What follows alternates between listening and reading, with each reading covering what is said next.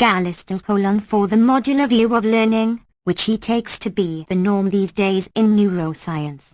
According to this view, the brain incorporates specialized organs, computationally specialized to solve particular kinds of problems, as they do with great facility, apart from extremely hostile environments. The growth and development of these specialized organs, sometimes called learning, is the result of internally directed processes and environmental effects that trigger and shape development. The language organ is one such component of the human brain. In conventional terminology, adapted from earlier usage, the language organ is the faculty of language, FL. The theory of the initial state of FL, an expression of the genes, is universal grammar, UG. Theories of states attained are particular grammars. The states themselves are internal languages, languages for short. The initial state is, of course, not manifested at birth, as in the case of other organs, say the visual system.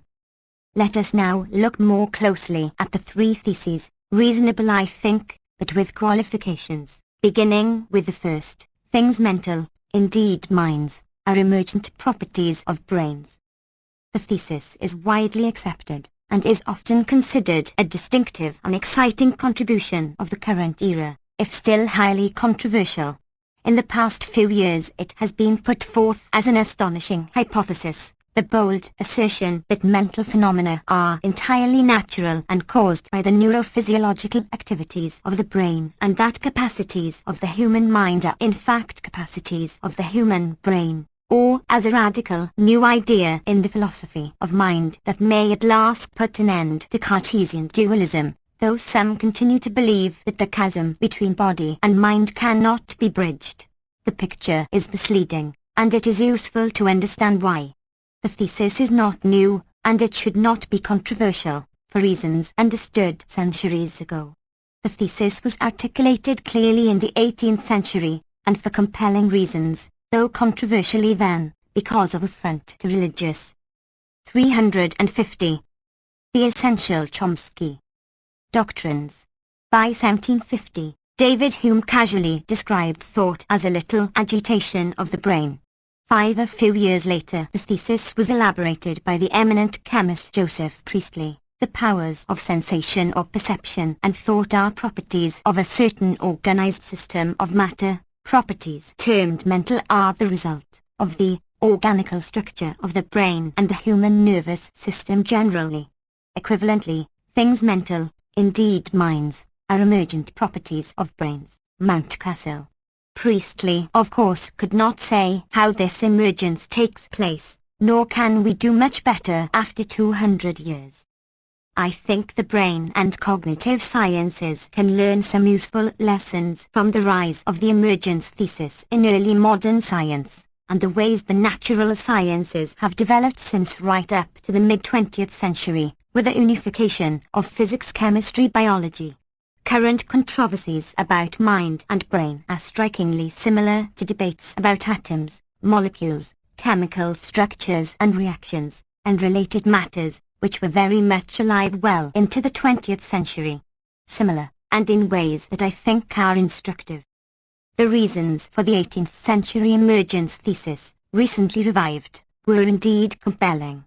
The modern scientific revolution, from Galileo, was based on the thesis that the world is a great machine, which could in principle be constructed by a master artisan, a complex version of the clocks and other intricate automata that fascinated the 17th and 18th centuries, much as computers have provided a stimulus to thought and imagination in recent years. The change of artifacts has limited consequences for the basic issues, as Alan Turing demonstrated 60 years ago.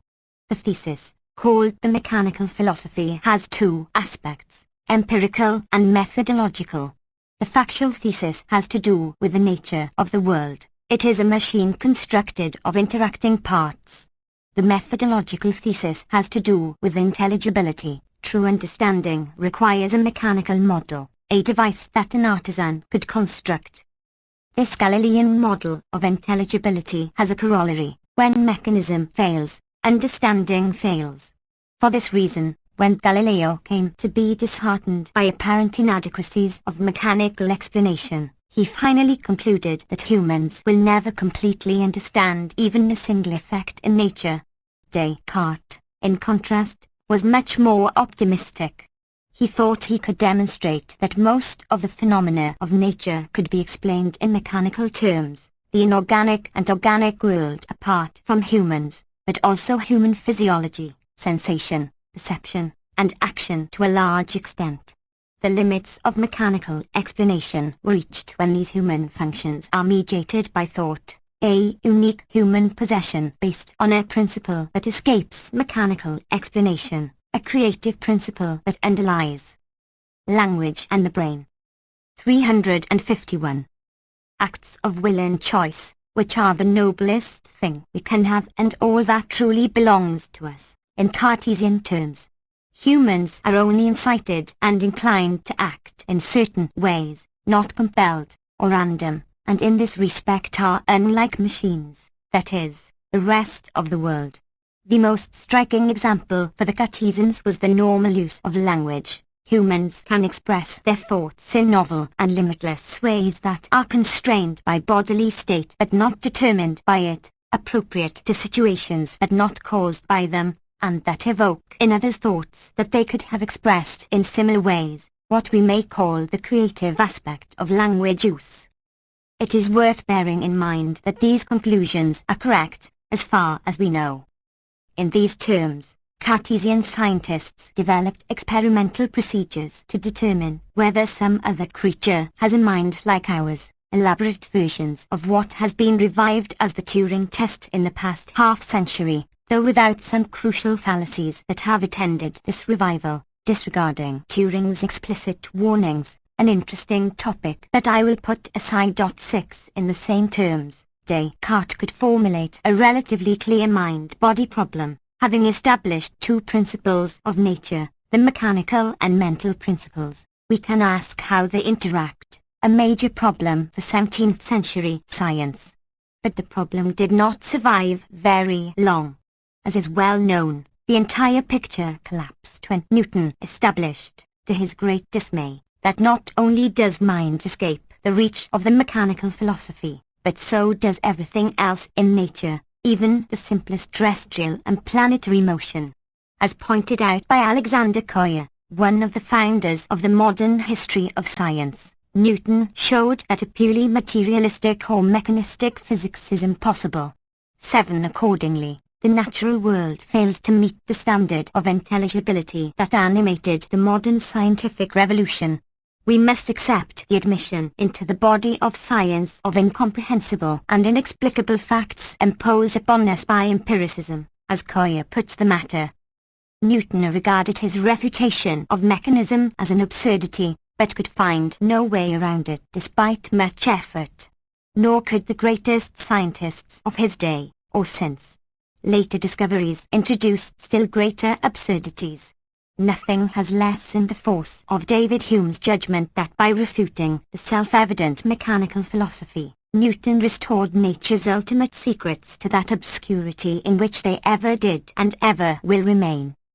A century later, in his classic History of Materialism, Friedrich Lang pointed out that Newton effectively destroyed the materialist doctrine as well as the standards of intelligibility and the expectations that were based on it. Scientists have since accustomed ourselves to the abstract notion of forces, or rather to a notion hovering in a mystic obscurity between abstraction and 352.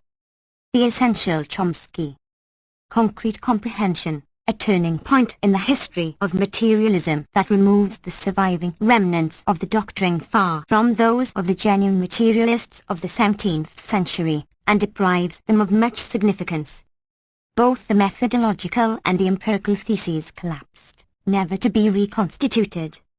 On the methodological side, standards of intelligibility were considerably weakened.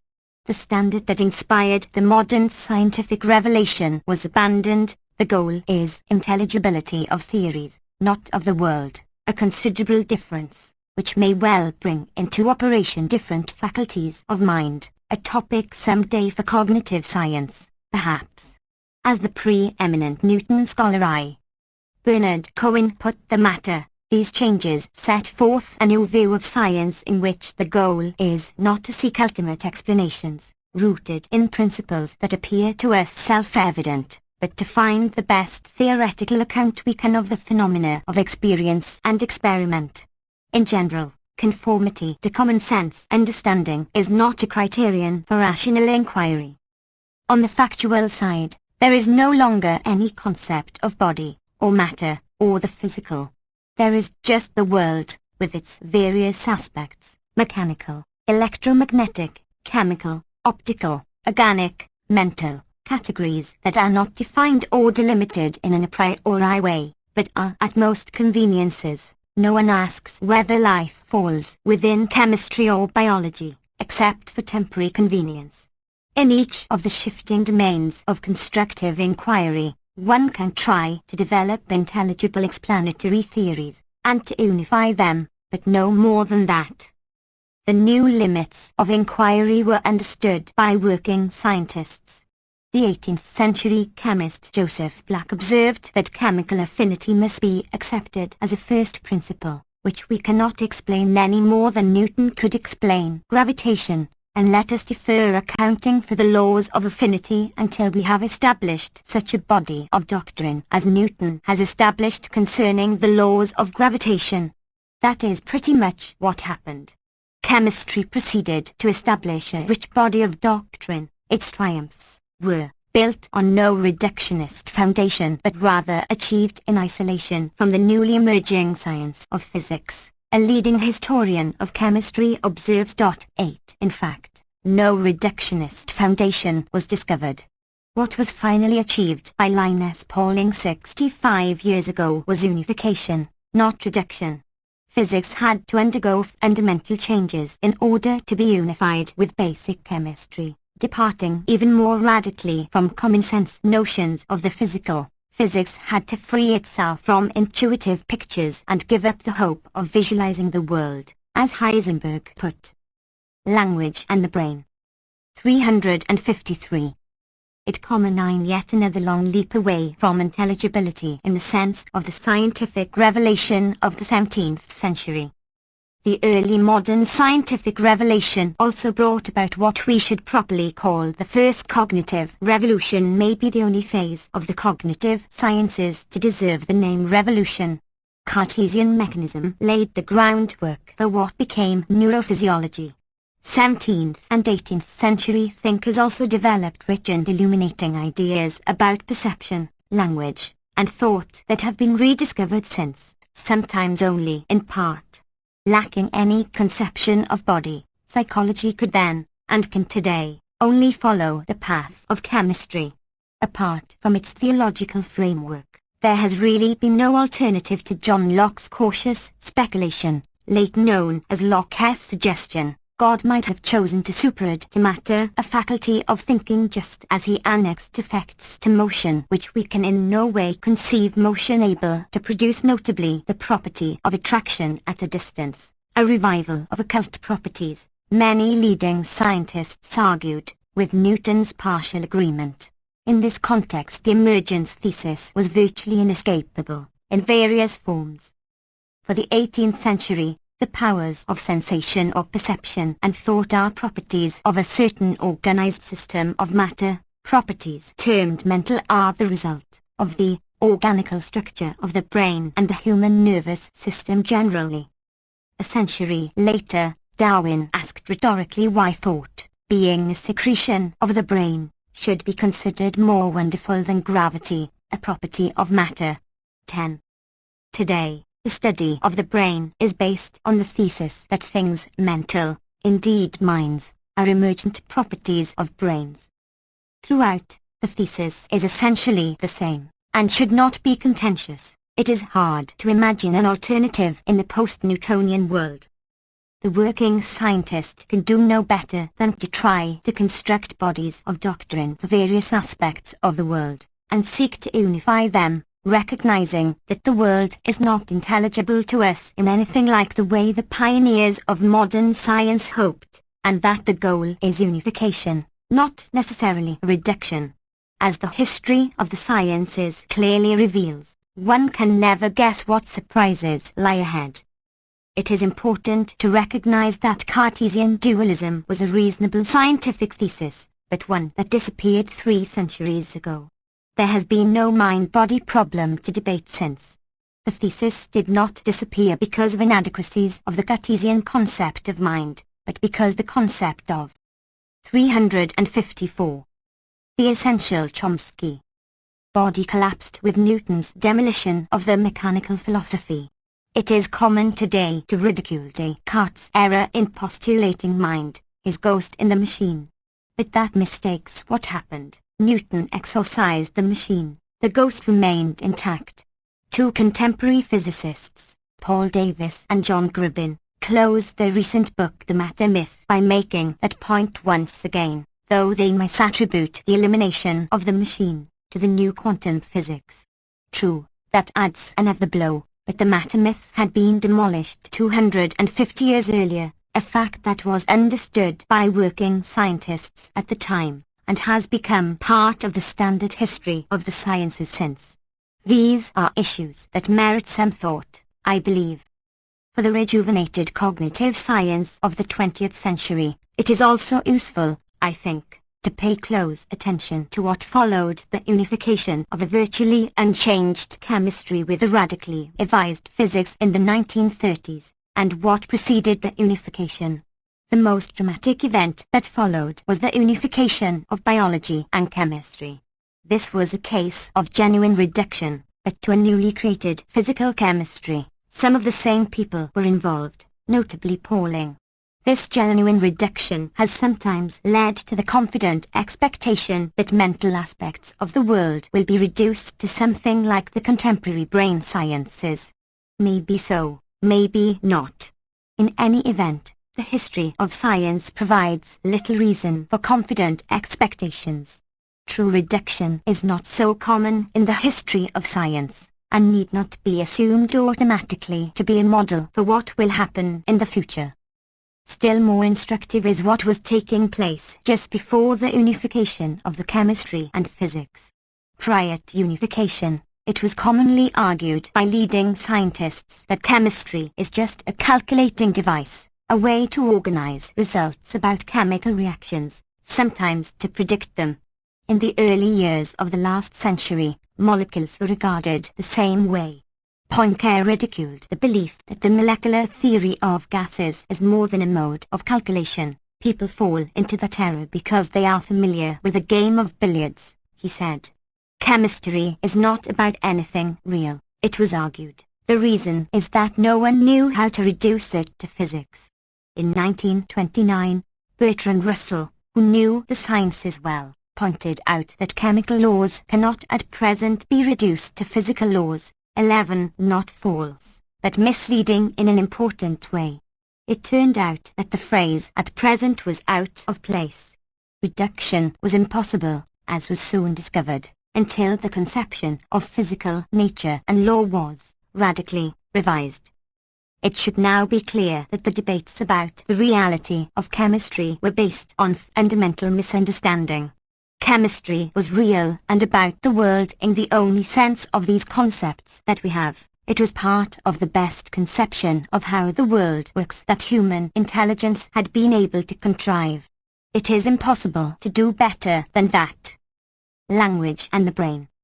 355. The debates about chemistry a few years ago are in many ways echoed in philosophy of mind and cognitive science today, and theoretical chemistry, of course, is hard science, merging indistinguishably with cow physics. It is not at the periphery of scientific understanding, like the brain and cognitive sciences, which are trying to study systems that are vastly more complex and poorly understood. These very recent debates about chemistry and their unexpected outcome should be instructive for the brain and cognitive sciences. They suggest that it is a mistake to think of computer models of the mind that are divorced from biology, that is, in principle unaffected by anything that might be discovered in the biological sciences, or Platonistic or other non-biological conceptions of language, also insulated from important evidence to their detriment, or to hold that the relation of the mental to the physical is not reducibility but the weaker notion of supervenience. Any change in mental events or states entails a physical change, though not conversely, and there is nothing more specific to say. The reunification debates over chemistry could be rephrased in these terms. Those denying the reality of chemistry could have held that chemical properties supervene on physical properties, but are not reducible to them. That would have been an error. The right physical properties had not yet been discovered. Once they were, talk of supervenience became superfluous and we moved towards unification. The same stance seems to me reasonable in the study of mental aspects of the world. In general, it seems sensible to follow the good advice of post-Newtonian scientists, and Newton himself for that matter, and seek to construct bodies of doctrine in whatever terms we can, unshackled by common sense intuitions about how the world must be. We know that it is not that way, and untroubled by the fact that we may have to defer accounting for the principles in terms of general scientific understanding, which may turn out to be inadequate to the task of unification, as has regularly been the case for 300 years. A good deal of discussion of these topics seems to me misguided, perhaps seriously so, for reasons such as these. There are other similarities worth remembering between reunification chemistry and current cognitive science. The triumphs of chemistry provided valuable guidelines for the eventual reconstruction of physics. They provided conditions that cow physics would have to meet. In a similar way, discoveries about bee-communication provide conditions that have to be met by some future account in terms of cells. In both cases, it is a two-way street. The discoveries of physics constrain possible chemical models, as those of basic biology should constrain models of insect behavior.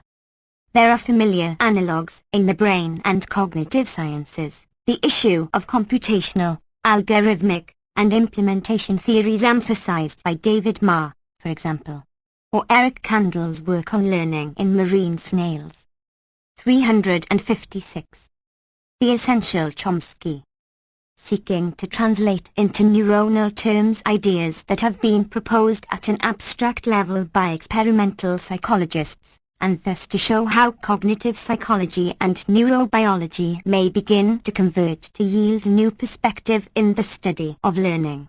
12. Very reasonable, though the actual course of the sciences should alert us to the possibility that the convergence may not take place because something is missing, where we cannot know until we find out. I have been talking so far about the first of the three theses I mentioned at the outset, the guiding principle that things mental, indeed minds, are emergent properties of brains. That seems correct, but close to truism, for reasons understood by Darwin and by eminent scientists a century earlier, and that followed from Newton's discovery of absurdities that were nonetheless true. Let us turn to the second, the methodological thesis, quoted from Mark Hauser's Evolution of the Communication. To account for some trait, we must adopt the ethological approach of Tinbergen, with its four basic perspectives: 1. Mechanisms, 2. Ontogenesis, 3. Fitness consequences, 4. Evolutionary history.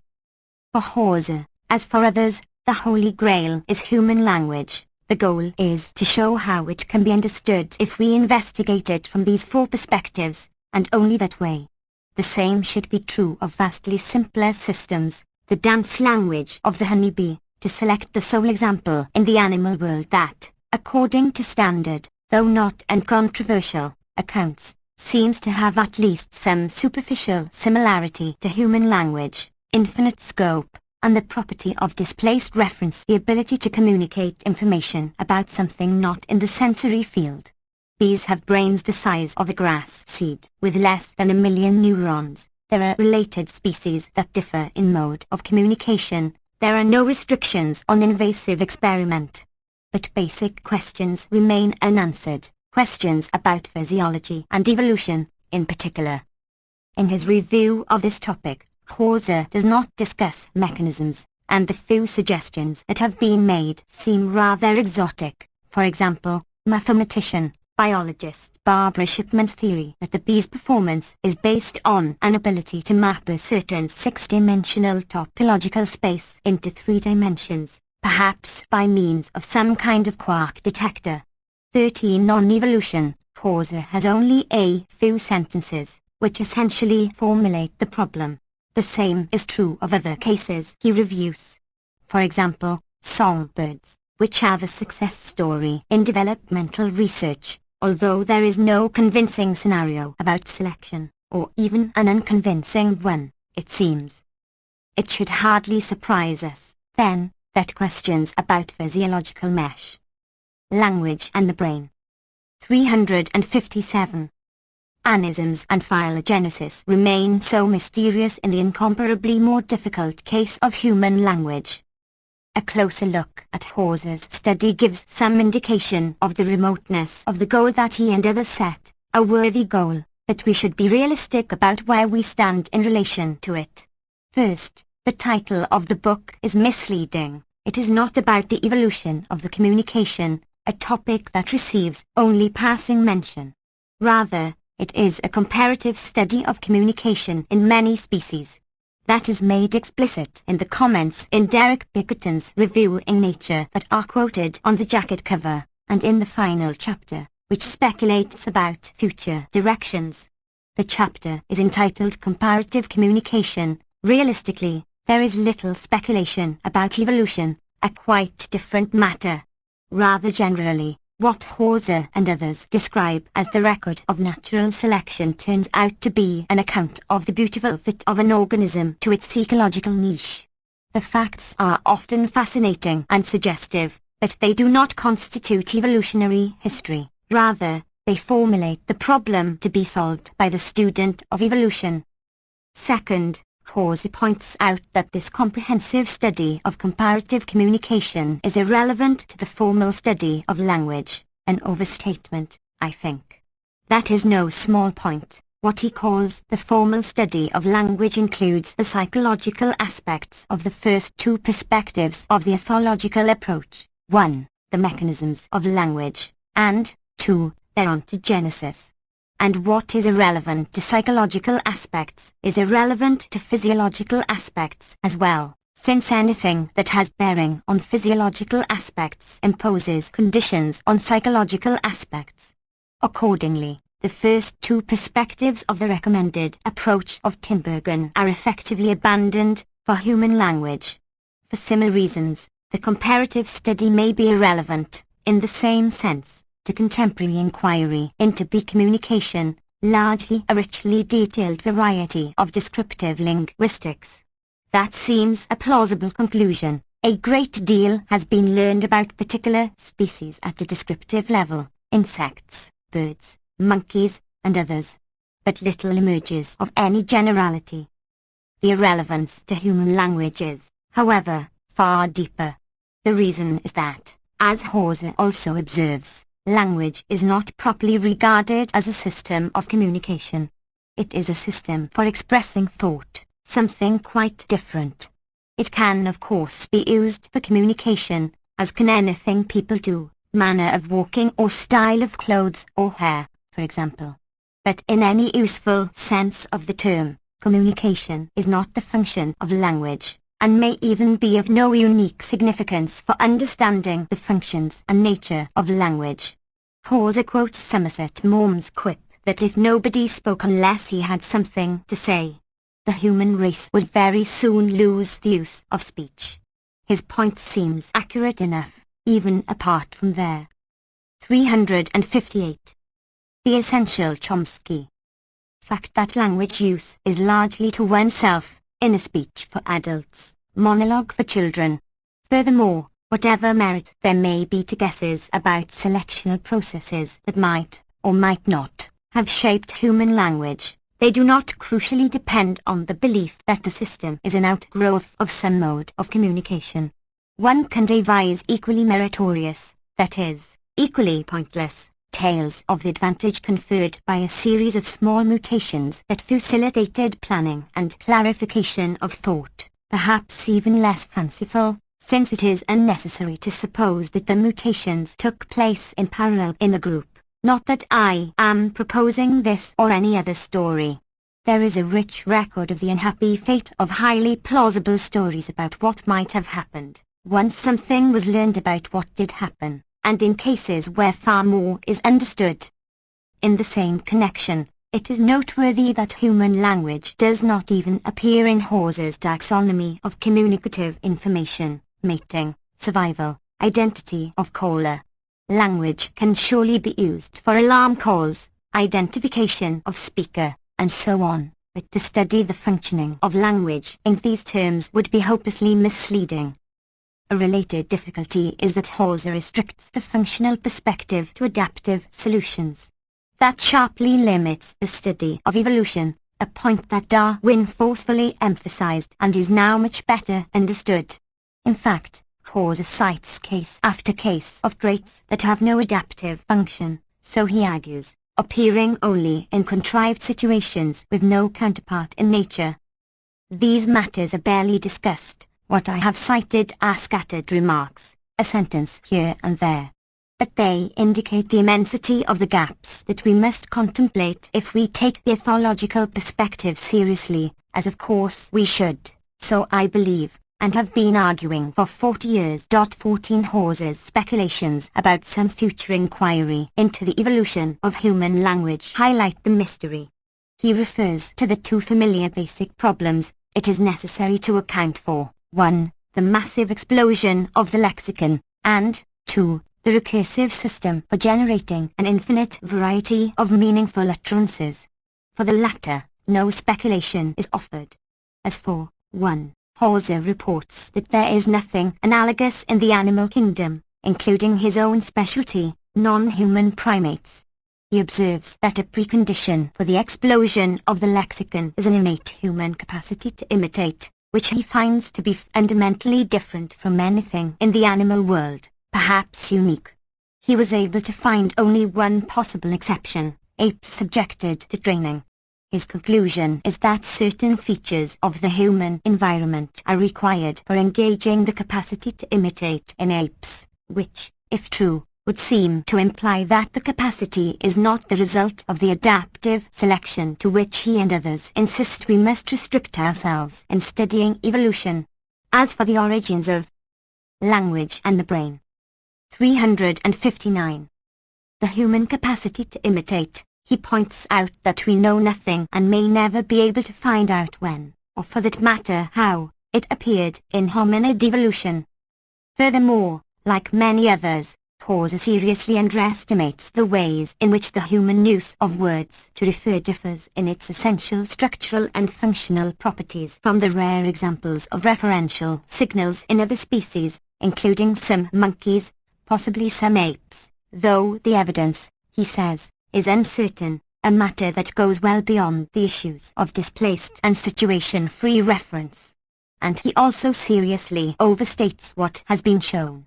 Thus, citing some of Darwin's cautious speculations, he writes that we thus learn two important lessons about human language evolution: that the structure and function of human language can be accounted for by natural selection, and that the most impressive link between human and non-human animal forms of communication lies in the ability to express emotional state. Similarly, Steven Pinker shows how a Darwinian account of language evolution is the only possible account, because natural selection is the only mechanism that can account for the complex design features of a trait such as language. My emphasis.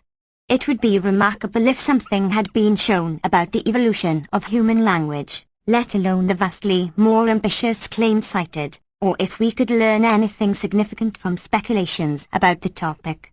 Surely, nothing so amazing has taken place. Cautious speculation and confident pronouncement do not show anything, and the most that we learn is that there might be a useful path to follow. Perhaps. That aside, the conclusions that have supposedly been demonstrated make little sense, apart from a charitable reading. Uncontroversially, natural selection operates within a space of options determined by natural law, and historical, ecological contingencies, and it would be the sheerest dogmatism to issue a priori proclamations on the role of these factors in what comes to pass. That is true whether we are considering the appearance of the Fibonacci series in nature, or human language, or anything else in the biological world. What has been shown or persuasively argued is that natural selection is plausibly taken to be a primary factor in evolution, as Darwin argued, and as no one, within the circles that Hauser considers, even questions, why he has decided that I, or anyone, have insisted that natural selection theory cannot account for the design features of human language. He does not say, and it is manifestly untrue, under the charitable reading required to grant the statement some meaning. Beyond the generally shared assumptions about natural selection and other mechanisms in evolution, one tries to find out what took place, whether studying the eye, the giraffe's neck, the bones of the middle. 360. The Essential Chomsky. Ear, mammalian visual systems, human language, or anything else.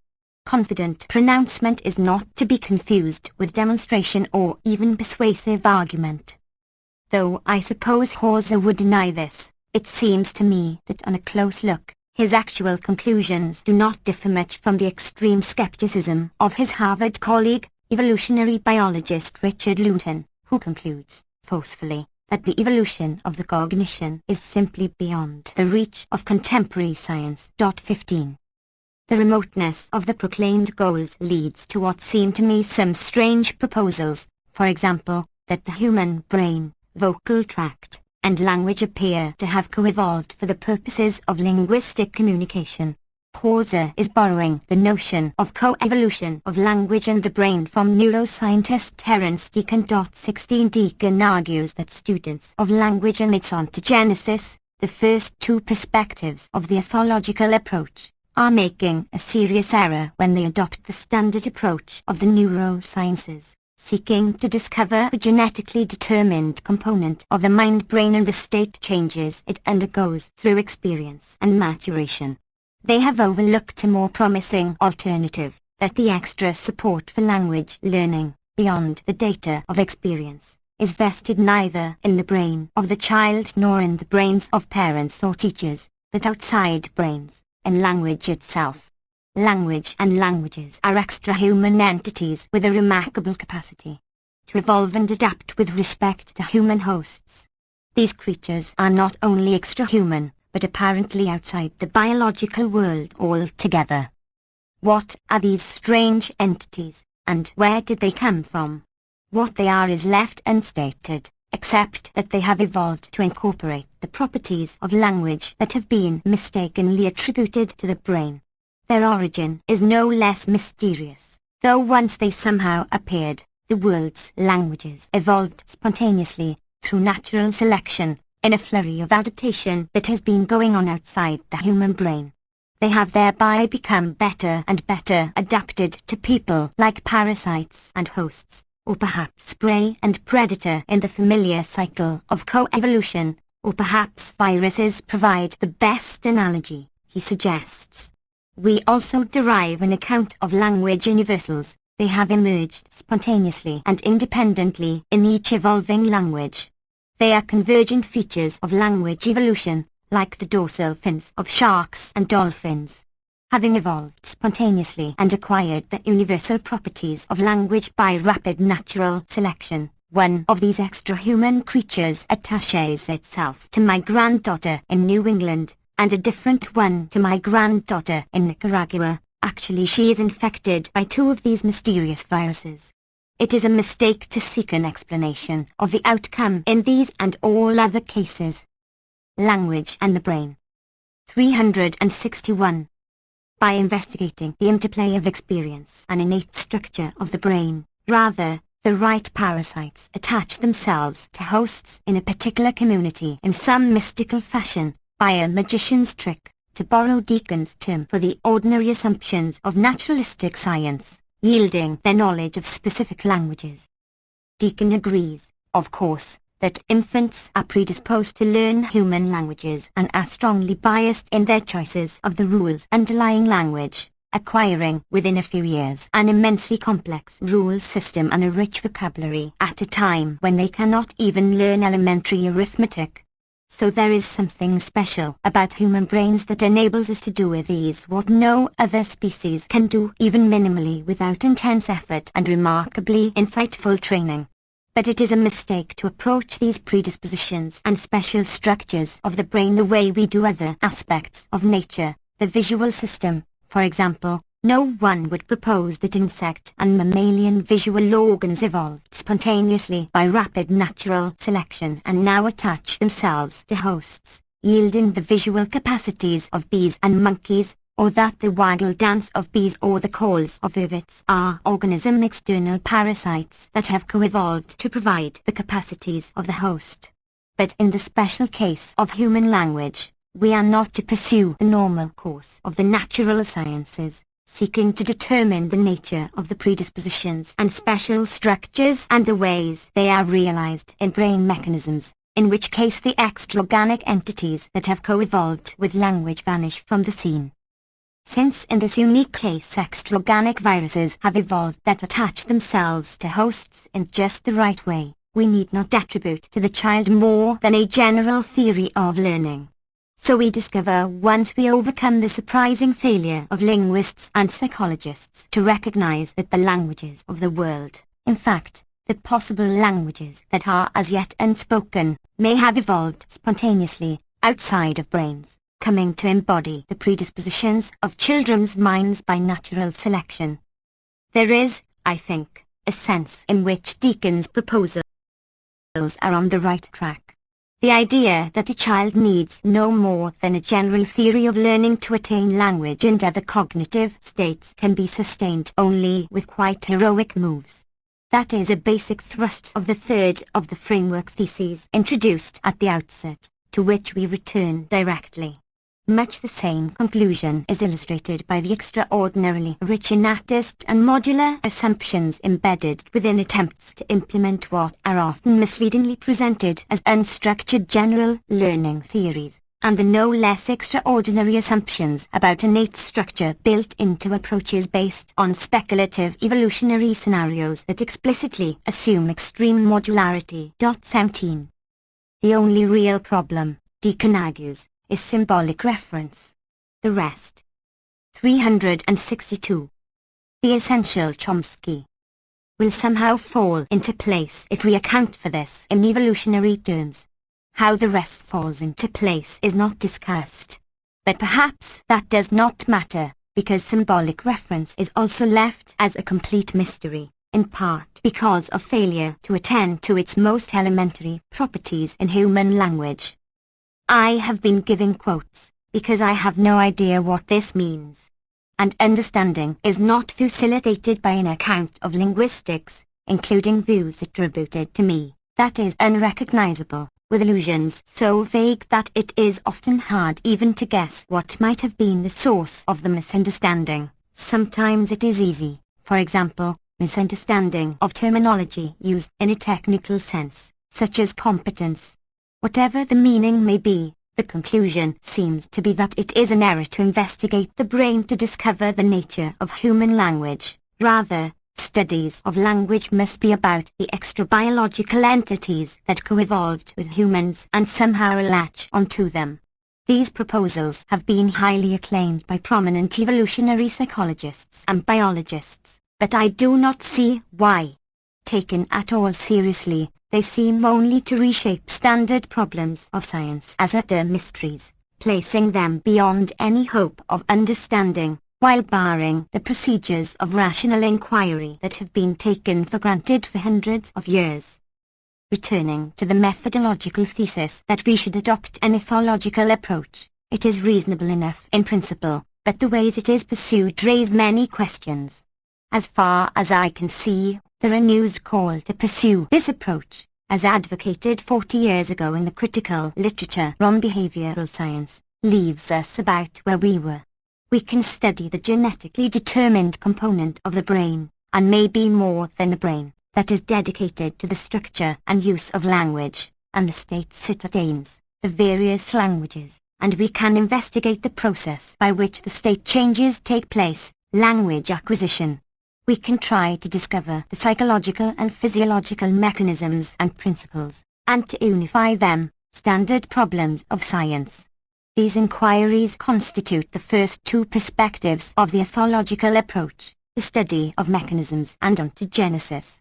Turning to the third perspective, the functional perspective, we can investigate the use of language by the person who has attained a particular state. Through the restriction to effects on survival and reproduction is far too narrow, if we hope to understand much about language. The fourth perspective, phylogenesis, seems a remote prospect at best, and does not seem much advanced by the comparative study of communication, a wholly different matter. Let us turn finally to the third thesis I mentioned, quoting Gallistel, the substantive thesis that in all animals, learning is based on specialized mechanisms, instincts to learn in specific ways, what Tinbergen called innate dispositions to learn.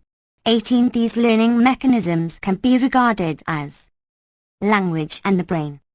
363. Organs within the brain, that, and neural circuits whose structure enables them to perform one particular kind of computation, as they do more or less reflexively apart from extremely hostile environments. Human language acquisition is instinctive in this sense, based on a specialized language organ. This modular view of learning Gallistel takes to be the norm these days in neuroscience. He argues that this framework includes whatever is fairly well understood, including conditioning, insofar as it is a real phenomenon. To imagine that there exists a general-purpose learning mechanism in addition to all these problem-specific learning mechanisms is like trying to imagine the structure of a general-purpose organ, the organ that takes care of problems not taken care of by adaptively specialized organs like the liver, the kidney, the heart and the lungs, or a general-purpose sensor organ, which solves the problem of sensing for the cases not handled by the eye, the ear, and other specialized sensory organs. Nothing like that is known in biology. Adaptive specialization of mechanism is so ubiquitous and so obvious in biology, at every level of analysis, and for every kind of function, that no one thinks it necessary to call attention to it as a general principle about biological mechanisms. Accordingly, it is odd but true that most past and contemporary theorizing about learning departs so radically from what is taken for granted in the study of organisms, a mistake, he argues. As far as I know, the approach Gallistel recommends is sound. In the special case of language, it seems to me to be adopted by all substantive inquiry, at least tacitly, even when that is heatedly denied.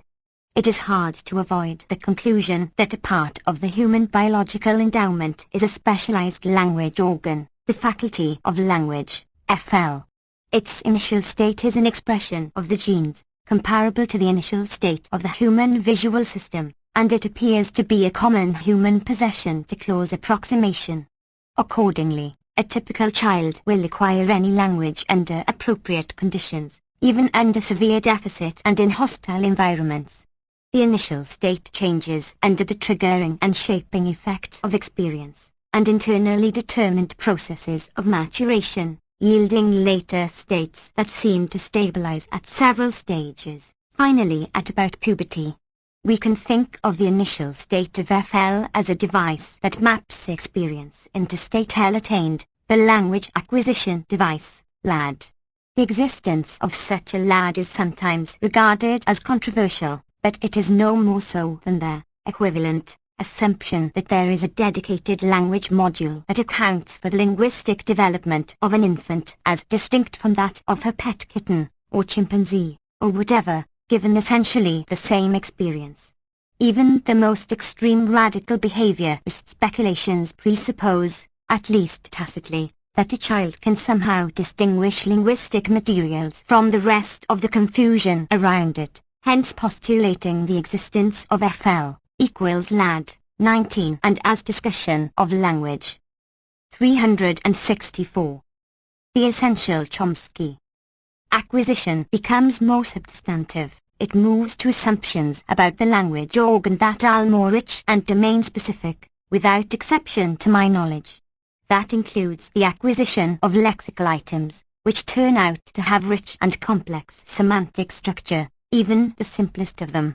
Knowledge of these properties becomes available on very limited evidence and, accordingly, would be expected to be essentially uniform among languages, and is, as far as is known. Here we move to substantive questions within the first three perspectives of the ethological approach, though again without restricting inquiry into language use to fitness consequences, survival and reproduction.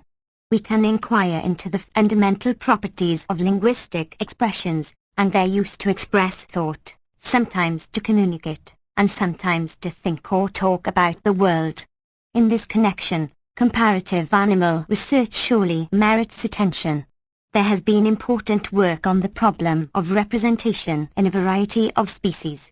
Gallistel introduced a compendium of review articles on the topic a few years ago by arguing that representations play a key role in animal behavior and cognition. Here representation is understood as isomorphism, a one-to-one relation between mind-brain processes and an aspect of the environment to which these processes adapt the animal's behavior. For example, when an ant represents the corpse of a conspecific by its odor.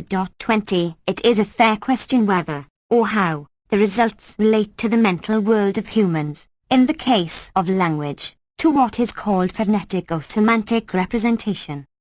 As noted, from the biolinguistic point of view that seems to me appropriate, and tacitly adopted in substantive work, we can think of a particular language L as a state of FL.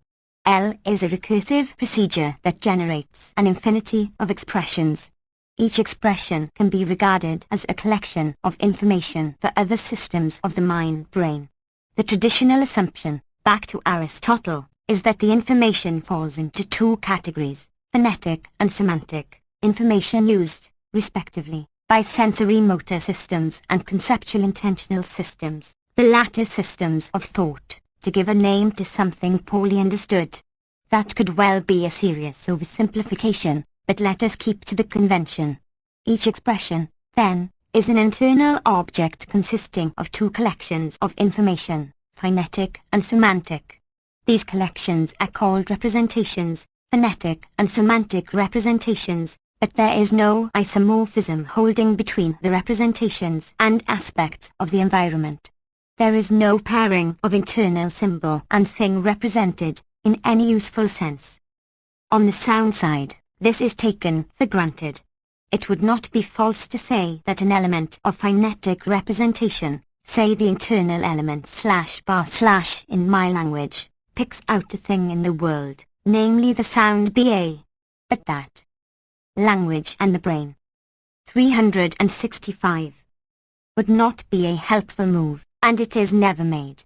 Rather, acoustic and articulatory phonetics seek to understand how the sensory motor system uses the information in the phonetic representation to produce and interpret sounds, no trivial task. One can think of the phonetic representation as an array of instructions for the sensory motor systems, but a particular element of the internal representation is not paired with some category of events in the outside world, perhaps a construction based on motions of molecules. Similar conclusions seem to me appropriate on the meaning side. It has been understood, at least since Aristotle, that even the simplest words incorporate information of many different kinds, about material constitution, design and intended use, origin, gestalt and causal properties, and much more. These topics were explored in some depth during the cognitive revolution of the 17th and 18th centuries, though much of the work, even including the well-studied British empiricist tradition from Hobbes to Hume, remains little known outside of historical scholarship.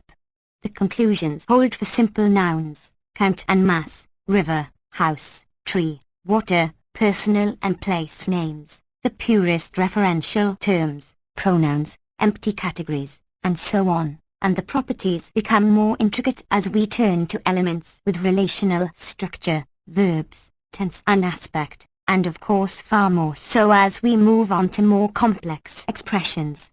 As to how early in ontogenesis these complex systems of knowledge are functioning, little is known, but there is every reason to suppose that the essentials are as much a part of the innate biological endowment as the capacity for stereoscopic vision or specific kinds of motor planning, elicited in considerable richness and specificity on the occasion of sense, in the terminology of the early modern scientific revolution. There seems nothing analogous in the rest of the animal world, even at the simplest level. It is doubtless true that the massive explosion of lexicon and symbolic representation were crucial components of human language, but invoking imitation or symbol-think correspondence does not carry us very far, and even those few steps could well be on the wrong track. When we turn to the organization and generation of representations, analogies break down very quickly beyond the most superficial level. These properties of language are almost immediately obvious on inspection, which is not to say that they are deeply investigated or well understood. They are not. Moving beyond, we find other properties that are puzzling. The components of expressions, their features, in standard terminology, must be interpretable by the systems that access them. The representations at the interface with sensory motor and thought systems consist of interpretable features. One would therefore expect that the features that enter computation should be interpretable, as in well-designed artificial symbolic systems. 4. 366. The Essential Chomsky. MAL systems for metamathematics, computer languages, etc. But it is not true for natural language. On the sound side, perhaps never true.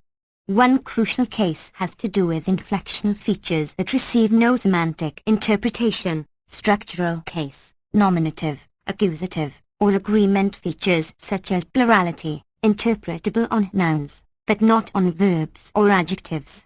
The facts are not obvious in surface forms, but are reasonably well substantiated.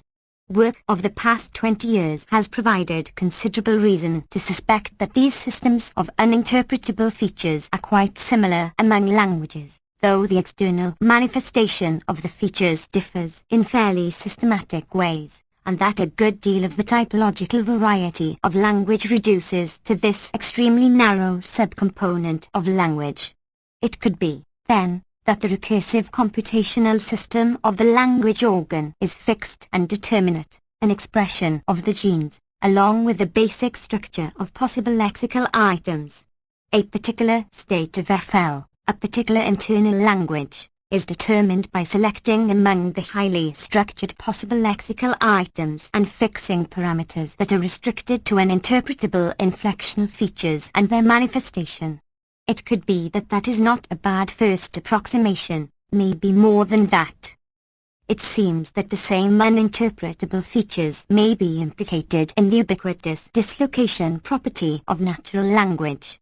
The term refers to the fact that phrases are commonly articulated in one position but interpreted as if they were somewhere else, where they can be in similar expressions. The dislocated subject of a passive construction, for example, interpreted as if it were in the object position, in a local relation to the verb that assigns it a semantic role.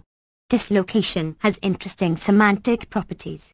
It may be that the external systems of thought, external to FL, internal to the mind-brain, require that FL generate expressions with these properties to be properly interpreted. There is also reason to believe that the uninterpretable features may be the mechanism for implementing the dislocation property, perhaps even an optimal mechanism for satisfying this externally imposed condition on the language faculty. If so, then neither the dislocation property nor uninterpretable features are imperfections of FL, design flaws, here using the term design metaphorically, of course. These and other considerations raise more general questions of optimal design. Could it be that FL is an optimal solution to interface conditions imposed by the systems of the mind-brain in which it is embedded, the sensory motor and thought systems? Such questions have been seriously posed only quite recently. They could not be raised before there was a fairly good grasp of the fixed principles of the faculty of language and the restricted options that yield the rich typological variety that we know must be rather superficial, despite appearances, given the empirical conditions on language acquisition, though naturally partial. Language and the brain. 367. Untentative, such understanding has increased markedly in the past 20 years. Now it seems that questions of optimal design can be seriously raised, sometimes answered. Furthermore, the idea that language may be an optimal solution to interface conditions, in non-trivial respects, seems a good deal more plausible than it did a few years ago. Insofar as it is true, interesting questions arise about the theory of mind, the design of the brain, and the role of natural law in the evolution of even very complex organs such as the language faculty, questions that are very much alive in the theory of evolution at elementary levels, in work of the kind pioneered by Darcy, Thompson and Allen Turing that has been somewhat at the margins until recently. It is conceivable that the comprehensive ethological approach discussed earlier might be enriched in these terms, though that remains a distant prospect. Still more remote are the fundamental questions that motivated the classical theory of mind, the creative aspect of language use, the distinction between action appropriate to situations and action caused by situations, between being compelled to act in certain ways or only incited and inclined to do so, and in general, the question of how members of animal bodies move at the command of the will. Newton's phrase in his Review of Mysteries that Remain Unresolved, including the causes of interaction of bodies, electrical attraction and repulsion, and other basic issues that remained unintelligible by the standards of the scientific revolution. In some domains, inquiry into components of the mind-brain has made dramatic progress. There is justified enthusiasm about the promise of new technologies, and a wealth of exciting work waiting to be undertaken in exploring mental aspects of the world and their emergence. It is not a bad idea, however, to keep in some corner of our minds the judgment of great figures of early modern science, Galileo, Newton, Hume, and others, concerning the obscurity in which nature's ultimate secrets ever will remain. Perhaps the reasons rooted in the biological endowment of the curious creature that alone is able even to contemplate these questions. 23. United States, Israel, Palestine. In 2001, Hebrew University sociologist Baruch Kimmerling observed that what we feared has come true. Jews and Palestinians are in a process of regression to superstitious tribalism. War appears an unavoidable fate, an evil colonial war. One after Israel's invasion of Palestinian refugee camps in spring 2002, Kimmerling's colleague Zeph Sternhell wrote that in colonial Israel, human life is cheap. The leadership is no longer ashamed to speak of war when what they are really engaged in is colonial policing, which recalls the takeover by the white police of the poor neighborhoods of the blacks in South Africa during the apartheid era. To both stress the obvious, there is no symmetry between the ethno-national groups regressing to tribalism. The conflict is centered in territories that have been under harsh military occupation for 35 years. The conqueror is a major military power, acting with massive military, economic, and diplomatic support from the global superpower. Its subjects are alone and defenseless, many barely surviving in miserable camps, currently suffering even more brutal terror of a kind familiar in evil colonial wars and now carrying out terrible atrocities of their own in revenge. The Oslo peace process changed the modalities of the occupation but not the basic concept. Shortly before joining the Ed Barak government, historian Shlomo Ben-Ami wrote that the Oslo agreements were founded on a neo-colonialist basis, on the life of a dependence of one on the other forever. 3. He soon became an architect of the U.S. Israel proposals at Camp David Inn. This chapter first appeared in Middle East Illusions, Lanham, M.D., Rowman and Littlefield Publishers, 2003, 227-32. United States, Israel, Palestine. 369. Summer 2000, which kept to this condition of dependence. These proposals were highly praised in U.S. commentary. The Palestinians and their evil leader were blamed for the failure of the talks and the subsequent violence. But that is outright fraud, as Kimmerling reported, along with all other serious commentators. 4. True, the Clinton-Barak proposal advanced a few steps toward a Bantustan-style settlement. Just prior to Camp David, West Bank Palestinians were confined to more than 200 scattered areas, and Clinton-Barak did propose an improvement, consolidation to 3 cantons, under Israeli control, virtually separated from one another and from the 4th enclave, a small area of East Jerusalem, the center of Palestinian life and of communications in the region. In the 5th canton, Gaza, the outcome was left unclear except that the population was also to remain virtually imprisoned. It is understandable that no maps or details of the proposals are to be found in the U.S. mainstream. No one can seriously doubt that the U.S. role will continue to be decisive. It is therefore of crucial importance to understand what that role has been and how it is internally perceived. The version of the doves is presented by the editors of the New York Times, who praised the president's path-breaking speech and the emerging vision he articulated. Its first element is ending Palestinian terrorism, immediately. Sometime later comes freezing, then rolling back Jewish settlements and negotiating new borders to end the occupation and allow the establishment of a Palestinian state. If Palestinian terror ends, Israelis will be encouraged to take the Arab League's historic offer of full peace and recognition in exchange for an Israeli withdrawal more seriously. But first, Palestinian leaders must demonstrate that they are legitimate diplomatic partners. 5. The real world has little resemblance to this self-serving portrayal, virtually copied from the 1980s. When the United States and Israel were desperately seeking to evade the Palestine Liberation Organization's, PLO, offers of negotiation and political settlement while keeping to the demand that there will be no negotiations with the PLO, no additional Palestinian state, Jordan already being a Palestinian state, and no change in the status of Judea, Samaria and Gaza other than in accordance with the basic guidelines of the Israeli government. 6. All of this remained unpublished in the U.S. mainstream, as was regularly the case before, while commentary denounced the Palestinians for their single-minded commitment to terror, undermining the humanistic endeavors of the United States and its allies. In the real world, the primary barrier to the emerging vision has been, and remains, unilateral U.S. rejectionism. There is little new in the historic offer of March 2002. It repeats the basic terms of a Security Council Resolution 370.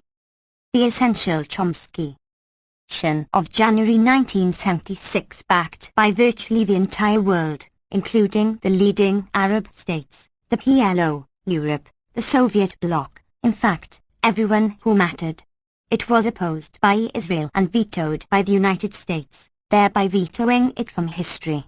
The resolution called for a political settlement on the internationally recognized borders with appropriate arrangements to guarantee the sovereignty, territorial integrity, and political independence of all states in the area and the right to live in peace within secure and recognized borders in effect, a modification of UN Resolution 242, as officially interpreted by the United States as well, amplified to include a Palestinian state.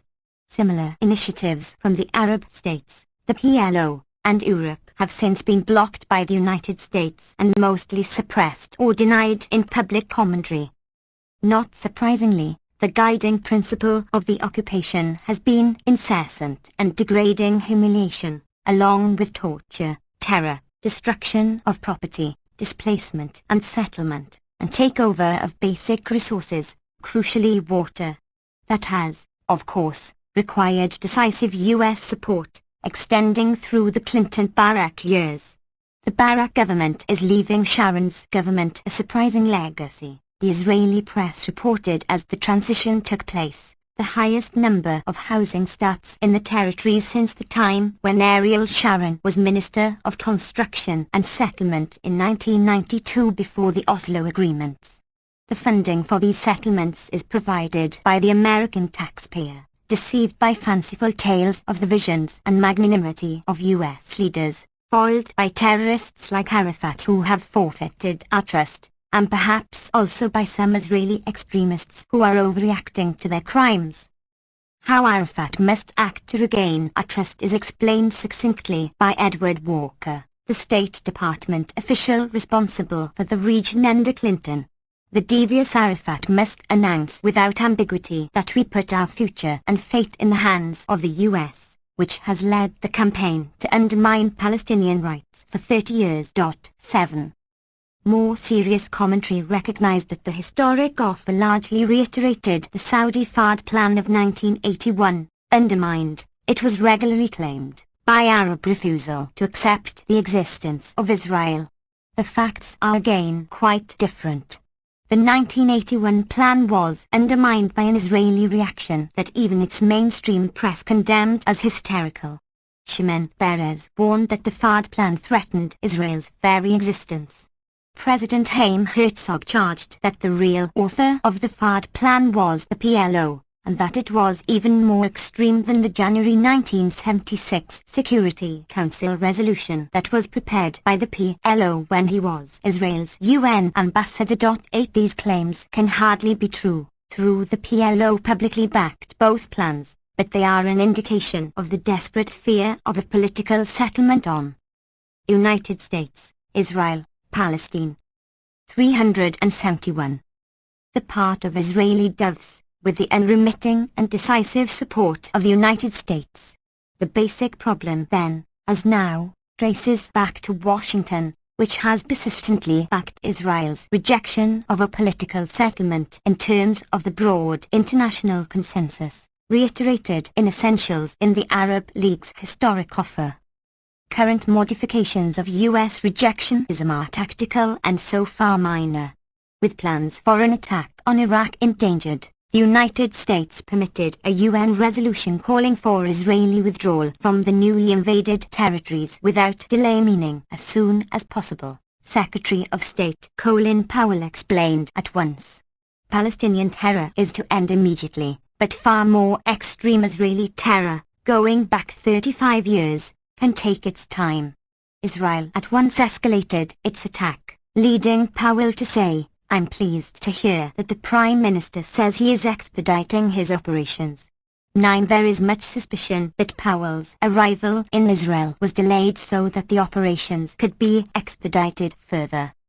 The United States also allowed a UN resolution calling for a vision of a Palestinian state. 10. This forthcoming gesture, which received much acclaim, does not rise to the level of South Africa 40 years ago when the apartheid regime actually implemented its vision of black-run states that were at least as viable and legitimate as the neo-colonial dependency that the United States and Israel have been planning for the occupied territories. Meanwhile, the United States continues to enhance terror, to borrow President George W. Bush's words, by providing Israel with the means for terror and destruction, including a new shipment of the most advanced helicopters in the U.S. arsenal. 11.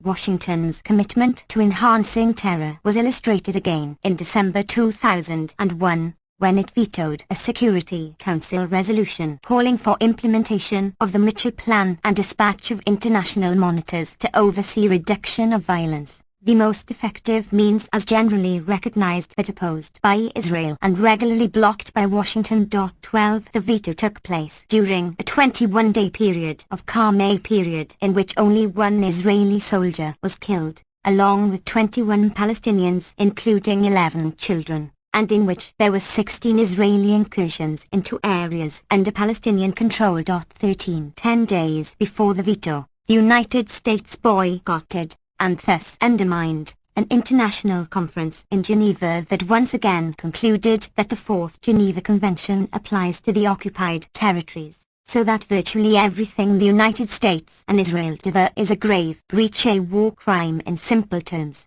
The conference specifically declared the U.S. funded Israeli settlements to be illegal and condemned the practice of willful killing, torture, unlawful deportation, willful.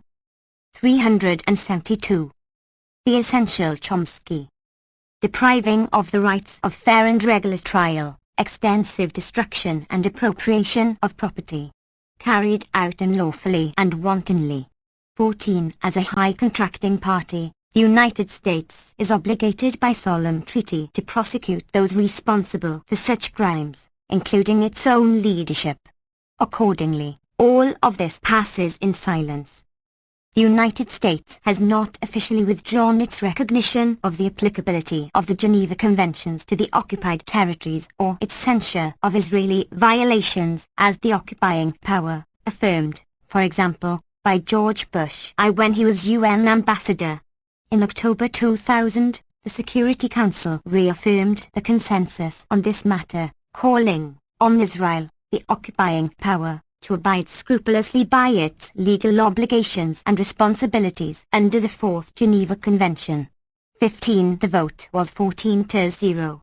Clinton abstained, presumably not wanting to veto one of the core principles of international humanitarian law, particularly in light of the circumstances in which it was enacted, to criminalize formally the atrocities of the Nazis. All of this too was consigned quickly to the memory hole, another contribution to enhancing terror. Until such matters are permitted to enter discussion and their implications are understood, it is meaningless to call for U.S. engagement in the peace process, and prospects for constructive action will remain grim. 24. Imperial Grand Strategy. High on the global agenda by fall 2002 was the declared intention of the most powerful state in history to maintain its hegemony through the threat or use of military force, the dimension of power in which it reigns supreme. In the official rhetoric of the national security strategy, our forces will be strong enough to dissuade potential adversaries from pursuing a military build-up in hopes of surpassing, or equaling, the power of the United States. 1.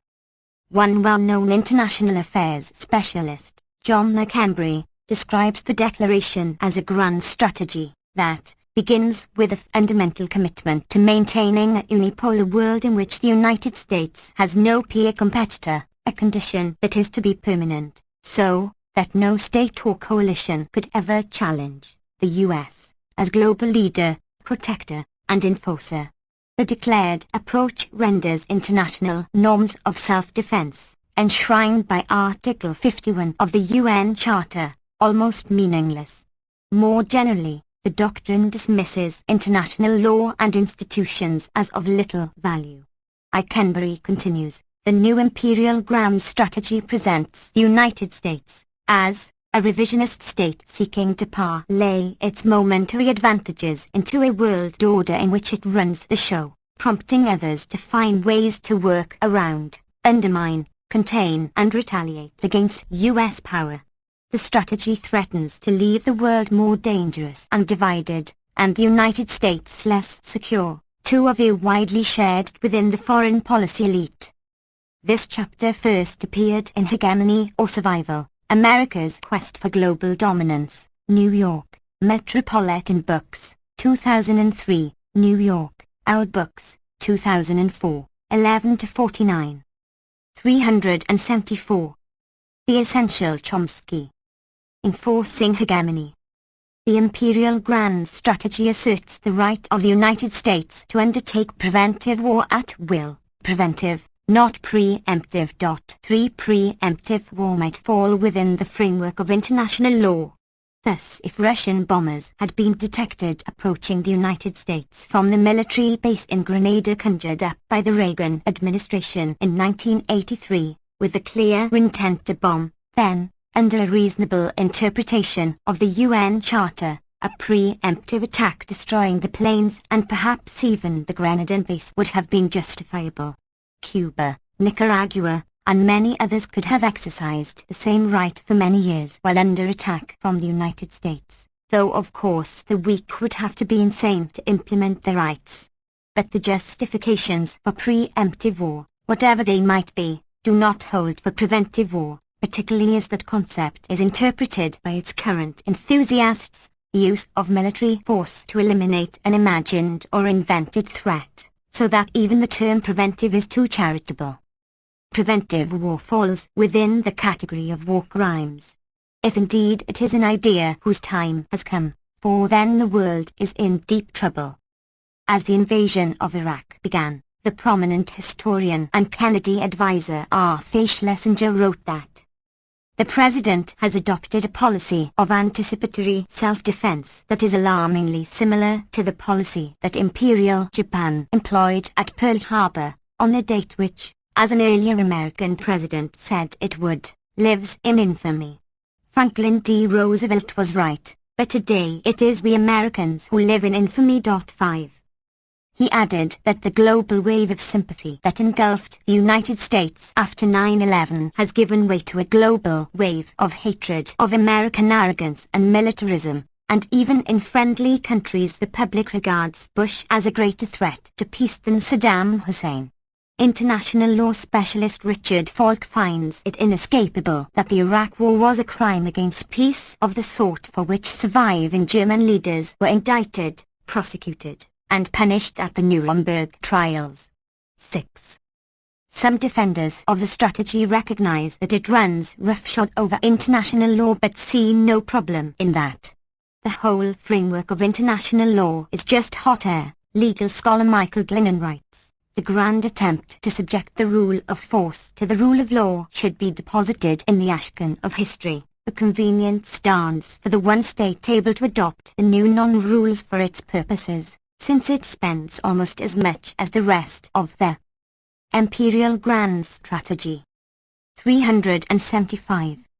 World combined on means of violence and is forging new and dangerous paths in developing means of destruction, over near-unanimous world opposition. The proof that the system is all hot air is straightforward. Washington made it clear that it intends to do all it can to maintain its preeminence, then announced that it would ignore the UN Security Council over Iraq and declared more broadly that it would no longer be bound by the UN Charter's rules governing the use of force. Accordingly, the rules have collapsed and the entire edifice came crashing down. This, Glennon concludes, is a good thing, since the US is the leader of the enlightened states and therefore must resist any effort to curb its use of force. 7. The enlightened leader is also free to change the rules at will. When the military forces occupying Iraq failed to discover the weapons of mass destruction that allegedly justified the invasion, the administration's stance shifted from absolute certainty that Iraq possessed WMD on the scale that required immediate military action to the assertion that American accusations had been justified by the discovery of equipment that potentially could be used to produce weapons. Senior officials suggested a refinement in the controversial concept of a preventive war that entitles Washington to take military action against a country that has deadly weapons in mass quantities. The revision suggests instead that the administration will act against a hostile regime that has nothing more than the intent and ability to develop WMD. 8. Virtually any country has the potential and ability to produce WMD, and intent is in the eye of the beholder. Hence the refined version of the grand strategy effectively grants Washington the right of arbitrary aggression. Lowering the bar for the resort to force is the most significant consequence of the collapse of the proclaimed argument for the invasion. The goal of the imperial grand strategy is to prevent any challenge to the power, position, and prestige of the United States. The quoted words are not those of Dick Cheney or Donald Rumsfeld, or any of the other statist reactionaries who formulated the national security strategy of September 2002. Rather, they were spoken by the respected liberal elder statesman D. Nixon in 1963. He was justifying U.S. actions against Cuba in full knowledge that Washington's international terrorist campaign aimed at regime change had been a significant factor in bringing the world close to nuclear war only a few months earlier, and that it was resumed immediately after the Cuban Missile Crisis was resolved.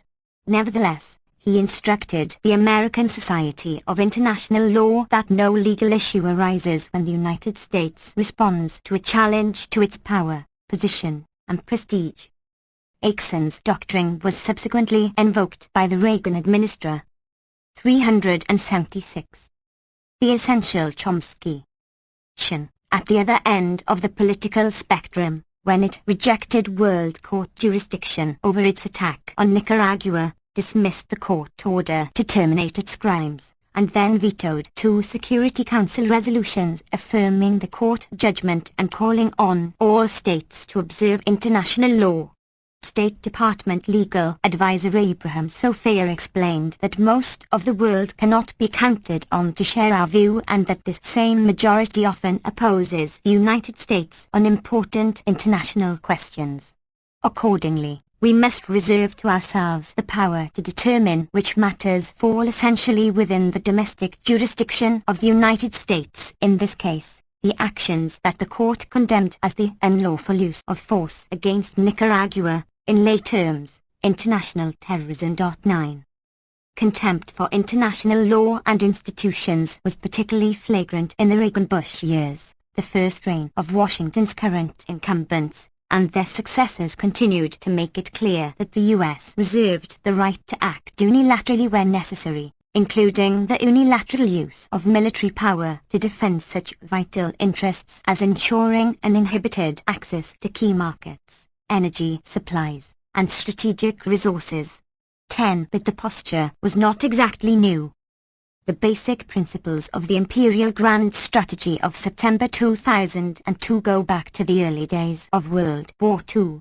Even before the United States entered the war, high-level planners and analysts concluded that in the post-war world the United States would seek to hold unquestioned power, acting to ensure the limitation of any exercise of sovereignty by states that might interfere with its global designs.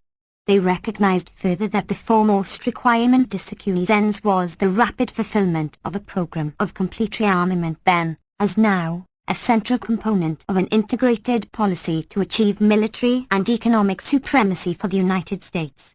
At the time, these ambitions were limited to the non-German world, which was to be organized under the U.S. aegis as a grand area, including the Western Hemisphere, the former British Empire, and the Far East. After it became fairly clear that Germany would be defeated, the plans were extended to include as much of Eurasia as possible. 11. The precedents, barely sampled here, reveal the narrow range of the planning spectrum. Policy flows from an institutional framework of domestic power, which remains fairly stable. Economic decision-making power is highly centralized, and John Dewey scarcely exaggerated when he described politics as the shadow cast on society by big business. It is only natural that state policy should seek to construct a world system open to U.S. economic penetration and political control, tolerating no rivals or threats. 12. The crucial corollary is vigilance to block any moves toward independent development. Imperial Grand Strategy. 377. That might become a virus infecting others, in the terminology of planners. That is a leading theme of post-war history, often disguised under thin Cold War pretexts that were also exploited by the superpower rival in its narrower domains. The basic missions of global management have endured from the early post-war period, among them, containing other centers of global power within the overall framework of order managed by the United States, maintaining control of the world's energy supplies, barring unacceptable forms of independent nationalism, and overcoming crises of democracy within domestic enemy territory. The missions assumed different forms, notably in periods of fairly sharp transition, the changes in the international economic order from about 1970, the restoration of the superpower enemy to something like its traditional quasi-colonial status 20 years later, the threat of international terrorism aimed at the United States itself from the early 1990s, shockingly consummated on 9/11. Over the years, tactics have been refined and modified to deal with these shifts, progressively ratcheting up the means of violence and driving our endangered species closer to the edge of catastrophe. Nevertheless, the September 2002 unveiling of the Imperial Grand Strategy justifiably sounded alarm bells. Aikson and Sofaer were describing policy guidelines, and within elite circles, Their stands are known only to specialists or readers of dissident literature. Other cases may be regarded as worldly wise reiterations of the maxim of Thucydides that large nations do what they wish, while small nations accept what they must. In contrast, Cheney, Rumsfeld, Powell and their associates are officially declaring an even more extreme policy, one aimed at permanent global hegemony by reliance on force where necessary. They intend to be heard, and took action at once to put the world on notice that they mean what they say. That is a significant difference. New norms of international law. The declaration of the grand strategy was rightly understood to be an ominous step in world affairs. It is not enough, however, for a great power to declare an official policy. It must go on to establish the policy as a new norm of international law by carrying out exemplary actions. Distinguished specialists and public intellectuals may then soberly explain that law is a flexible living instrument so that the new norm is now available as a guide to action.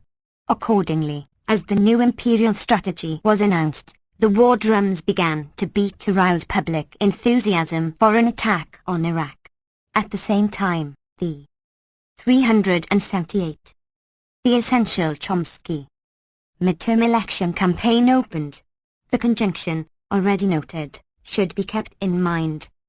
The target of preventive war must have several characteristics. 1. It must be virtually defenseless. 2. It must be important enough to be worth the trouble. 3. There must be a way to portray it as the ultimate evil and an imminent threat to our survival. Iraq qualified on all counts.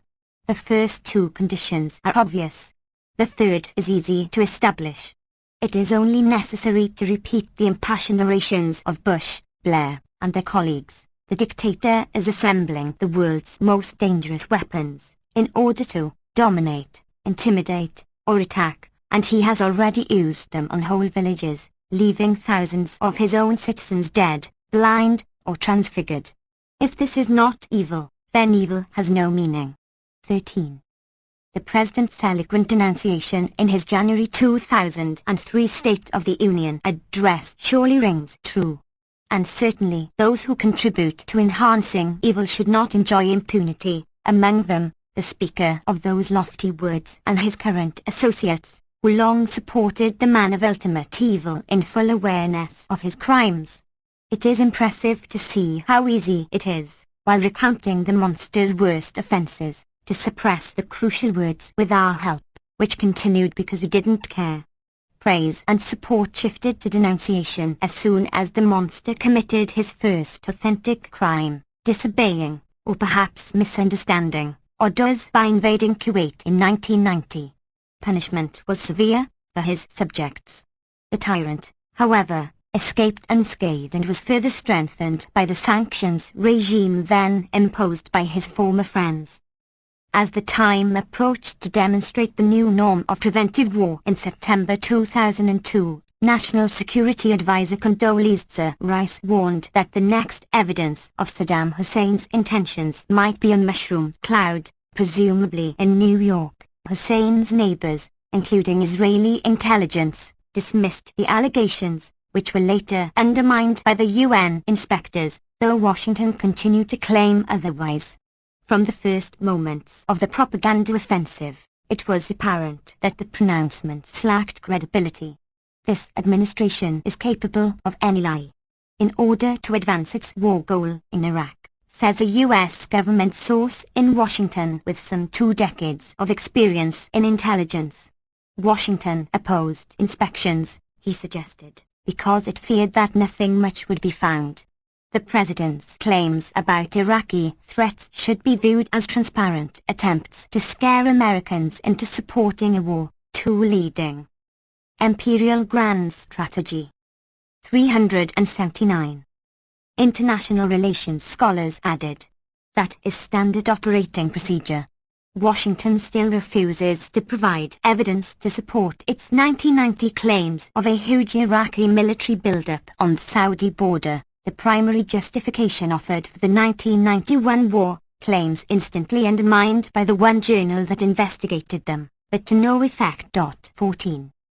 Evidence or not, the President and his associates issued grim warnings about the dire threat Saddam posed to the United States and to his neighbors, and his links to international terrorists, hinting broadly that he was involved in the 9/11 attacks. The government media propaganda assault had its effects.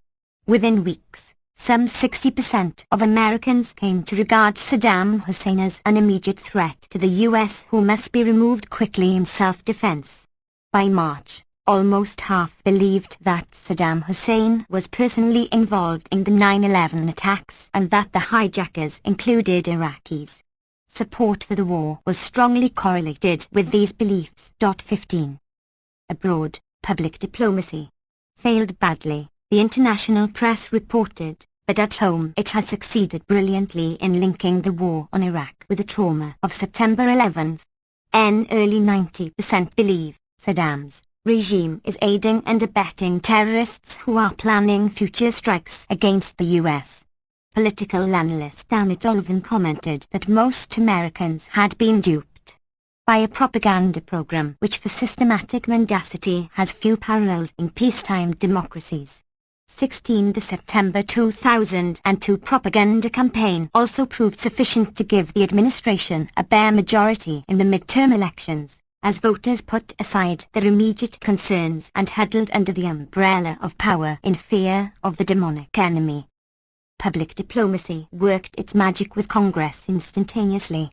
In October, Congress granted the President authority to go to war to defend the national security of the United States against the continuing threat posed by Iraq. This particular script is familiar. In 1985, President Reagan declared a national emergency, renewed annually, because the policies and the actions of the government of Nicaragua constitute an unusual and extraordinary threat to the national security and foreign policy of the United States. In 2002, Americans again had to tremble in fear, this time before Iraq.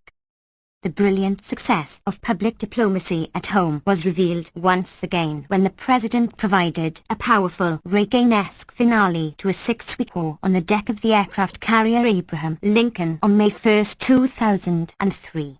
He was free to declare, without concern for skeptical domestic comment, that he had won a victory in a war on terror by having removed an ally of Al-Qaeda. 17. It is immaterial that the alleged link between Saddam Hussein and Osama bin Laden, in fact, his bitter enemy, was based on no credible evidence and largely dismissed by competent observers. Also immaterial is the only known connection between the Iraq invasion and the threat of terror that there. 380. The Essential Chomsky invasion enhanced the threat, as had been widely predicted. It appears to have been a huge setback in the war on terror by sharply increasing Al-Qaeda recruitment. 18. The propaganda impact persisted past the end of the war. After the failure of intense efforts to discover WMD, a third of the population believed that US forces had found WMD and more than 20% believed Iraq had used them during the war. 19. These may simply be the reactions of people who are subject to fear of just about anything after many years of intense propaganda designed to tame the great beast by inducing panic. The phrase powerful Reagan-esque finale is presumably a reference to Reagan's proud announcement that the United States was standing tall after having overcome the terrible threat posed by Grenada. Astute commentators added that Bush's carefully staged USS Abraham Lincoln extravaganza marked the beginning of his 2004 re-election campaign, which the White House hopes will be built as much as possible around national security themes, a staple of the campaign being the removal of Iraqi leader Saddam Hussein. To further drive home the message, the official campaign opening was delayed until mid-September 2004 so that the Republican convention, meeting in New York, would be able to celebrate the wartime leader who alone can save Americans from a reenactment of 9/11, as he did in Iraq. The electoral campaign will focus on the Battle of Iraq, not the war, Chief Republican political strategist Karl Rove explained. This is part of a far larger and longer war against terrorism that, Roth sees clearly, perchance fortuitously, stretching well towards Election Day 2004. 20 and surely beyond. By September 2002, then, all three necessary factors for establishing the new norm of international law were in place. Iraq was defenseless, extremely important, and an imminent threat to our very existence. There was always the possibility that things might go wrong. But it was unlikely, at least for the invaders. The disparity of force was so phenomenal that overwhelming victory was assured, and any humanitarian consequences could be blamed on Saddam Hussein. If unpleasant, they would not be investigated, and traces would disappear from view, at least if the past is any guide. Victors do not investigate their own crimes, so that little is known about them, a principle that brooks few exceptions. The death toll of the US wars in Indochina, for example, is not known within a range of millions.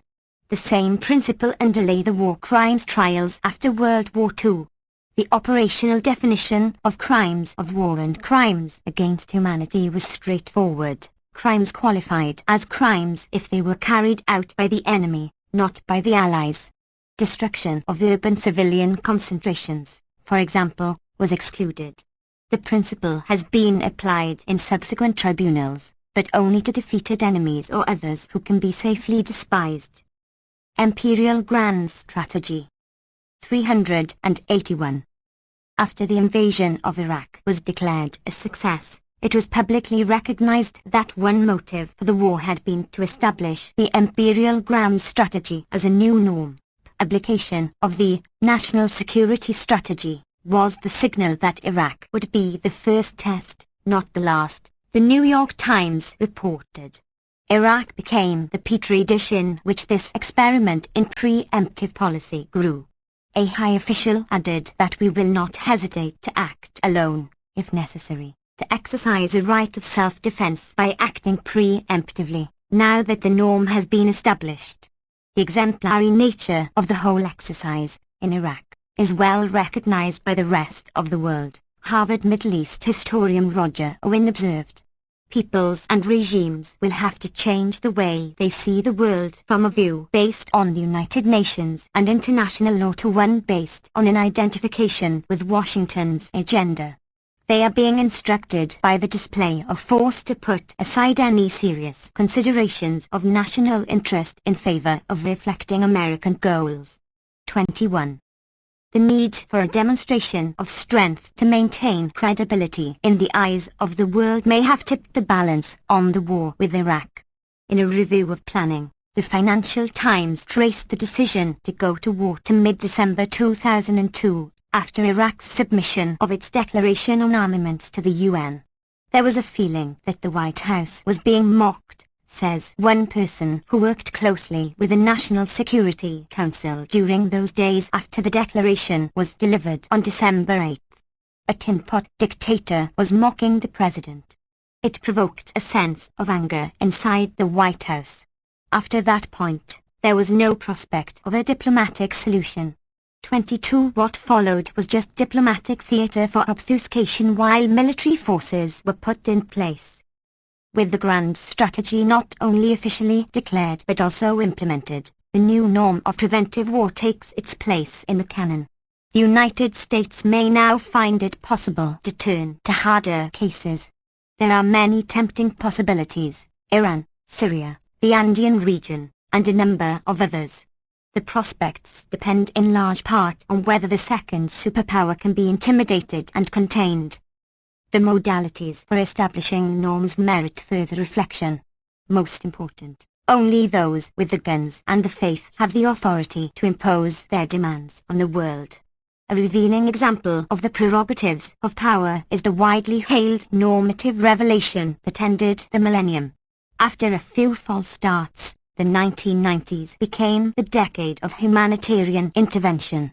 The new right to intervene on humanitarian grounds was established by the courage and altruism of the United States and its allies, particularly in Kosovo and East Timor, the two jewels in the diadem. The Kosovo bombing in particular is understood by distinguished authorities. 382. The Essential Chomsky. To have established the norm of resort to force without Security Council authorization. A simple question arises: why were the 1990s considered the decade of humanitarian intervention but not the 1970s? Since World War II, there have been two major examples of resort to force that really did put an end to terrible crimes, in both cases arguably in self-defense. India's invasion of East Pakistan in 1971, ending a mass slaughter and other horrors, and Vietnam's invasion of Cambodia in December 1978, terminating Pol Pot's atrocities as they were picking up through 1978. Nothing remotely comparable took place under the Western aegis in the 1990s. Accordingly, someone who does not understand the conventions might be pardoned for asking why the new norm was not recognized as such in the 1970s. The idea is unthinkable, and the reasons seem clear. The real examples of intervention that terminated huge atrocities were carried out by the wrong people. Still worse, in both cases the United States was adamantly opposed to intervention and moved instantly to punish the offender, particularly Vietnam, by subjecting it to a U.S.-backed Chinese invasion, then even harsher sanctions than before, while the United States and United Kingdom offered direct support for the ousted Khmer Rouge. It follows that the 1970s cannot have been the decade of humanitarian intervention, and no new norms could have been established then. The essential insight was formulated by a unanimous vote of the International Court of Justice in one of its earliest rulings, in 1949.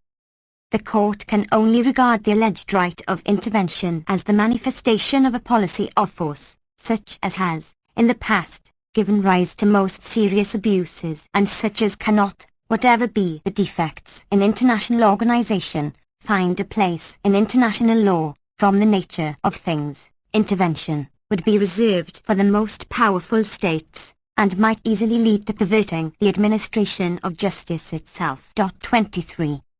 While Western powers and intellectuals were admiring themselves for having established the new norm of humanitarian intervention in the late 1990s, the rest of the world also had some thoughts on the matter. It is illuminating to see how they reacted, say, to Tony Blair's repetition of the official reasons for the bombing of Serbia in 1999. Failure to bomb would have dealt a devastating blow to the credibility of NATO, and the world would have been less safe as a result of that. The objects of NATO's solitude did not seem overly impressed by the need to safeguard the credibility of those who had been crushing them for centuries. Nelson Mandela, for example. Imperial Grand Strategy. 383. Bull condemned Blair for encouraging international chaos, together with America, by ignoring other nations and playing policemen of the world in their attacks on Iraq in 1998 and Serbia the next year. In the world's largest democracy, which, after independence, began to recover from the grim effects of centuries of British rule, the Clinton-Blair efforts to shore up NATO's credibility and make the world safe were also not appreciated, but official and press condemnations in India remained unheard. Even in Israel, the client state par excellence, the pretensions of Clinton-Blair and a host of domestic admirers were ridiculed by leading military and political analysts as a return to old-fashioned gunboat diplomacy under the familiar cloak of moralistic righteousness, and as a danger to the world. 24. Another source of information might have been the non-aligned movement, the governments of about 80% of the world's population at the time of their South Summit in April 2000. The meeting was the most important in their history, the first ever at the level of heads of state, who, in addition to issuing a detailed and sophisticated critical analysis of the neoliberal socio-economic programs called globalization by Western ideologues, also firmly rejected the so-called right of humanitarian intervention. That stand was reiterated in the Summit of Non-Aligned Countries in Malaysia in February 2003, in the same words. 25 Perhaps they had learned too much history, the hard way, to be comforted by exalted rhetoric and had heard enough about humanitarian intervention over the centuries. It is an exaggeration to say that only the most powerful are granted the authority to establish norms of appropriate behavior for themselves. The authority is sometimes delegated to reliable clients. Thus, Israel's crimes are permitted to establish norms. For example, its regular resort to targeted killings of suspects, called terrorist atrocities when carried out by the wrong hands. In May 2003, two leading Israeli civil rights attorneys provided a detailed list of all of the liquidations and all of the attempted assassinations that Israel's security forces carried out during the Al-Aqsa Intifada, from November 2000 through April 2003. Using official and semi-official records, they found that Israel carried out no less than 175 liquidation attempts, one attempt every 5 days, killing 235 people, of whom 156 were suspected of crimes. It greatly pains us to say the following. The lawyers wrote, with the consistent, widespread policy of targeted liquidations bounds on a crime against humanity. 26. Their judgment is not quite accurate. Liquidation is a crime in the wrong hands, but it is a justified, if regrettable, act of self-defense when carried out by a client, and even establishes norms for the bossman called partner. 27. Who provides authorization. The boss man himself made use. 384. The Essential Chomsky of Israel's precedent with the assassination by missile of a suspect in Yemen, along with 5 other people who happened to be nearby, to much acclaim. The hit was conveniently timed, as an October surprise, to show the incumbent in his finest hour, on the eve of the midterm elections, and offer a taste of what is to come. 28. A more far-reaching example of establishing norms was Israel's bombing of the Osirak reactor in Iraq in June 1981. At first the attack was criticized as a violation of international law. Later, after Saddam Hussein was transformed from favored friend to unspeakable fiend in August 1990, the reaction to the Osirak bombing also shifted. When a minor crime, it was now considered an honored norm, and was greatly praised for having impeded Saddam Hussein's nuclear weapons program. The norm, however, required the evasion of a few inconvenient facts.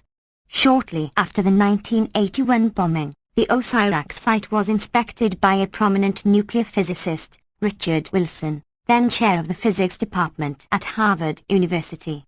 He concluded that the installation bombed was not suited for plutonium production, as Israel had charged, unlike Israel's own Dimona reactor, which had reportedly produced several hundred nuclear weapons. His conclusions were supported by the Iraqi nuclear physicist Imad Kaddouri, who was in charge of experimental work at the reactor before the bombing and later fled the country. He too reported that the Osirak reactor was unsuitable for the production of plutonium, though after the Israeli bombing in 1981, Iraq took the solid decision to go full speed ahead with weaponization. Kaddouri estimated that it would have taken Iraq decades to obtain the required amount of weapons-grade material, had the program not been sharply accelerated as a result of the bombing. Israel's action increased the determination of Arabs to produce nuclear weapons, Kenneth Waltz concluded. Israel's strike, far from foreclosing Iraq's nuclear career, gained Iraq support from some other Arab states to pursue it. 29. Whatever the facts, thanks to Iraq's invasion of Kuwait a decade later, the norm that Israel established in 1981 is now firmly in place. And if indeed the 1981 bombing accelerated the proliferation of WMD, that in no way tarnishes the deed, and teaches no lessons about the consequences of resort to force in violation of old-fashioned conceptions of international law, conceptions that must be discarded now that they have been demonstrated to be hot air by the boss man's contempt for them. In the future, The United States and its Israeli client and perhaps some highly favored others can resort to the norm as they see fit. Imperial Grand Strategy 385. The rule of law. The grand strategy extends to domestic U.S. law. As in many other countries, the government used the occasion of the terrorist atrocities of 9/11 to discipline its own population.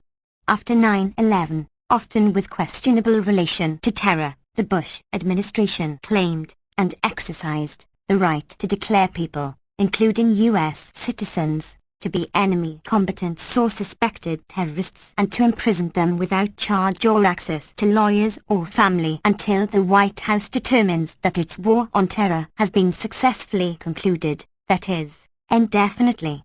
The Ashcroft Justice Department takes it to be fundamental that, if you hold someone as an enemy combatant, obviously you hold them without access to family members and without access to counsel.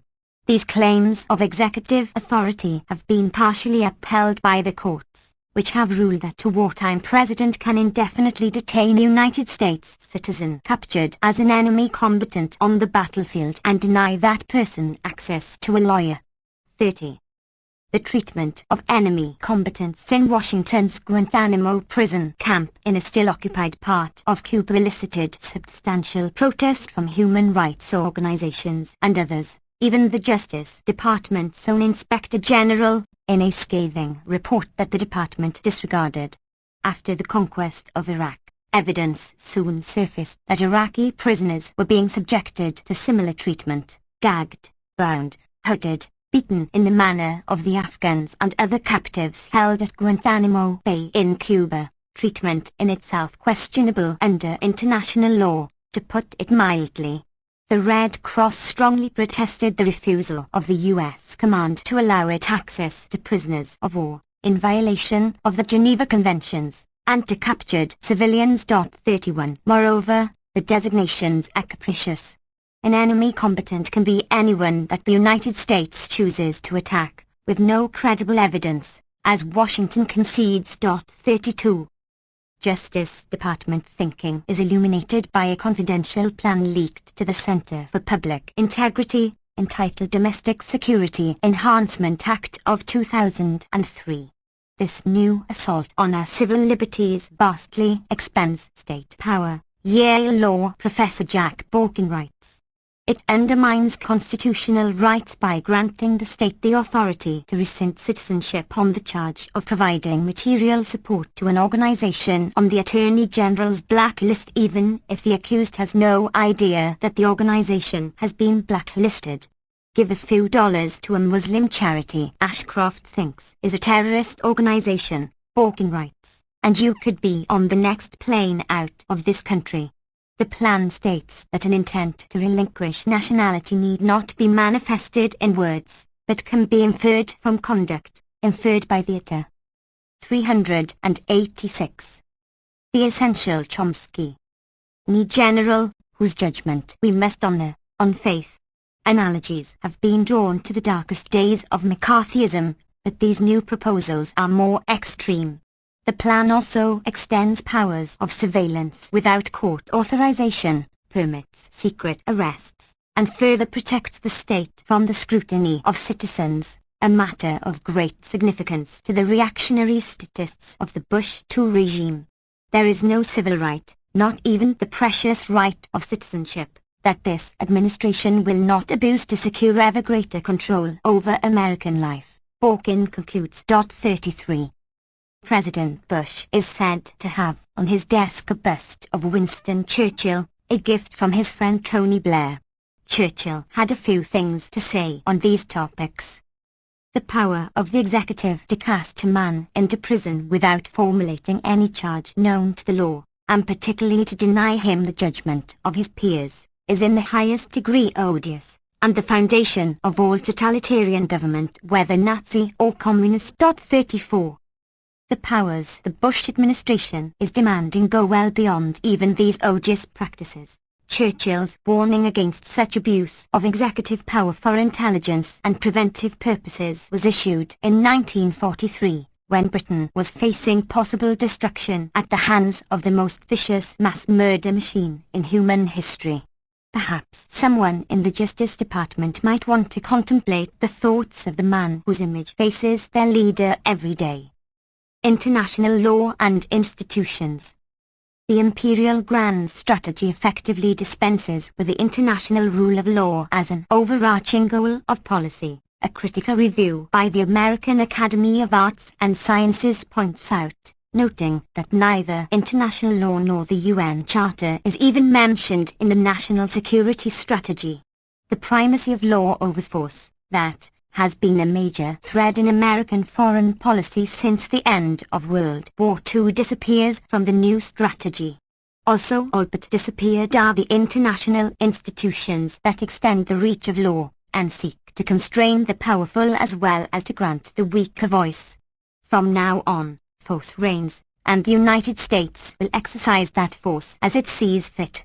The analysts conclude that the strategy will increase the motivation of U.S. enemies to act, in reaction to their growing resentment of perceived intimidation.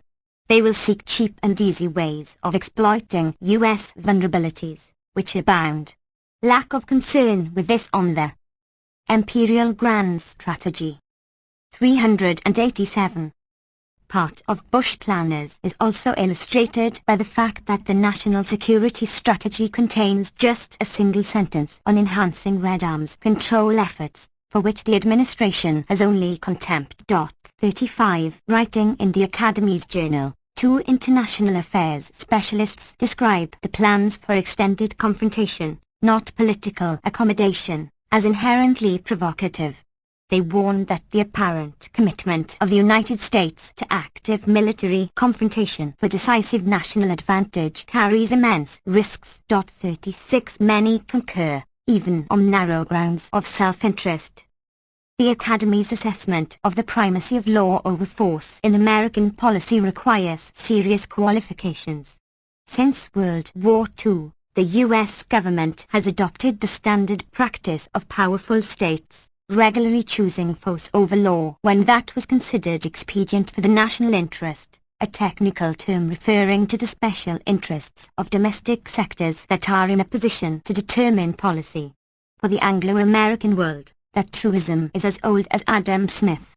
He bitterly condemned the merchants and manufacturers in England who were by far the principal architects of policy and made sure their own interests were most peculiarly attended to, no matter how grievous the effect on others, including the victims of their savage injustice abroad and the people of England as well. 37. Truisms have a way of remaining true. The dominant elite view with regard to the UN was well expressed in 1992 by Francis Fukuyama, who had served in the Reagan-Bush State Department. The UN is perfectly serviceable as an instrument of American unilateralism and indeed may be the primary mechanism through which that unilateralism will be exercised in the future. His prediction proved accurate, presumably because it was based on consistent practice going back to the early days of the UN. At that time, the state of the world guaranteed that the UN would be virtually an instrument of US power. The institution was greatly admired, though elite distaste for it increased notably in subsequent years.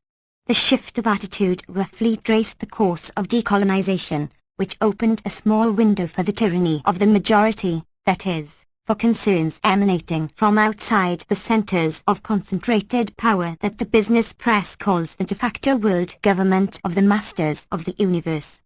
38. When the UN fails to serve as an instrument of American unilateralism on issues of elite concern, it is dismissed. One of many illustrations is the record of vetoes. Since the 1960s, the United States has been far in the lead in vetoing Security Council resolutions on a wide range of issues, even those calling on states to observe international law. Britain is second, France and Russia far behind. Even that record is skewed by the fact that Washington's enormous power often compels the weakening of resolutions to which it objects, or keeps crucial matters off the agenda entirely. Washington's wars. 388. The Essential Chomsky. In Indochina, to cite one example that was of more than a little concern to the world.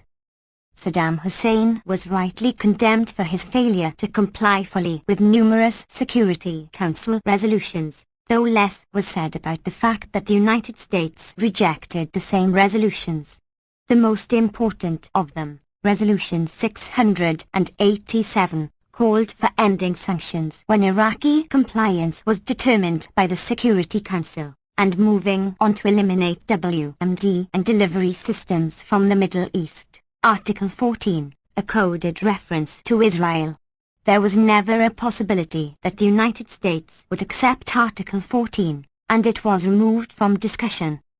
President Bush and his Secretary of State, James Baker, announced at once that the United States would reject the primary condition of 687 as well, barring even relaxation of sanctions as long as Saddam Hussein is in power. Clinton concurred. His Secretary of State, Warren Christopher, wrote in 1994 that Iraqi compliance is not enough to justify lifting the embargo, thus changing the rules unilaterally. Dilip Hiro points out. 39 Washington's use of UN inspectors and scum to spy on Iraq also undermined inspections, which were terminated by Iraq after Clinton and Blair bombed the country in December 1998. In defiance of the UN. The likely outcome of these inspections is known with confidence only to ideologues on all sides. It was clear enough throughout, however, that disarmament through international inspectors was not the U.S.2K objective and that the two warrior states would not comply with the relevant UN resolutions. Some commentators have pointed out that Israel has the lead in violating resolutions. U.S.-backed Turkey and Morocco have also violated more Security Council resolutions than Iraq. These resolutions have to do with highly significant matters, aggression, harsh and brutal practices during decades-long military occupations, grave breaches of the Geneva Conventions, war crimes, in terms of U.S. law, and other matters that rank higher than incomplete disarmament. The resolutions concerning Iraq also refer to internal repression, and in this respect Saddam Hussein's record was horrendous, but that was, regrettably, only a side issue, as revealed by the support for him by the current incumbents in Washington well past his worst crimes and the war with Iran. Resolutions concerning Israel do not come under Chapter 7, which would carry the threat of force. But any such proposal would instantly be vetoed by the United States. The veto brings up another important matter missing from the discussions of Iraq's incomplete compliance with Security Council resolutions. Plainly, if Iraq had had the right of veto, it would have been in defiance of no UN resolutions.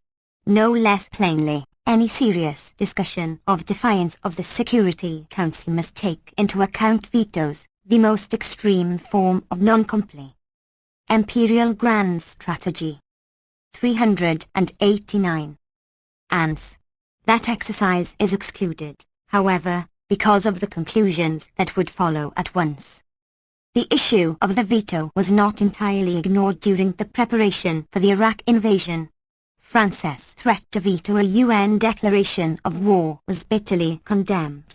They said they are going to veto anything that held Saddam to account, Bush declared, with his familiar concern for truth, as he delivered his ultimatum to the Security Council on March 16, 2003. There was much fury about France's iniquity, and talk of actions to punish the country that did not follow orders from Crawford, Texas. In general, threat of veto by others is a scandal, revealing the failure of diplomacy and the miserable behavior of the United Nations. To select virtually at random, if lesser powers contrive to turn the Council into a forum for counterbalancing American power with votes, words, and public appeals, they will further erode its legitimacy and credibility, according to Edward Luck, Director of the Center on International Organization at Columbia University. 40 Routine resort to the veto by the world champion is generally ignored or downplayed, occasionally hailed as demonstrating the principled stand of embattled Washington. But there is no concern that this erodes the legitimacy and credibility of the United Nations. There should have been little reason for surprise, therefore, when a senior Bush administration official explained in October 2002 that we don't need the Security Council, so if it wants to stay relevant, then it has to give us similar authority to that just granted by Congress, authority to use force at will. The stand was endorsed by the President and by Secretary of State Colin Powell, who added that obviously, the Council can always go off and have other discussions, but we have the authority to do what we believe is necessary. Washington agreed to submit a resolution to the Security Council, UN 1441, leaving no doubt, however, that the exercise was meaningless. Whatever the diplomatic niceties, Mr. Bush made it clear that he regarded the resolution to be all the authority he needed to act against Iraq should Mr. Hussein balk, diplomatic correspondents observed. Though Washington would consult other members of the Security Council, it would not feel it necessary to win their approval. Echoing Powell, White House Chief of Staff Andrew Card explained that the UN can meet and discuss, but we don't need their permission. 41. The administration's decent respect for the opinion of mankind, in declaring the causes which impel it to action was re-emphasized when Powell addressed the Security Council a few months later, announcing Washington's intention to go to war. U.S. officials were adamant that his briefing should not be interpreted as part of a protracted effort to garner support for a resolution authorizing the use of force, the international press reported. A U.S. official. 390. The Essential Chomsky said, "We're not going to negotiate on a second resolution because we don't need to. If the rest of the Council wants to catch up to us, we might stop briefly to sign on the dotted line, but nothing more.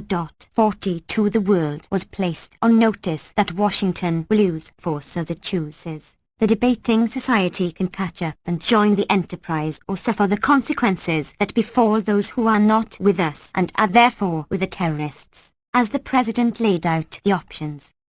Bush and Blair underscored their contempt for international law and institutions at their subsequent summit meeting at a U.S. military base in the Azores, where they were joined by Spain's Prime Minister, José María Aznar.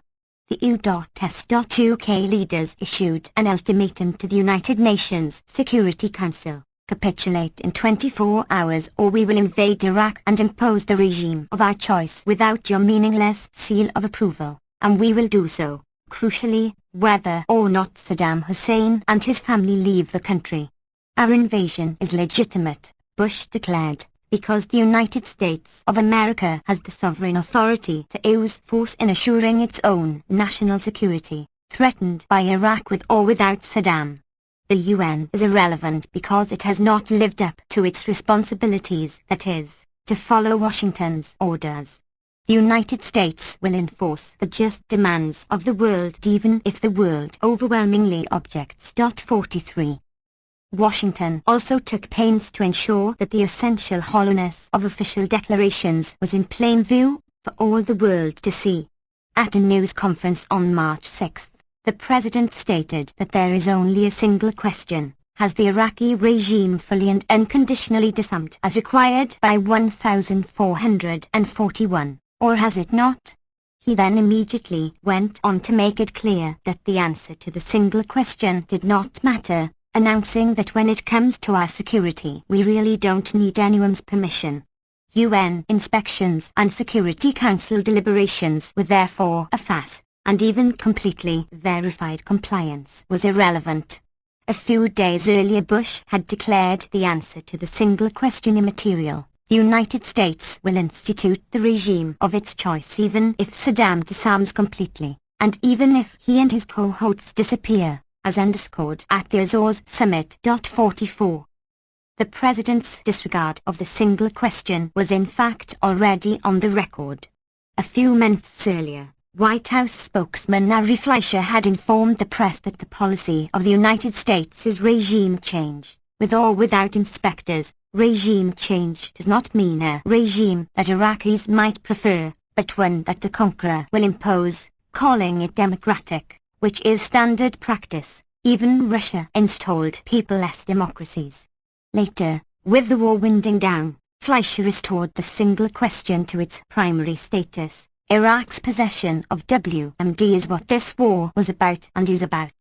As Bush was presenting his self-contradictory stance at his Imperial Grand Strategy 391 news conference, British Foreign Minister Jack Straw announced that if Saddam Hussein disarmed, we accept that the government of Iraq stays in place, so that the single question is disarmament. Talk about liberation and democracy is mere fluff, and Britain will not support Bush's resort to war on his grounds, except that Britain made it clear that it would do as it was told. 45. Meanwhile, Colin Powell contradicted the president's declaration that the United States will take control of Iraq no matter what. The question simply is, has Saddam Hussein made a strategic, political decision to comply with the United Nations Security Council resolutions, and to get rid of his weapons of mass destruction? That's it in a nutshell. That's the question. There is no other question. Back to the single question, rejected by the president 5 days earlier and again the following day. As the invasion began, Powell returned to the single question. Iraq was being attacked because it had violated its international obligations under its 1991 surrender agreement, which required the disclosure and disarmament of its dangerous weapons. 46. Everything else that has been claimed is therefore irrelevant. The United States will unilaterally decide that the inspectors should not be permitted to do their work, and the 1991 agreement entitles the United States to resort to violence, contrary to its explicit wording. Pick some other day and audience, and the goal is liberation and democracy not only for Iraq but for the region, a noble dream. The message is clear: we will do what we choose, giving whatever pretext happens to be on hand. You will catch up, or else. Unexplained is why the threat of WMD became so severe after September 2002, while before National Security Advisor Rice had accepted the consensus that if they acquire WMD, their weapons will be unusable because any attempt to use them will bring national obliteration. 47. Punishment for being against us can be severe, and the benefits of catching up and remaining relevant are substantial. Senior U.S. officials were dispatched to Security Council members to urge leaders to vote with the United States on Iraq or risk paying a heavy price, not an insignificant concern for fragile countries whose concerns drew little attention before they landed seats on the Council.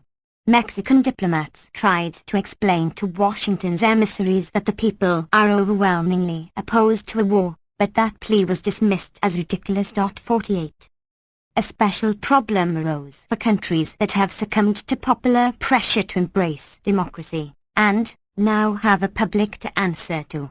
For them, repercussions for taking democratic form seriously may include economic strangulation. In contrast, Mr. Powell made clear that U.S. political and military allies will benefit from handouts. Ari Fleischer meanwhile hotly. 392. The Essential Chomsky denied that Bush was offering quid pro quos in exchange for votes, evoking peals of laughter from the press corps, the Wall Street Journal reported. 49. Rewards for following orders include not only financial handouts but also authorization to escalate terrorist atrocities. Russian President Vladimir Putin, whose relations with Bush are reported to be particularly soulful, was awarded a diplomatic nod for Russia's crackdown on Chechen separatists, a move that some analysts here and in the Middle East contend could damage long-term U.S. interests. One might imagine some other reasons to be concerned about Washington's support for state terrorism. To make it clear that such reactions are irrelevant, the head of a Muslim charity was sentenced in federal court on the charge of having diverted funds to Chechens resisting the vicious Russian military occupation, just as Putin was receiving his green light. The head of the same charity was also charged with funding ambulances for Bosnia. In that case, The crime was apparently committed at about the same time that Clinton was flying Al-Qaeda and Hezbollah operatives to Bosnia to support the US side in the ongoing wars. 50. Turkey was offered similar inducements, a huge financial package and the right to invade Kurdish northern Iraq. Remarkably, Turkey did not fully submit, teaching a lesson in democracy to the West that aroused great ire, and, as Secretary of State Powell sternly announced at once, instant punishment for the misdeed. 51. The diplomatic niceties are for those who prefer to be deluded, as is the apparent support of Security Council members for the U.S. initiated Resolution 1441. The support is in fact submission. Signers understood what the alternative would be. In systems of law that are intended to be taken seriously, coerced acquiescence is invalid. In international affairs, however, it is honored as diplomacy. After the Iraq War, the United Nations again proved irrelevant, because its complicated trade system for Iraq caused problems for U.S. companies granted contracts under U.S. military rule. The complicated trade system was in fact imposed by the United States as part of its sanctions regime, for which there was virtually no support outside the UK. But now it was in the way. Hence, in the words of a coalition diplomat, the United States wanted the message to be, "We're coming here, to the Security Council, because we want to, not because we have to." The background issue, diplomats on all sides agree, is how much of a free hand the US should be given to manage Iraqi oil and establish a successor government. Washington demands a free hand. Other countries, a large majority of the US population, and, to the extent that we have information, the people of Iraq prefer to extend UN oversight there and to normalize Iraq's diplomatic and economic relations, as well as its internal affairs, within that framework. 52. Imperial Grand Strategy. 393. Through all the shifts of justifications and pretexts, one principle remains invariant. The United States must end up in effective control of Iraq, under some facade of democracy if that proves feasible. That America's imperial ambition should extend to the whole world after the collapse of its sole major rival should hardly elicit surprise, and there are, needless to say, numerous predecessors, with consequences not too pleasant to recall. The current situation, however, is different. There has never in history been anything remotely like the near monopoly of means of large-scale violence in the hands of one state, all the more reason for subjecting its practices and operative doctrines to extra careful scrutiny. Elite concerns. Within establishment circles, there has been considerable concern that America's imperial ambition is a serious threat even to its own population. Their alarm reached new heights as the Bush administration declared itself to be a revisionist state that intends to rule the world permanently, becoming, some felt, a menace to itself and to mankind under the leadership of radical nationalists aiming for unilateral world domination through absolute military superiority. 53. Many others within the mainstream spectrum have been appalled by the adventurism and arrogance of the radical nationalists who have regained the power they wielded through the 1980s, but now operate with fewer external constraints. The concerns are not entirely new. During the Clinton years, the prominent political analyst Samuel Huntington observed that for much of the world the United States is becoming the rogue superpower, considered the single greatest external threat to their societies. Robert Jervis, then president of the American Political Science Association, warned that in the eyes of much of the world, in fact, the prime rogue state today is the United States. Like others, they anticipated that coalitions might arise to counterbalance the rogue superpower, with threatening implications. 54. Several leading figures of the foreign policy elite have pointed out that the potential targets of America's imperial ambition are not likely simply to await destruction. They know that the United States can be held at bay only by deterrence, Kenneth Waltz has written, and that weapons of mass destruction are the only means to deter the United States. Washington's policies are therefore leading to proliferation of WMD, Waltz concludes, tendencies accelerated by its commitment to dismantle international mechanisms to control the resort to violence. These warnings were reiterated as Bush prepared to attack Iraq. One consequence, according to Stephen Miller, is that others are. 394. The Essential Chomsky. Likely to draw the conclusion that weapons of mass destruction are necessary to deter American intervention. Another well-known specialist warned that the general strategy of preventive war is likely to provide others with overwhelming incentives to wield weapons of terror and mass destruction as a deterrent to the unbridled use of American power. Many have noted the likely impetus to Iranian nuclear weapons programs. And there is no question that the lesson that the North Koreans have learned from Iraq is that it needs a nuclear deterrent, Selig Harrison commented. 55. As the year 2002 drew to a close, Washington was teaching an ugly lesson to the world. If you want to defend yourself from us, you had better mimic North Korea and pose a credible military threat, in this case, conventional artillery aimed at Seoul and at U.S. troops near the DMZ. We will enthusiastically march on to attack Iraq, because we know that it is devastated and defenseless, but North Korea, though an even worse tyranny and vastly more dangerous, is not an appropriate target as long as it can cause plenty of harm. The lesson could hardly be more vivid. Still another concern is the second superpower, public opinion.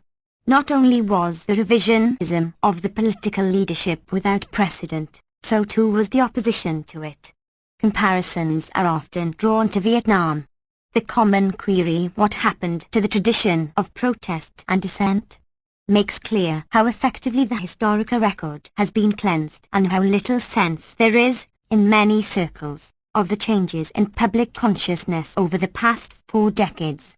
An accurate comparison is revealing. In 1962, public protest was non-existent, despite the announcement that year that the Kennedy administration was sending the U.S. Air Force to bomb South Vietnam, as well as initiating plans to drive millions of people into what amounted to concentration camps and launching chemical warfare programs to destroy food crops and ground cover.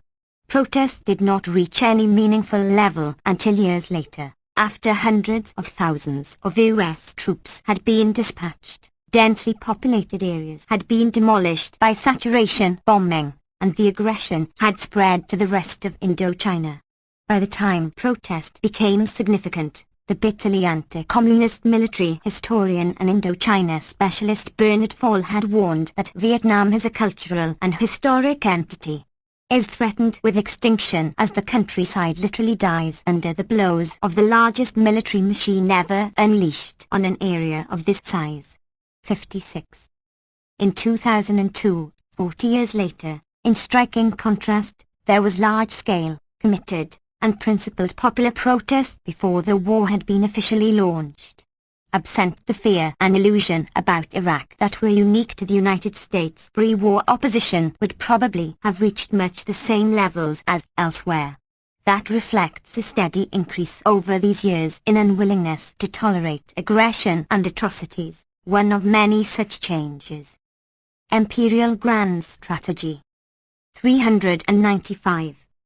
The leadership is well aware of these developments.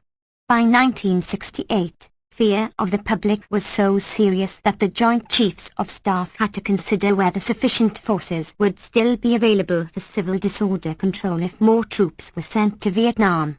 The Department of Defense feared that further troop deployments ran the risk of provoking a domestic crisis of unprecedented proportions. 57. The Reagan administration at first tried to follow Kennedy's South Vietnam model in Central America but backed down in the face of an unanticipated public reaction that threatened to undermine more important components of the policy agenda, turning instead to clandestine terror, clandestine in the sense that it could be more or less concealed from the general public. When Bush I took office in 1989, public reaction was again very much on the agenda. Incoming administrations typically commission a review of the world situation from the intelligence agencies. These reviews are secret, but in 1989 a passage was leaked concerning cases where the US confronts much weaker enemies. The analysts advised that the United States must defeat them decisively and rapidly. Any other outcome would be embarrassing and might undercut political support, understood to be thin. 58. We are no longer in the 1960s, when the population would tolerate a murderous and destructive war for years without visible protest. The activist movements of the past 40 years have had a significant civilizing effect in many domains. By now, the only way to attack a much weaker enemy is to construct a propaganda offensive depicting it as an imminent threat or perhaps engaged in genocide, with confidence that the military campaign will scarcely resemble an actual war. Elite concerns extend to the impact of Bush administration radical nationalists on world public opinion, which was overwhelmingly opposed to their war plans and militant posturing. These have surely been factors in the general decline of trust in leadership revealed by a World Economic Forum poll released in January 2003. According to the poll, only NGO leaders had the trust of a clear majority, followed by UN and spiritual, religious leaders, then leaders of Western Europe and economic managers, and right below them, corporate executives. Far below, at the very bottom, were the leaders of the United States. 59. A week after the poll was released, the annual World Economic Forum opened in Davos, Switzerland, but without the exuberance of earlier years. The mood has darkened, the press noted. For the movers and shakers, it was not global party time anymore. The founder of the WEF, Klaus Schwab, identified the most pressing reason: Iraq will be the overwhelming theme of all the discussions. Powell's aides warned him before his presentation that the mood was ugly at Davos, the Wall Street Journal reported. A chorus of international complaints about the American march toward war. 396. The Essential Chomsky. With Iraq was reaching a crescendo at this gathering of some 2,000 corporate executives, politicians and academics. They were not overwhelmed by Powell's sharp new message. In his own words, when we feel strongly about something we will lead, even if no one is following us. We will act even if others are not prepared to join us. 60. The theme of the WEF was building trust, for good reasons. In his speech, Powell stressed that the United States reserves the sovereign right to take military action when and how it chooses. He said further that no one trusts Saddam and his regime, which was certainly true, though his comment left out some other leaders who are not trusted. Powell also assured his audience that Saddam Hussein's weapons were meant to intimidate Iraq's neighbors, failing to explain why those neighbors did not seem to perceive the threat. 61 Much as they despised the murderous tyrant, Iraq's neighbors joined the many outside the United States mystified at why Washington is so obsessed and fearful of what is, in the end, a minor power whose wealth and power have been truncated by internationally imposed constraints. Aware of the dire effects of the sanctions on the general population, they also knew that Iraq was one of the weakest states in the region. Its economy and military expenditures were a fraction of Kuwait's, which has 10% of Iraq's population, and much further below those of others nearby. 62 For these and other reasons, the neighboring countries had been mending fences with Iraq for some years over strong U.S. opposition. Like the U.S. Department of Defense and the CIA, they knew perfectly well that today's Iraq poses no threat to anyone in the region, let alone in the United States, and that to argue otherwise is dishonest. 63 By the time they met, the movers and shakers at Davos had heard even more unpleasant news about building trust. An opinion poll in Canada found that more than 36% of Canadians viewed the US as the biggest threat to world peace, against just 21% naming Al-Qaeda, 17% choosing Iraq and 14% North Korea. That despite the fact that the general image of the United States had improved to 72% in Canada, in contrast to dropping sharply in Western Europe. An informal poll run by Time magazine found that more than 80% of respondents in Europe regarded the United States as the greatest threat to world peace. Even if these numbers were wrong by some substantial factor, they are dramatic.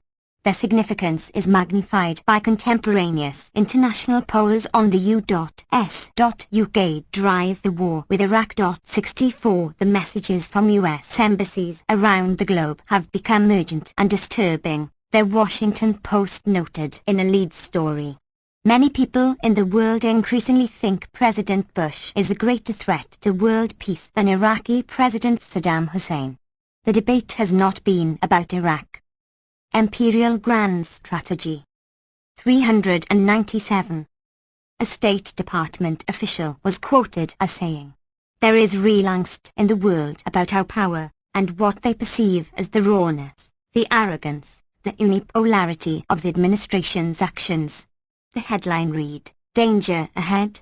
The world sees President Bush as a threat." A cover story in Newsweek 3 weeks later, by its senior foreign affairs editor, also warned that the global debate was not about Saddam, it is about America and its role in the New World. A war with Iraq, even if successful, might solve the Iraq problem. It doesn't solve the America problem.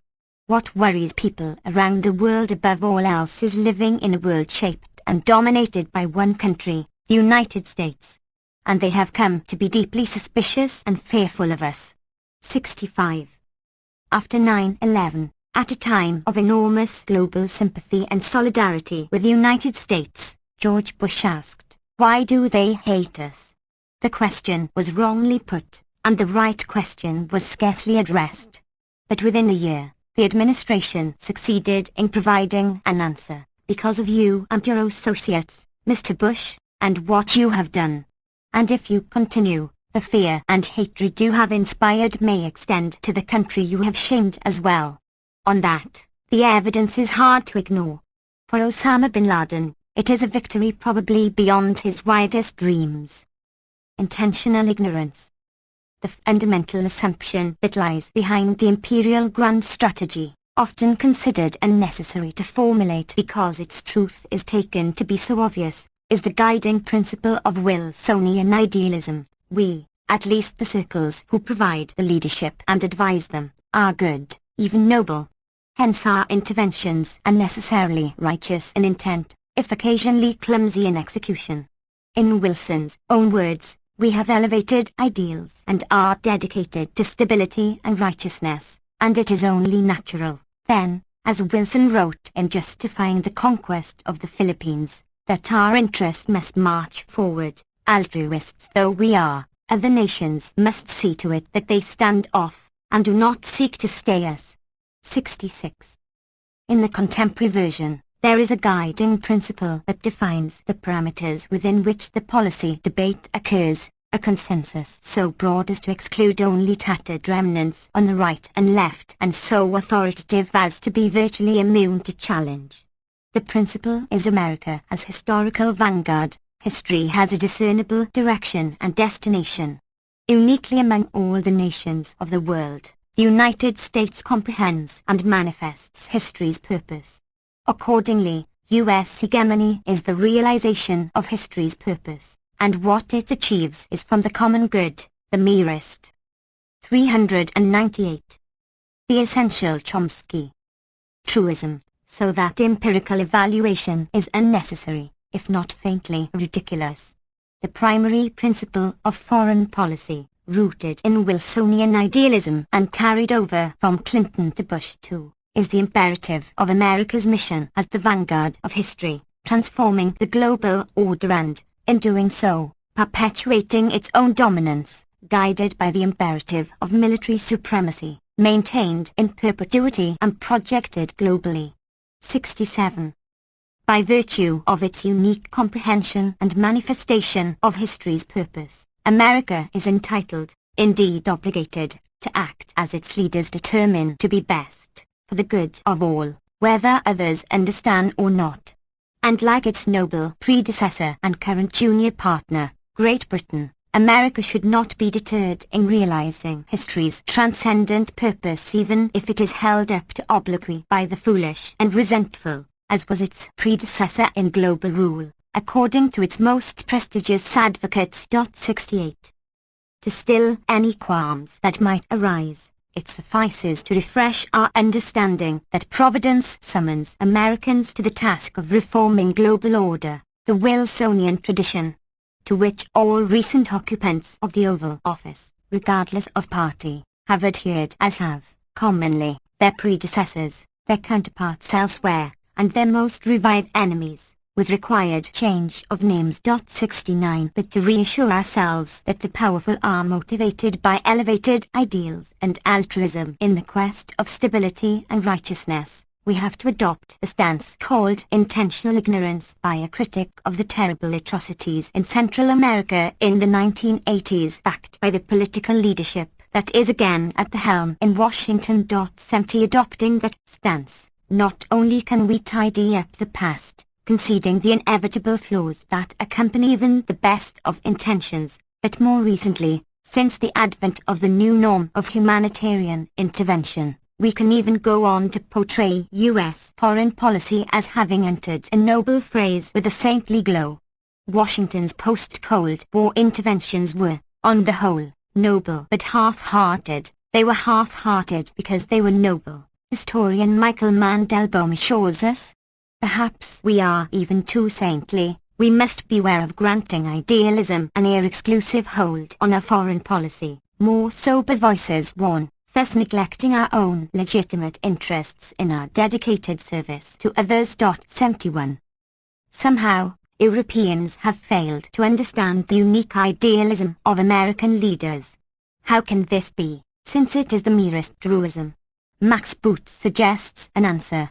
Europe has often been driven by avarice, and the cynical Europeans cannot comprehend the strain of idealism that animates U.S. foreign policy. After 200 years, Europe still hasn't figured out what makes America tick.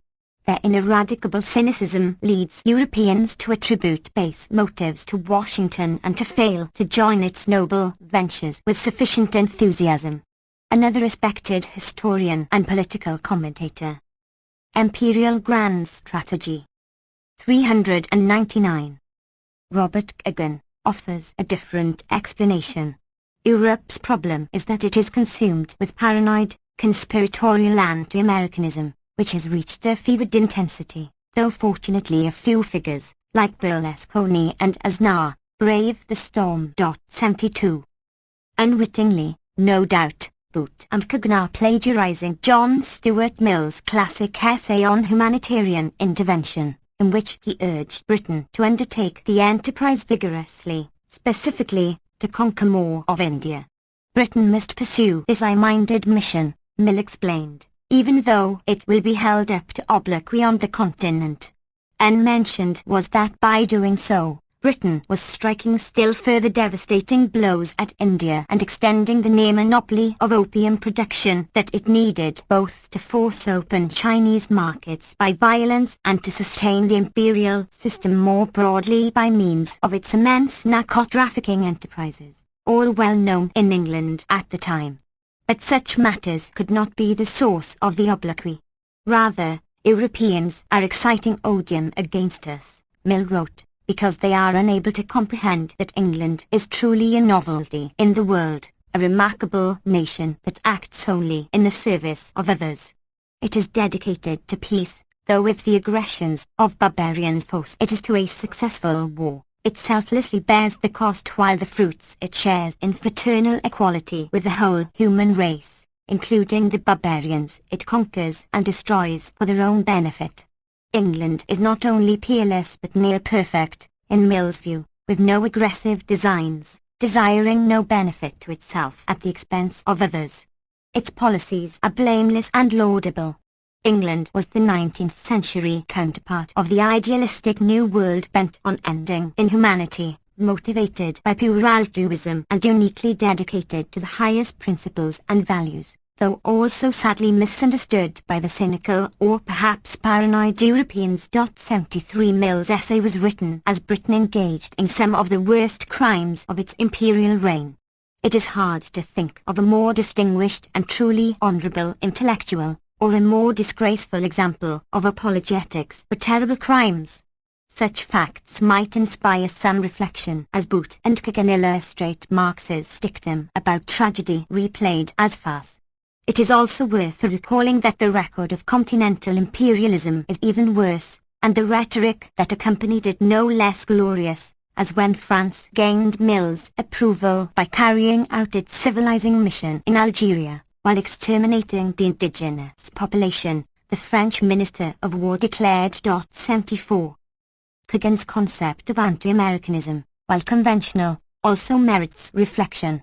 In such pronouncements, the term anti-American and its variants, hating America, and the like, are regularly employed to defame critics of state policy who may admire and respect the country, its culture, and its achievements, indeed think it is the greatest place on earth. Nevertheless, a. 400. The Essential Chomsky. Hate America and are anti-American on the tacit assumption that the society and its people are to be identified with state power. This usage is drawn directly from the lexicon of totalitarianism.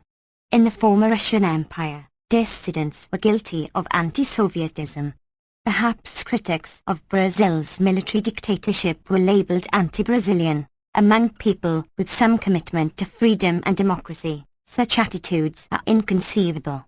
It would only arouse ridicule in Rome or Milan if a critic of Berlusconi's policies were condemned as anti-Italian, though perhaps it would have passed in Mussolini's day. It is useful to remember that no matter where we turn, there is rarely any shortage of elevated ideals to accompany the resort of violence.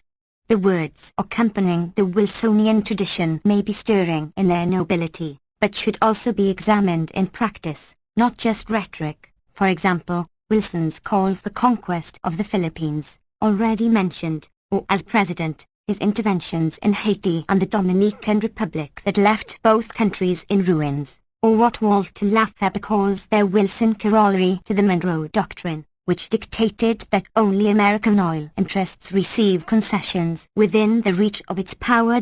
75. The same is true of the worst tyrants. In 1990, Saddam Hussein warned Kuwait of possible retribution for actions that were undermining Iraq's battered economy after Iraq had protected Kuwait during the war with Iran. But he assured the world that he wanted not permanent fighting, but permanent peace, and a dignified life. 76. In 1938, President Roosevelt's close confidant Sumner Welles praised the Munich Agreement with the Nazis and felt that it might lead to a new world order based upon justice and upon law. Shortly after, they carried the project forward by occupying parts of Czechoslovakia, while Hitler explained that they were filled with earnest desire to serve the true interests of the peoples dwelling in this area, to safeguard the national individuality of the German and Czech peoples, and to further the peace and social welfare of all. Mussolini's concerns for the liberated populations of Ethiopia were no less exalted. The same was true of Japan's aims in Manchuria and North China and its sacrifices to create an earthly paradise for the suffering people and to defend their legitimate governments from communist bandits. What could be more moving than Japan's exalted responsibility to establish a new order in 1938 to ensure permanent stability of East Asia based on mutual aid of Japan, Manchuria, and China in political, economic, and cultural fields, their joint defense against communism, and their cultural, economic, and social progress? 77. After the war, interventions were routinely declared to be humanitarian or in self-defense and therefore in accord with the UN Charter. For example, Russia's murderous invasion of Hungary in 1956, justified by Soviet lawyers. Imperial Grand Strategy. 401.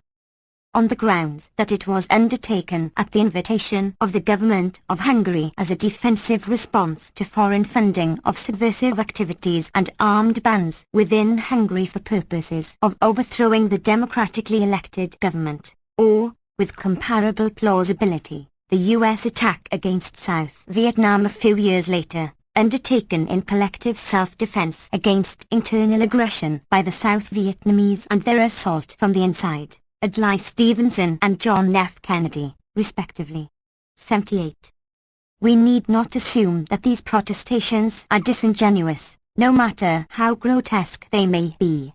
Often one finds the same rhetoric in internal documents, where there is no obvious reason to dissemble. For example, the argument by Stalin's diplomats that to create real democracies, some outside pressure would be necessary. We should not hesitate to use this kind of interference into the domestic affairs of other nations, since democratic government is one of the main guarantees of durable peace. 79. Others agree, doubtless with no less sincerity, urging that we should not hesitate before police repression by the local government. This is not shameful since the communists are essentially traitors. It is better to have a strong regime in power than a liberal government if it is indulgent and relaxed and penetrated by communists. George Kennan, in this case, briefing U.S. ambassadors in Latin America on the need to be guided by a pragmatic concern for the protection of our raw materials ours, wherever they happen to be located, to which we must preserve our inherent right of access, by conquest if necessary. In accord with the ancient law of nations.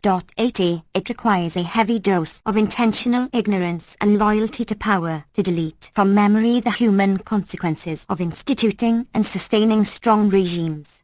The same talents are needed to sustain faith in the appeal to national security invoked to justify the use of force, a pretext that can rarely be upheld for any state, on inspection of the historical and documentary record.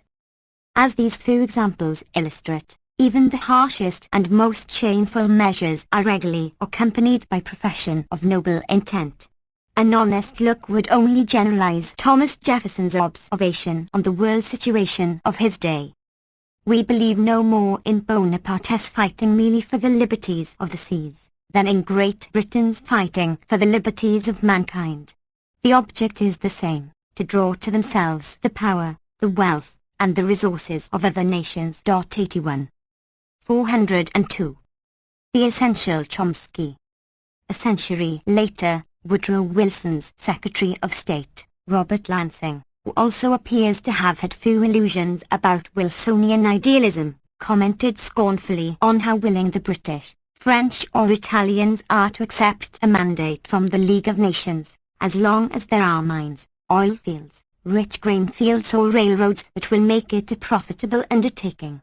These unselfish governments declare that mandates must be accepted for the good of mankind. They will do their share by administering the rich regions of Mesopotamia, Syria, and C.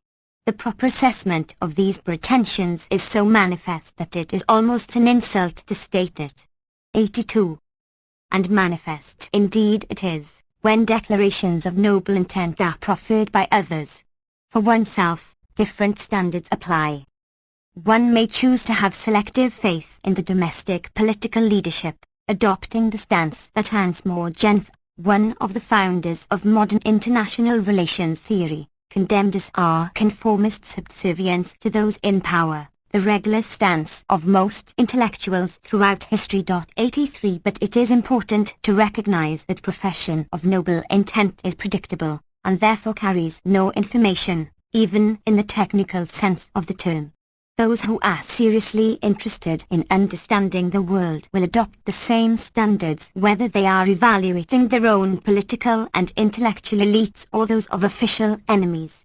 One might fairly ask how much would survive this elementary exercise of rationality and honesty. It should be added that there are occasional departures from the common stance of subordination to power on the part of the educated classes. Some of the most important current illustrations are to be found in two countries whose harsh and repressive regimes have been sustained by U.S. military aid, Turkey and Colombia.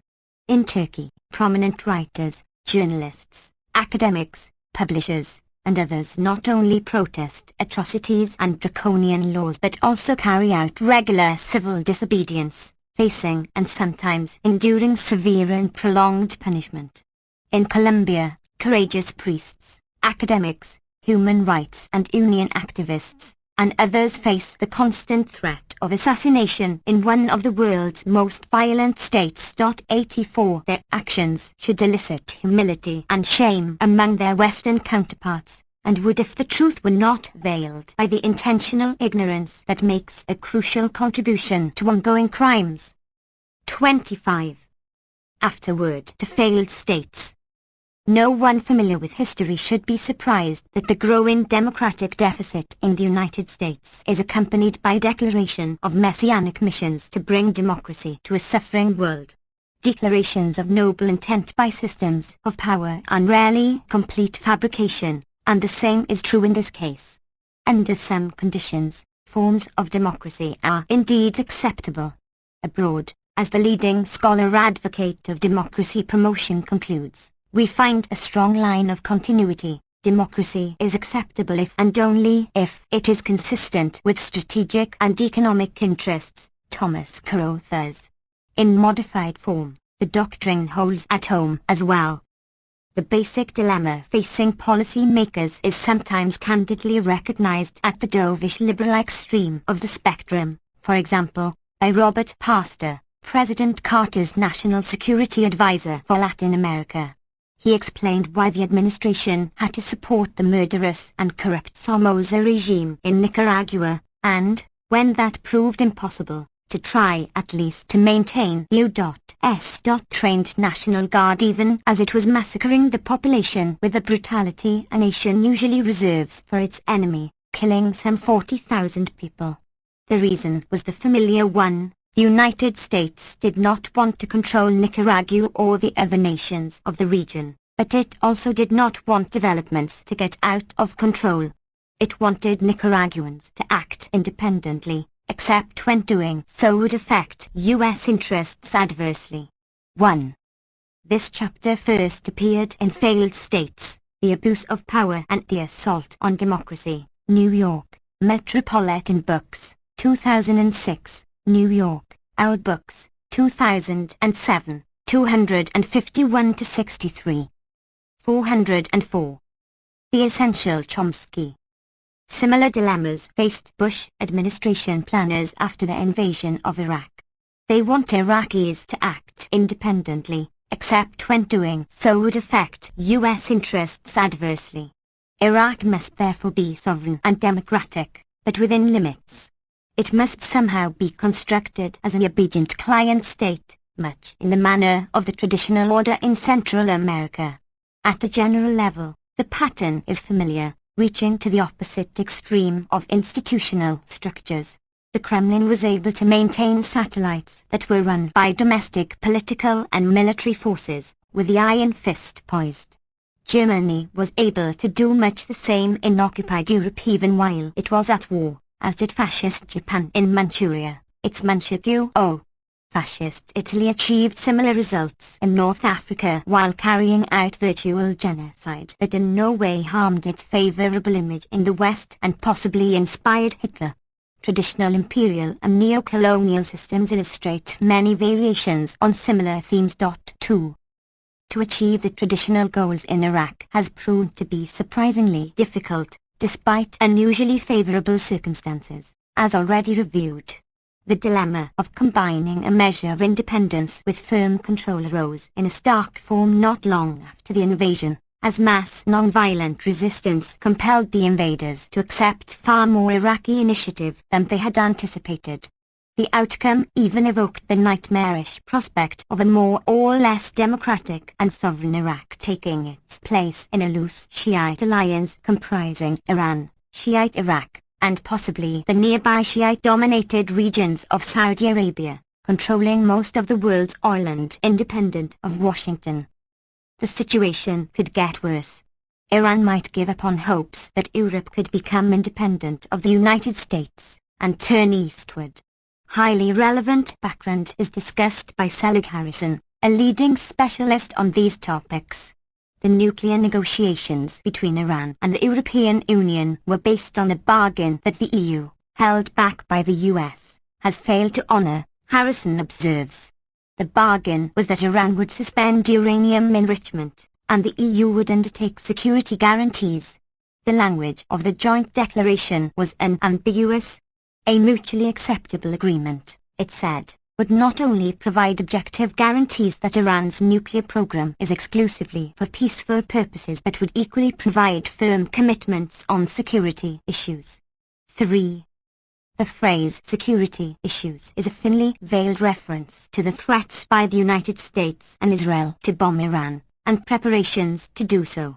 The model regularly adduced is Israel's bombing of Iraq's Osirak reactor in 1981, which appears to have initiated Saddam's nuclear weapons programs, another demonstration that violence tends to elicit violence.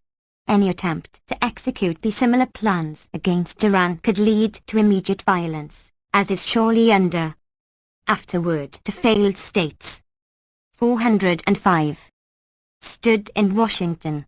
During a visit to Tehran, the influential Shiite cleric Muqtada al-Sadr warned that his militia would defend Iran in the case of any attack, one of the strongest signs yet. The Washington Post reported that Iraq could become a battleground in any Western conflict with Iran, raising the specter of Iraqi Shiite militias, or perhaps even the U.S. trained Shiite-dominated military taking on American troops here in sympathy with Iran. The Sadrist bloc, which registered substantial gains in the December 2005 elections, may soon become the most powerful single political force in Iraq. It is consciously pursuing the model of other successful Islamist groups, such as Hamas in Palestine, combining strong resistance to military occupation with grassroots social organizing and service to the poor. 4. Washington's unwillingness to allow regional security issues to be considered is nothing new. It has also arisen repeatedly in the confrontation with Iraq. In the background is the matter of Israeli nuclear weapons, a topic that Washington bars from international consideration. Beyond that lurks what Harrison rightly describes as the central problem facing the global non-proliferation regime. The failure of the nuclear states to live up to their NPT obligation to phase out their own nuclear weapons and, in Washington's case, formal rejection of the obligation. 5. Unlike Europe, China refuses to be intimidated by Washington, a primary reason for the growing fear of China on the part of U.S. planners. Much of Iran's oil already goes to China, and China is providing Iran with weapons, presumably considered a deterrent to U.S. threats. Still more uncomfortable for Washington is the fact that the Sino-Saudi relationship has developed dramatically, including Chinese military aid to Saudi Arabia and gas exploration rights for China. By 2005, Saudi Arabia provided about 17% of China's oil imports. Chinese and Saudi oil companies have signed deals for drilling and construction of a huge refinery, with ExxonMobil as a partner. A January 2006 visit by Saudi King Abdullah to Beijing was expected to lead to a Sino-Saudi Memorandum of Understanding calling for increased cooperation and investment between the two countries in oil, natural gas, and minerals. 6. Indian analyst Ajaz Ahmed observes that Iran could emerge as the virtual linchpin in the making, over the next decade or so, of what China and Russia have come to regard as an absolutely indispensable Asian energy security grid, for breaking Western control of the world's energy supplies and securing the great industrial revolution of Asia. South Korea and Southeast Asian countries are likely to join, possibly Japan as well. A crucial question is how India will react. It rejected U.S. pressures to withdraw from an oil pipeline deal with Iran. On the other hand, India joined the United States and the EU in voting for an anti-Iranian resolution at the IAEA, joining also in there. 406. The Essential Chomsky. Hypocrisy, since India rejects the NPT regime to which Iran, so far, appears to be largely conforming. Ahmed reports that India may have secretly reversed its stand under Iranian threats to terminate a $20 billion gas deal. Washington later warned India that its nuclear deal with the US could be ditched if India did not go along with US demands, eliciting a sharp rejoinder from the Indian Foreign Ministry and an evasive tempering of the warning by the US Embassy. 7. India too has options. It may choose to be a US client, or it may prefer to join a more independent Asian bloc that is taking shape, with growing ties to Middle East oil producers. In a series of informative commentaries, the deputy editor of The Hindu observes that if the 21st century is to be an Asian century, Asia's passivity in the energy sector has to end. Though it hosts the world's largest producers and fastest growing consumers of energy, Asia still relies on institutions, trading frameworks and armed forces from outside the region in order to trade with itself, a debilitating heritage from the imperial era. The key is India-China cooperation. In 2005, he points out, India and China managed to confound analysts around the world by turning their much-vaunted rivalry for the acquisition of oil and gas assets in third countries into a nascent partnership that could alter the basic dynamics of the global energy market. A January 2006 agreement signed in Beijing cleared the way for India and China to collaborate not only in technology but also in hydrocarbon exploration and production, a partnership that eventually could alter fundamental equations in the world's oil and natural gas sector. At a meeting in New Delhi of Asian energy producers and consumers a few months earlier, India had unveiled an ambitious $22.4 billion pan-Asian gas grid and oil security pipeline system extending throughout all of Asia, from Siberian fields through Central Asia and to the Middle East energy giants, also integrating the consumer states. Furthermore, Asian countries hold more than $2 trillion worth of foreign reserves, overwhelmingly denominated in dollars, though prudence suggests diversification. A first step, already being contemplated, is an Asian oil market trading in euros. The impact on the international financial system and the balance of global power could be significant. The United States sees India as the weakest link in the emerging Asian chain, he continues, and is trying actively to divert New Delhi away from the task of creating new regional architecture by dangling the nuclear carrot and the promise of world power status in alliance with itself. If the Asian project is to succeed, he warns, India will have to resist these allurements. Similar questions arise with regard to the Shanghai Cooperation Organization formed in 2001 as a Russia-China-based counterweight to the expansion of US power into former Soviet Central Asia, now evolving rapidly toward a regional security bloc that could soon induct new members. Afterward to failed states. 407. Such as India, Pakistan, and Iran. Longtime Moscow correspondent Fred Weir reports, perhaps becoming a Eurasian military confederacy to rival NATO. 8. The prospect that Europe and Asia might move toward greater independence has seriously troubled US planners since World War II, and concerns have significantly increased as the tripolar order has continued to evolve, along with new South-South interactions and rapidly growing EU engagement with China. 9. US intelligence has projected that the United States, while controlling Middle East oil for the traditional reasons, will itself rely mainly on more stable Atlantic Basin resources, West Africa, Western Hemisphere.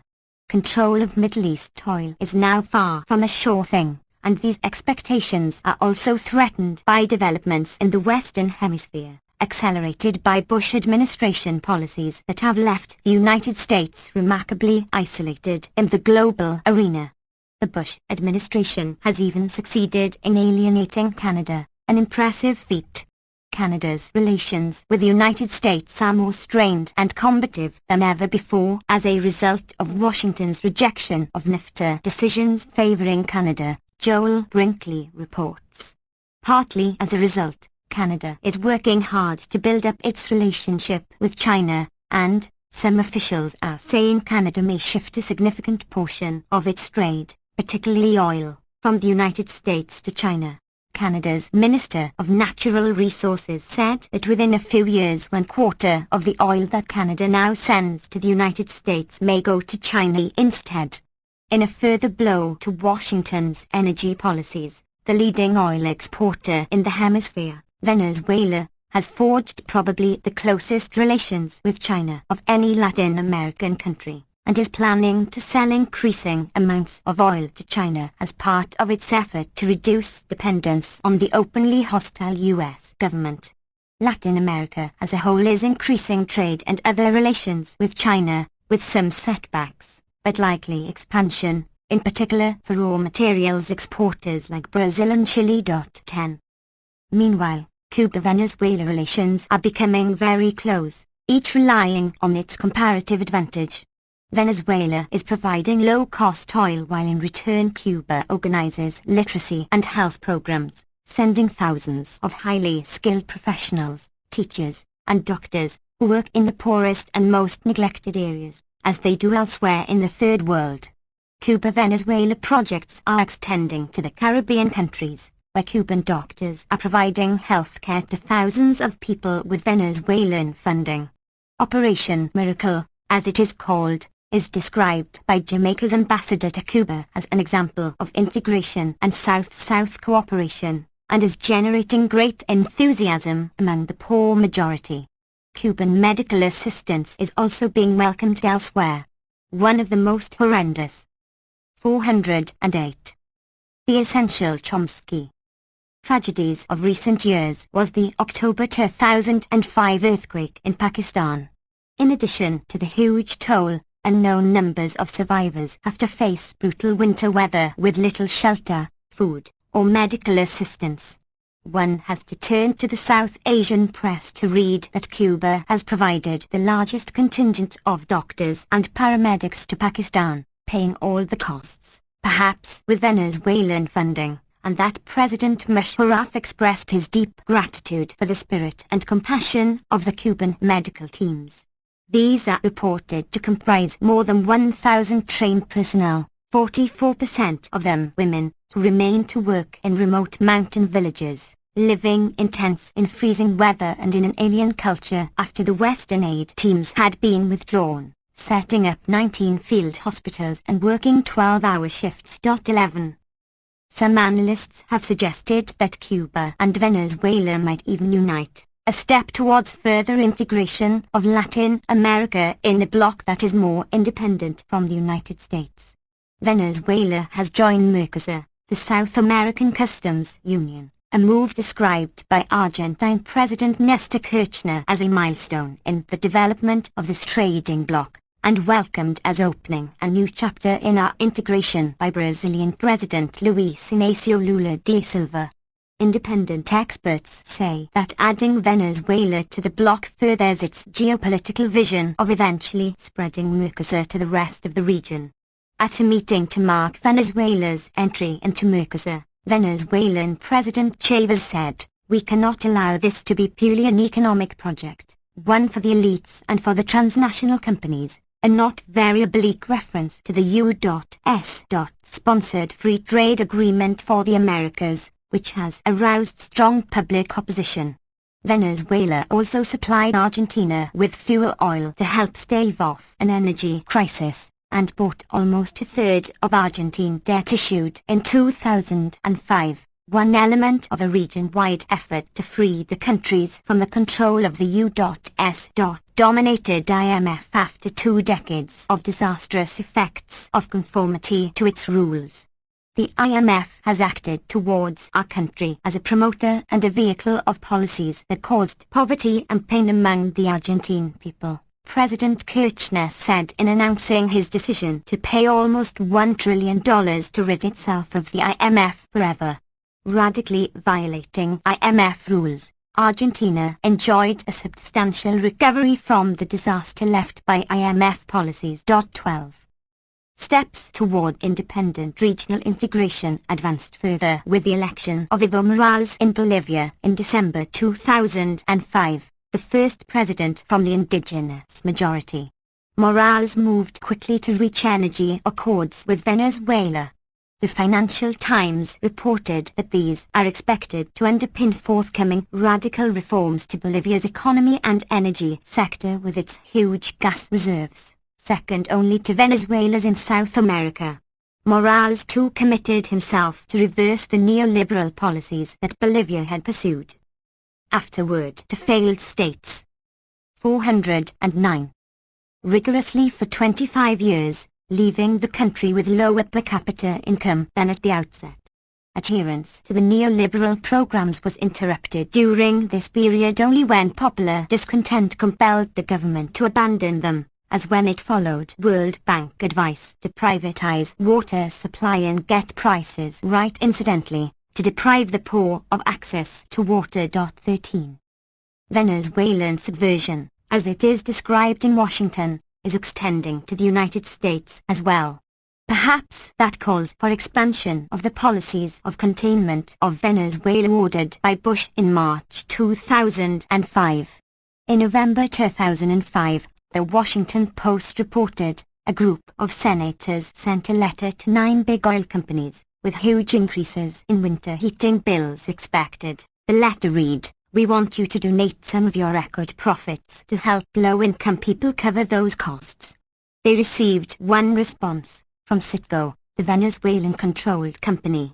Citgo offered to provide low-cost oil to low-income residents of Boston, later elsewhere. Chavez is only doing it for political gain, the State Department responded. It is somewhat akin to the government of Cuba offering scholarships to medical school in Cuba to disadvantage American youth. Quite unlike aid from the United States and other countries, which is pure-hearted altruism.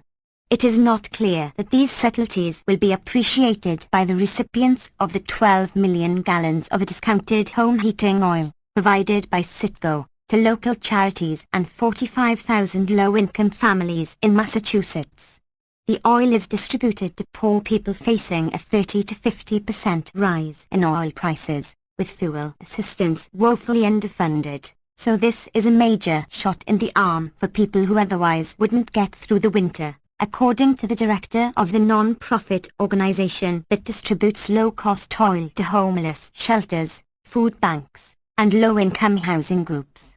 He also said he hoped the deal would present a friendly challenge to U.S. oil companies, which recently reported record quarterly profits, to use their windfall to help poor families survive the winter, apparently in vain. 14.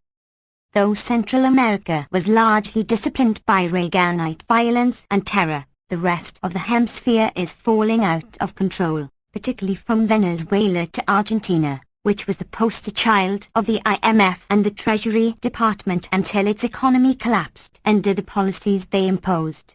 Much of the region has left center governments. The indigenous populations have become much more active and influential, particularly in Bolivia and Ecuador, both major energy producers, where they either want oil and gas to be domestically controlled or, in some cases, oppose production altogether. Many indigenous people apparently do not see any reason why their lives, societies, and cultures should be disrupted or destroyed so that New Yorkers can sit in SUVs in traffic gridlock. Some are even calling for an 410. The Essential Chomsky. Indian nation in South America.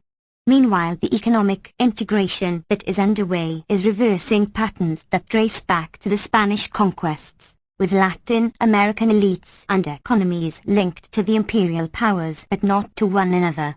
Along with growing South-South interaction on a broader scale, these developments are strongly influenced by popular organizations that are coming together in the unprecedented international global justice movements, ludicrously called anti-globalization because they favor globalization that privileges the interests of people, not investors and financial institutions. For many reasons, the system of U.S. global dominance is fragile, even apart from the damage inflicted by Bush planners. One consequence is that the Bush administration's pursuit of the traditional policies of deterring democracy faces new obstacles.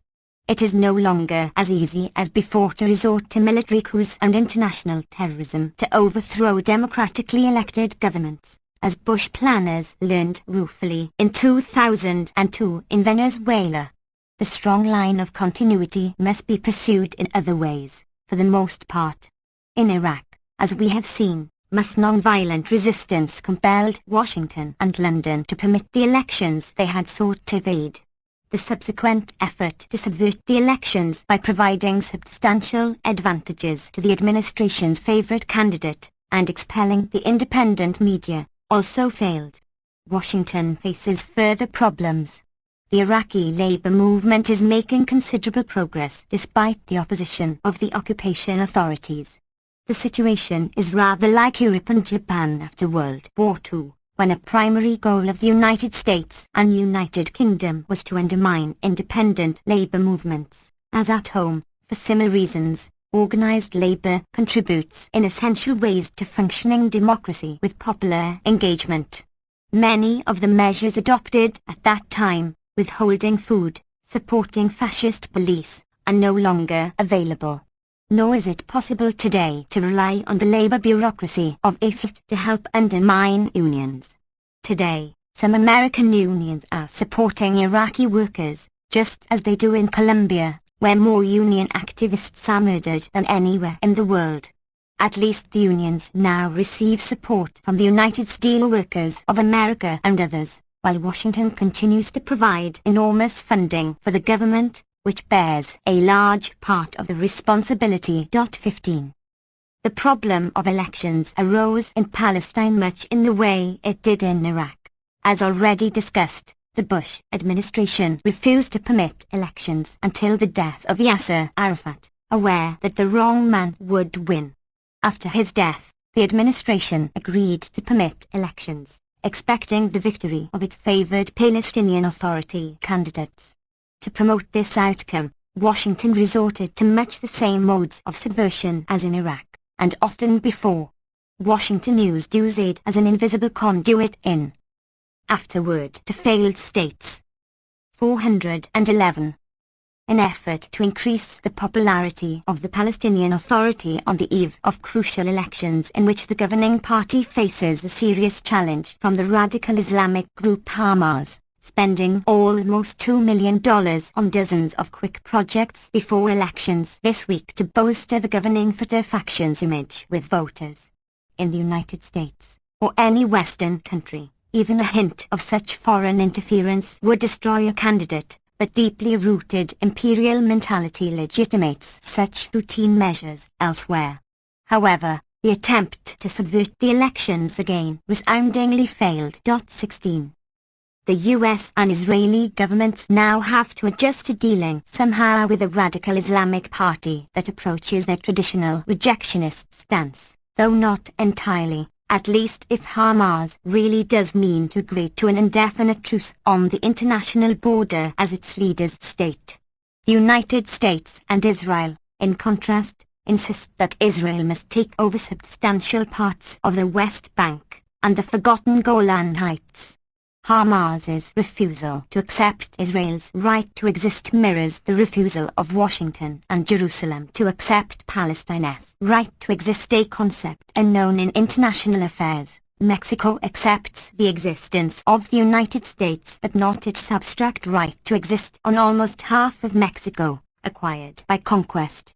Hamas's formal commitment to destroy Israel places it on a par with the United States and Israel, which vowed formally that there could be no additional Palestinian state, in addition to Jordan, until they relaxed their extreme rejectionist stand partially in the past few years, in the manner already reviewed.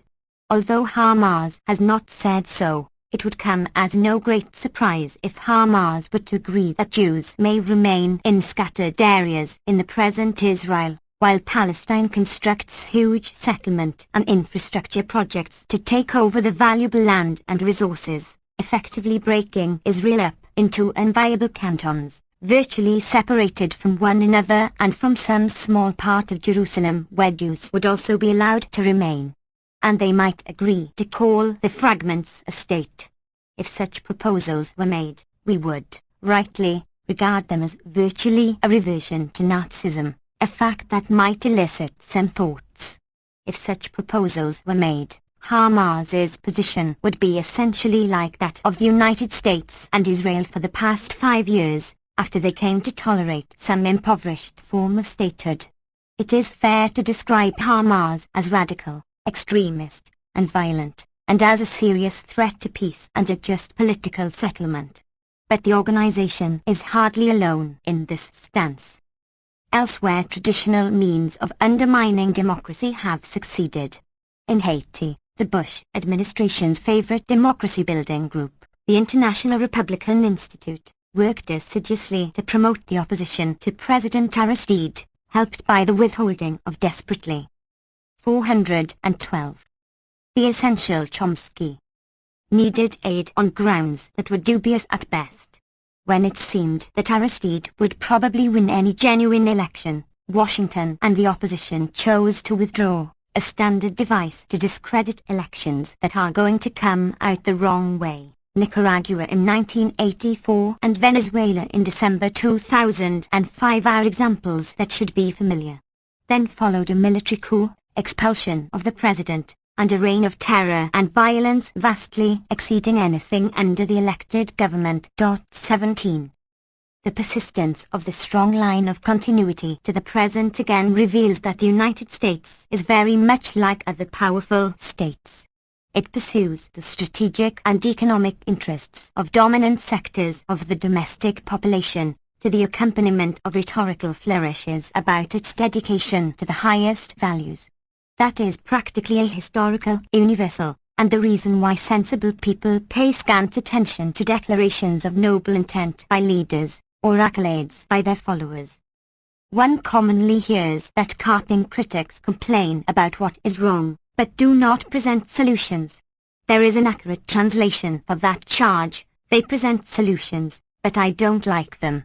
In addition to the proposals that should be familiar about dealing with the crises that reach to the level of survival, a few simple suggestions for the United States have already been mentioned. 1. Accept the jurisdiction of the International Criminal Court and the World Court. 2. Sign and carry forward the Kyoto Protocols. 3. Let the UN take the lead in international crises.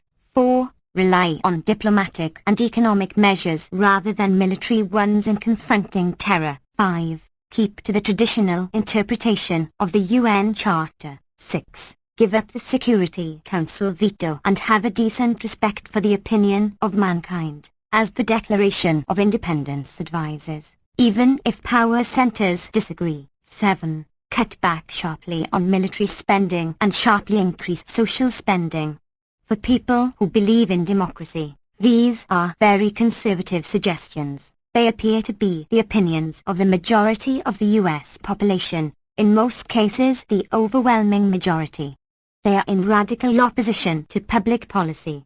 To be sure, we cannot be very confident about the state of public opinion on such matters because of another feature of the democratic deficit. The topics scarcely enter into public discussion and the basic facts are little known. In a highly atomized society, the public is therefore largely deprived of the opportunity to form considered opinions. Another conservative suggestion is that facts, logic, and elementary moral principles should matter. Those who take the trouble to adhere to that suggestion will soon be led to abandon a good part of familiar doctrine, though it is surely much easier to repeat self-serving mantras. Such simple truths carry us some distance toward developing more specific and detailed answers. More important, they open the way to implement them, opportunities that are read afterward to failed states. 413. Highly within our grasp if we can free ourselves from the shackles of doctrine and imposed illusion.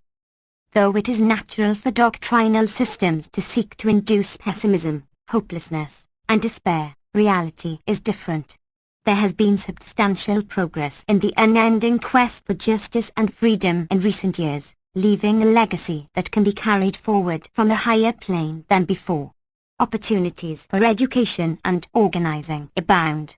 As in the past, rights are not likely to be granted by benevolent authorities, or won by intermittent actions, attending a few demonstrations or pushing a lever in the personalized quadrennial extravaganzas that are depicted as democratic politics.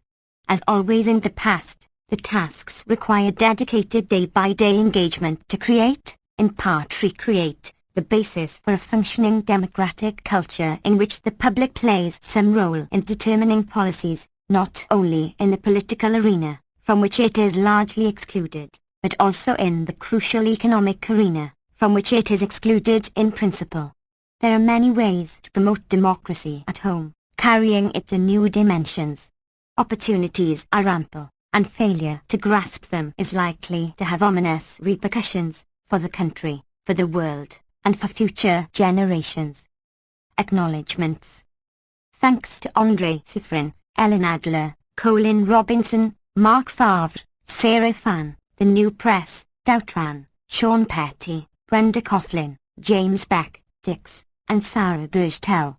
Thanks also to the many people who originally worked to edit and publish, and those who granted permission to include the materials included in this collection. Permissions. Chapter 1 first appeared in the journal Language 35-1, January to March 1959, 26-58. Copyright 1959. Permission courtesy of the Linguistic Society of America. Chapter 2 first appeared in Aspects of the Theory of Syntax, Cambridge, M.A., MIT Press, 1965, v. 7. Copyright 1965, The Massachusetts Institute of Technology. Permission courtesy of the MIT Press. Chapter 3 first appeared as Part 1 of Methodological Preliminaries, in Aspects of the Theory of Syntax, Cambridge, M.A., MIT Press, 1965, 3-9. Copyright 1965, The Massachusetts Institute of Technology. Permission courtesy of the MIT Press. Chapter 4 is a revised version of a talk given at Harvard and published in Mosaic, June 1966. It appeared in substantially this form in the New York Review of Books, February 23, 1967.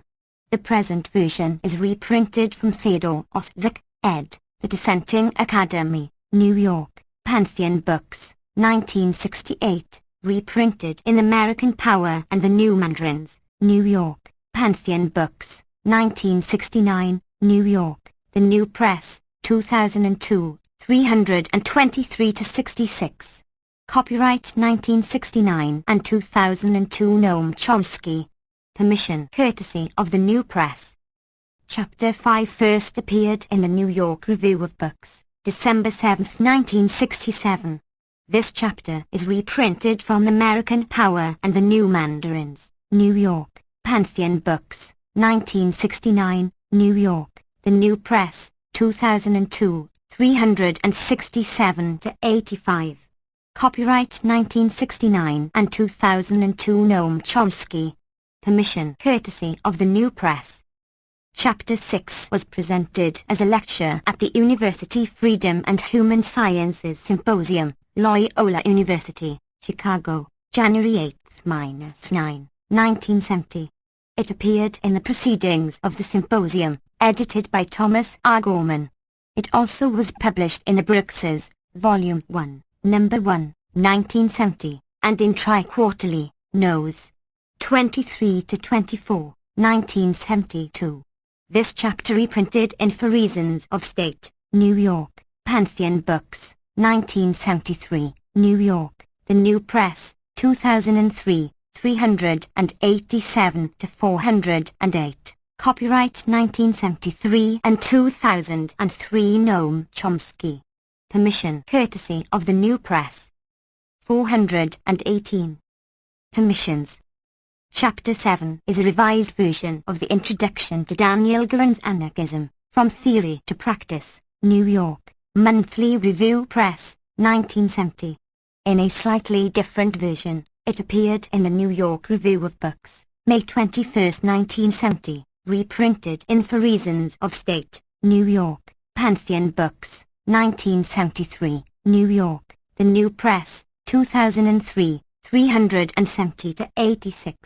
Copyright 1973 and 2003 Noam Chomsky. Permission courtesy of The New Press. Chapter 8 is a revised version of a contribution to a symposium on war crimes, based on Telford Taylor, Nuremberg and Vietnam, an American tragedy. The original version was published in the Yale Law Journal, Volume 80, Number 7, June 1971, reprinted in For Reasons of State, New York, Pantheon Books, 1973, New York, The New Press, 2003, 212-58. Copyright 1973 and 2003 Noam Chomsky. Permission courtesy of The New Press. Chapter 9 first appeared in the New York Review of Books 2014, September 20, 1973, 3-8. Copyright 1973 New York Review of Books. Permission courtesy of New York Review of Books.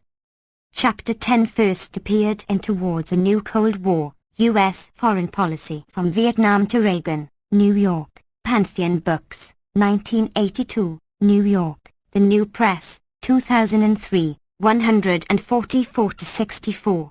Copyright 1982 Noam Chomsky and 2003 of Ivor Chomsky, Diane Chomsky, and Harry Chomsky. Permission courtesy of The New Press. Chapter 11 first appeared in Human Rights and American Foreign Policy, Nottingham, Spokesman, 1978, and reprinted in Towards a New Cold War, New York, Pantheon Books, 1982, New York, The New Press, 2003, 86-114.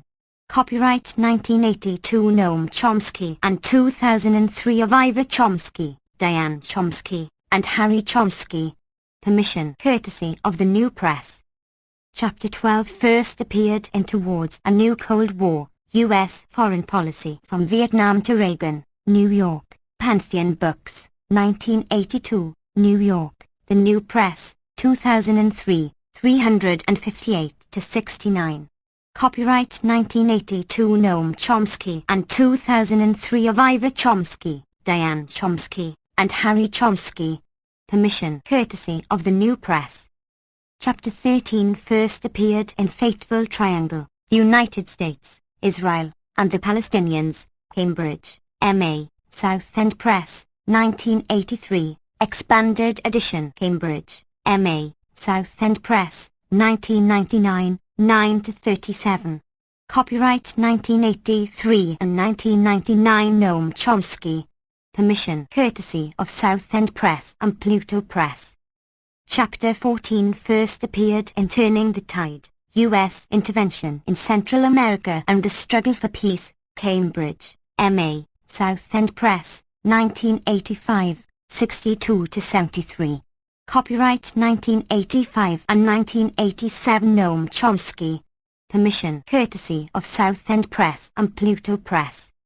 Chapter 15 first appeared in Language and Problems of Knowledge, The Managua Lectures, Cambridge, M.A., MIT Press, 1988, 133-70. Copyright. Permissions. 419. 1988 Massachusetts Institute of Technology. Permission courtesy of the MIT Press. Chapter 16 first appeared in Necessary Illusions, Thought Control and Democratic Societies, Cambridge, M.A., South End Press, 1989, 21-43. Copyright 1989 Noam Chomsky. Permission courtesy of House of Anansi, South End Press, and Pluto Press. Chapter 17 first appeared in the Minimalist Program, Cambridge, M.A., MIT Press, 1995, 1-11. Copyright 1995 Massachusetts Institute of Technology. Permission courtesy of the MIT Press. Chapter 18 appeared in New Horizons in the Study of Language and Mind, Cambridge, Cambridge University Press, 2000, 3-18. Copyright 2000 Diane Chomsky Irrevocable Trust. Permission courtesy of Cambridge University Press. Chapter 19 first appeared in A New Generation Draws the Line, Kosovo, East Timor and the Standards of the West, London, Verso, 2000, 1-47. Copyright 2000 Noam Chomsky. Permission courtesy of the author. Chapter 20 is the written version of the opening address of the World Social Forum on January 31, 2002, in Porto Alegre, Brazil, and appeared on SNIT on May 29, 2002, reprinted in C.P. Otero, ed., Radical Priorities, 3rd ed. Oakland, AC Press, 2003, 319-32. Copyright 2003 Noam Chomsky. Permission courtesy of AC Press. Chapter 21 first appeared in Aftonbladet in Sweden, August 2002, reprinted in 9-11, New York, 7 Stories Press, 2002, 119-28.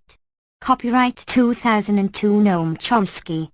Permission courtesy of 7 Stories Press.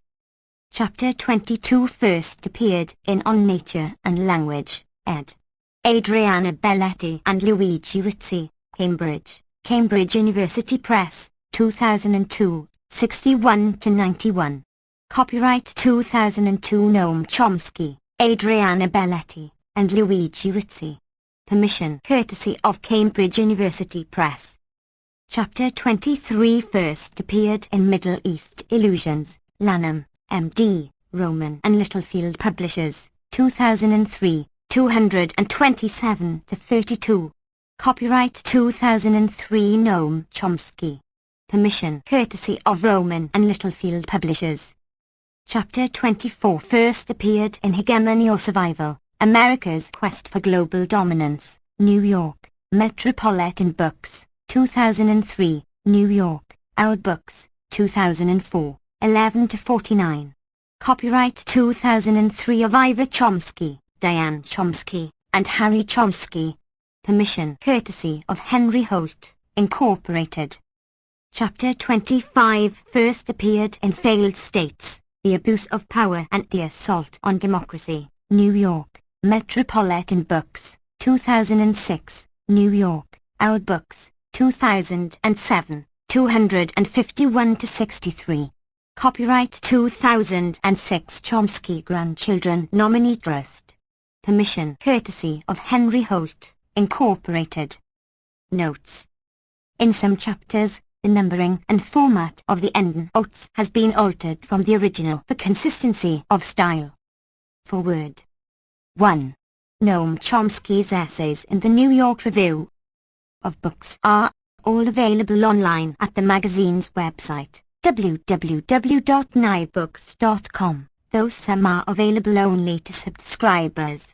See also Noam Chomsky, Hegemony or Survival, America's Quest for Global Dominance, Expanded Edition, New York, Our Books, 2004, Failed States, The Abuse of Power and the Assault on Democracy, New York, Our Books, 2007, and Interventions, San Francisco, City Lights Books, Open Media Series, 2007. 2. Noam Chomsky, The Responsibility of Intellectuals, American Power and the New Mandarins, New York, Pantheon Books, 1969, New York, The New Press, 2002, 313. See also Noam Chomsky, At War with Asia, New York, Pantheon Books, 1970, Oakland, AC Press, 2003. 3. Noam Chomsky, Interview by James Beck in the Chomsky Reader, New York, Pantheon Books, 1987, 13. 4. Quoted in Milan Rai, Chomsky's Politics, London, Verso, 1995, 8. 5. Noam Chomsky, quoted in Robert F. Barsky, Noam Chomsky, A Life of Dissent, Cambridge, M.A., MIT Press, 1997, 80. 6. See, for example, Noam Chomsky, The Minimalist Program, Cambridge, M.A., MIT Press, 1995. 1. A review of B. F. Skinner's verbal behavior. 1. Skinner's confidence in recent achievements in the study of animal behavior and their applicability to complex human behavior does not appear to be widely shared. In many recent publications of confirmed behaviorists there is a prevailing note of skepticism with regard to the scope of these achievements. For representative comments, see the Contributions to Modern Learning Theory by W. S. et al. New York, Appleton Century Crofts, 1954, B. R. Buglsky, Psychology of Learning, New York, Holt, 1956, S. Koch, in Nebraska Symposium on Motivation, Volume 58, Lincoln, 1956, W. S.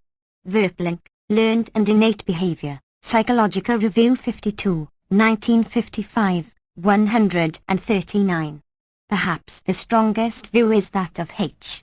Harlow, who has asserted, Mice, Monkeys, Men, and Motives, Psychological Review 60, 1953, 26-32, that strong case. 422. Notes can be made for the proposition that the importance of the psychological problems studied during the last 15 years has decreased as a negatively accelerated function approaching an asymptote of complete indifference. Entenbergen, a leading representative of a different approach to animal behavior studies, comparative ethology, concludes a discussion of functional analysis with a comment that we may now draw the conclusion that the causation of behavior is immensely more complex than was assumed in the generalizations of the past. A number of internal and external factors act upon complex central nervous structures.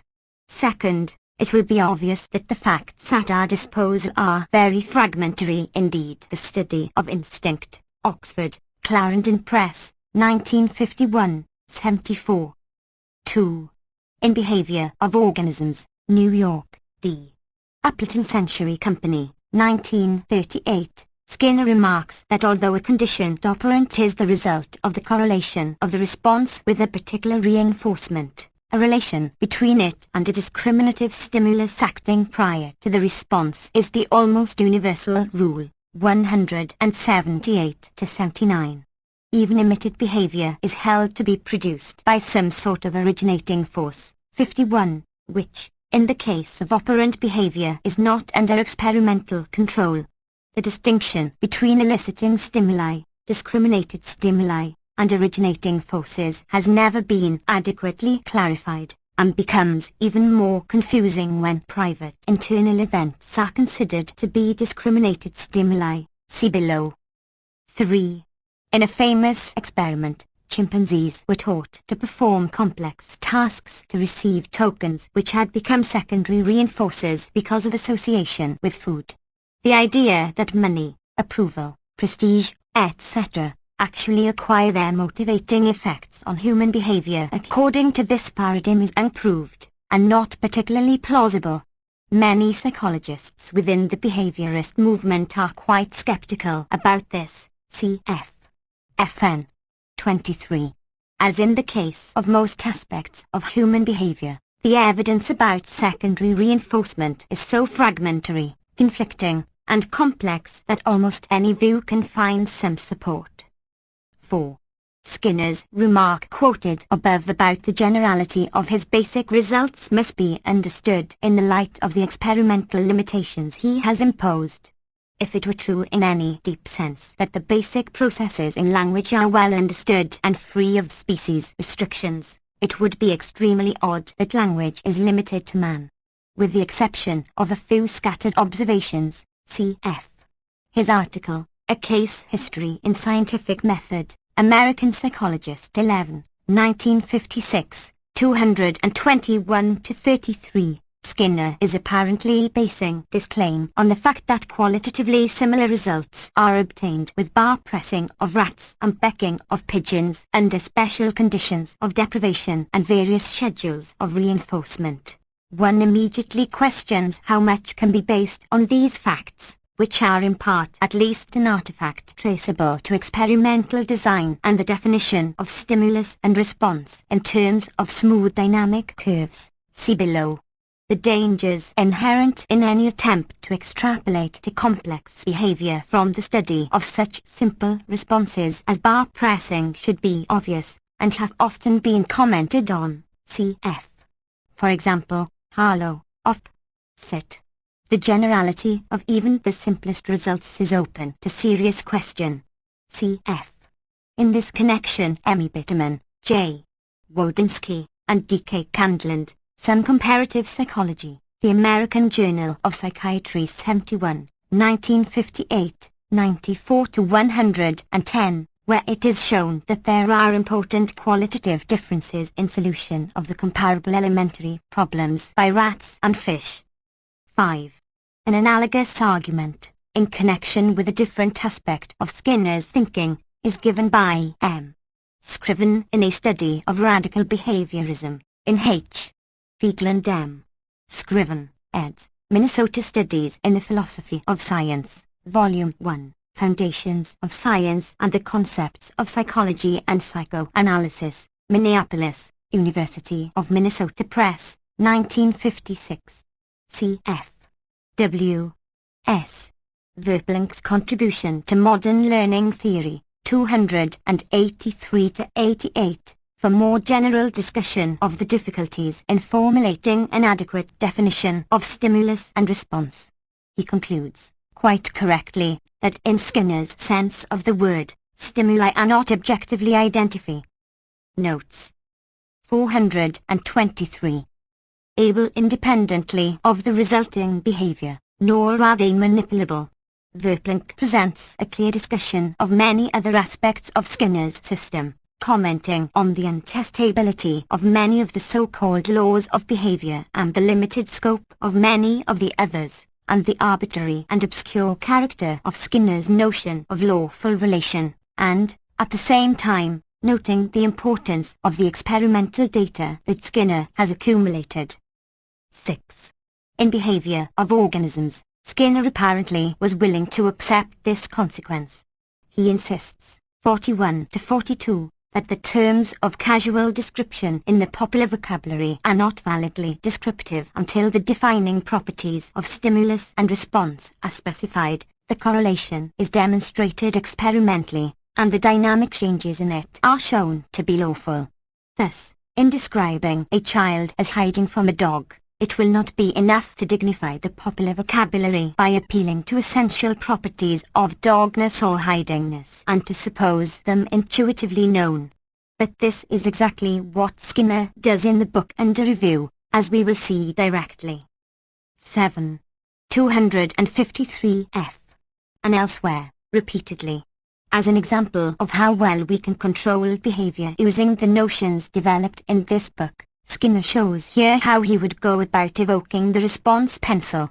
The most effective way, he suggests, is to say to the subject, please say pencil. Our chances would, presumably, be even further improved by use of aversive stimulation, for example, holding a gun to his head. We can also make sure that no pencil or writing instrument is available, then hand our subject a pad of paper appropriate to pencil sketching, and offer him a handsome reward for a recognizable picture of a cat. It would also be useful to have voices saying pencil or pen and, in the background, signs reading pencil or pen and, or to place a large and unusual pencil in an unusual place clearly in sight. Under such circumstances, it is highly probable that our subject will say pencil. The available techniques are all illustrated in this sample. These contributions of behavior theory to the practical control of human behavior are amply illustrated elsewhere in the book, as when Skinner shows, 113-14, how we can evoke the response red. The device suggested is to hold a red object before the subject and say, tell me what color this is. In fairness, it must be mentioned that there are certain non-trivial applications of operant conditioning to the control of human behavior. The wide variety of experiments have shown that the number of plural nouns, for example, produced by a subject will increase if the experimenter says right or good when one is produced. Similarly, positive attitudes on a certain issue, stories with particular content, etc. Cf. L. Grassner, Studies of the Conditioning of Verbal Behavior, Psychological Bulletin 55, 1958, for a survey of several dozen experiments of this kind, mostly with positive results. It is of some interest that the subject is usually unaware of the process. Just what insight this gives into normal verbal behavior is not obvious. Nevertheless, it is an example of positive and not totally expected results using the Skinnerian paradigm. 8. Are theories of learning necessary? Psychological Review 57, 1950, 193 to 216. 9. And elsewhere. In his paper Are Theories of Learning Necessary?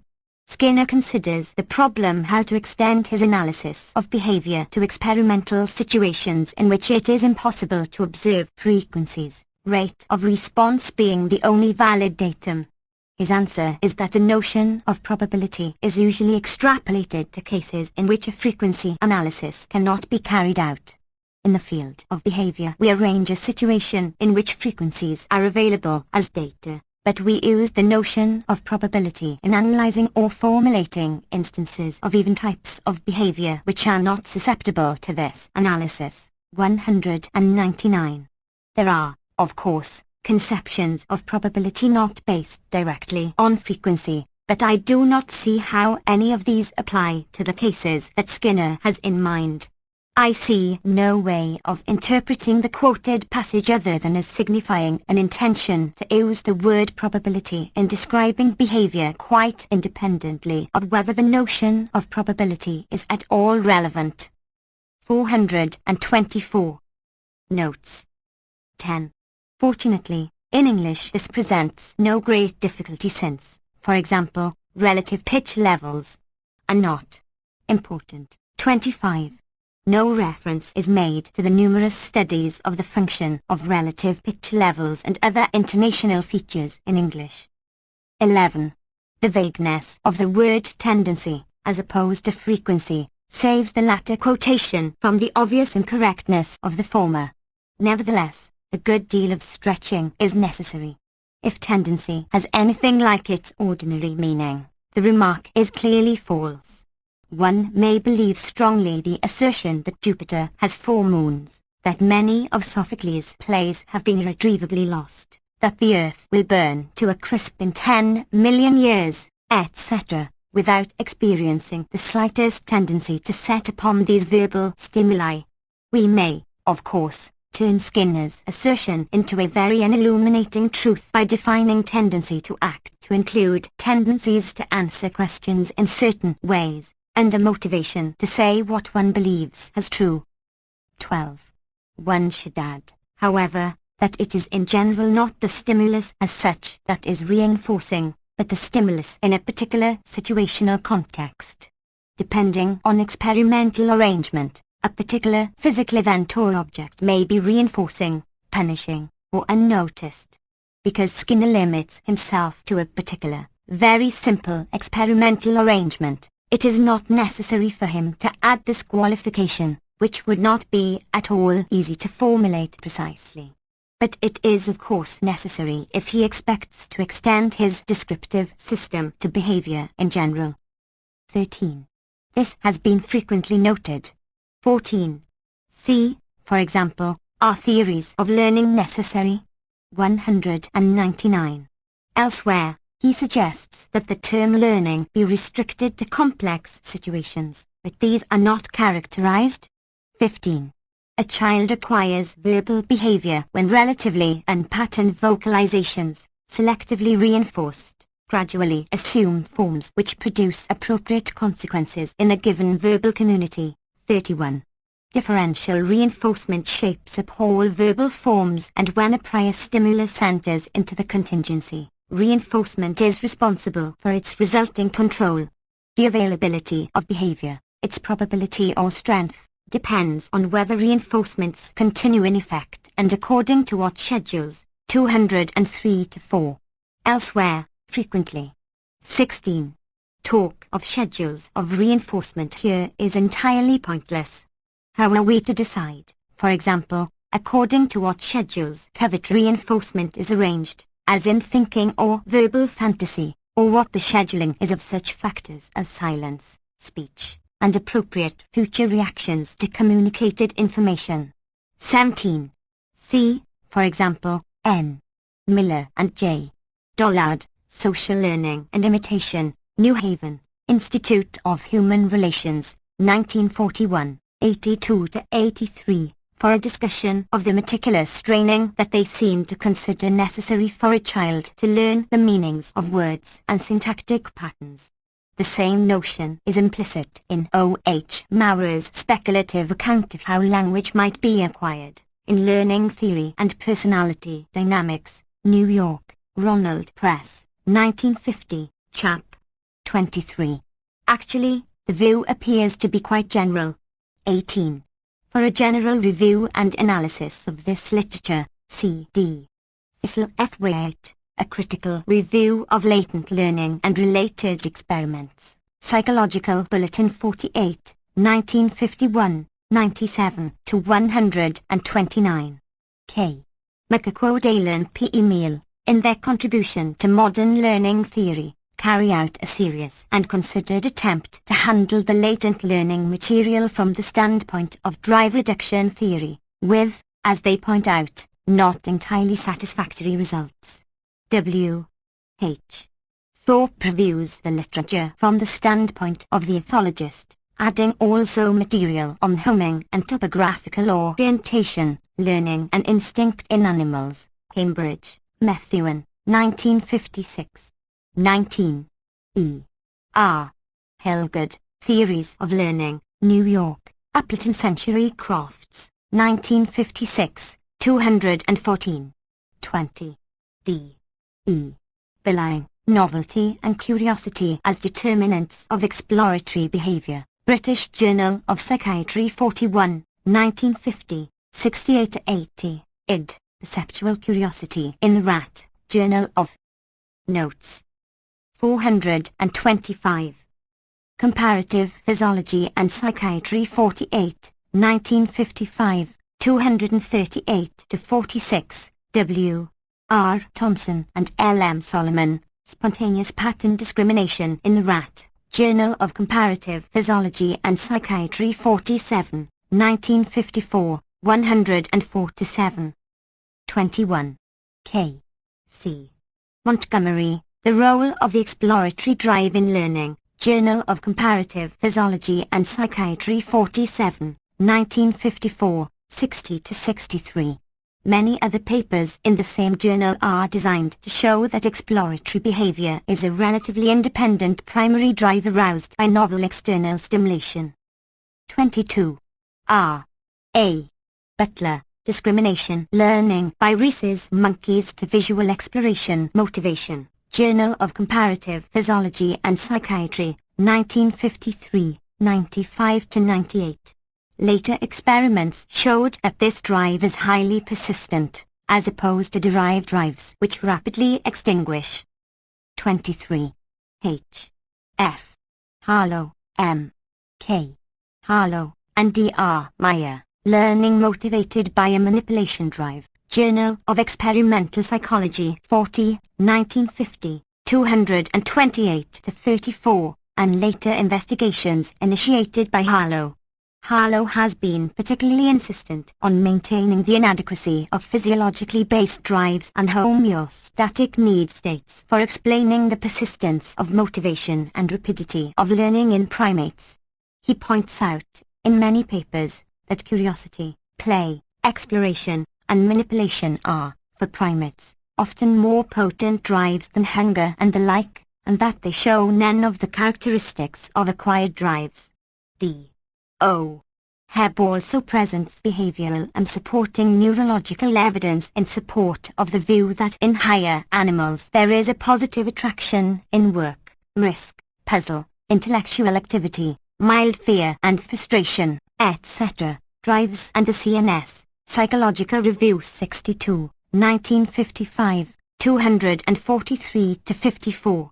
He concludes that we need not work out tortuous and improbable ways to explain why men work for money, why children learn without pain, why people dislike doing nothing. In a brief note, early recognition of the manipulative drive in monkeys, British Journal of Animal Behaviour 3, 1955, 71 to 72, W. Dennis calls attention to the fact that early investigators, Romans, 1882, Thorndike, 1901, whose perception was relatively unaffected by learning theory, did note the intrinsically motivated behavior of monkeys, although, he asserts, no similar observations on monkeys have been made until Harlow's experiments. He quotes G. Romans, Animal Intelligence, 1882, as saying that much the most striking feature in the psychology of this animal, and the one which is least like anything met with in other animals, was the tireless spirit of investigation. Analogous developments, in which genuine discoveries have blinded systematic investigators to the important insights of earlier work, are easily found within recent structural linguistics as well. 24.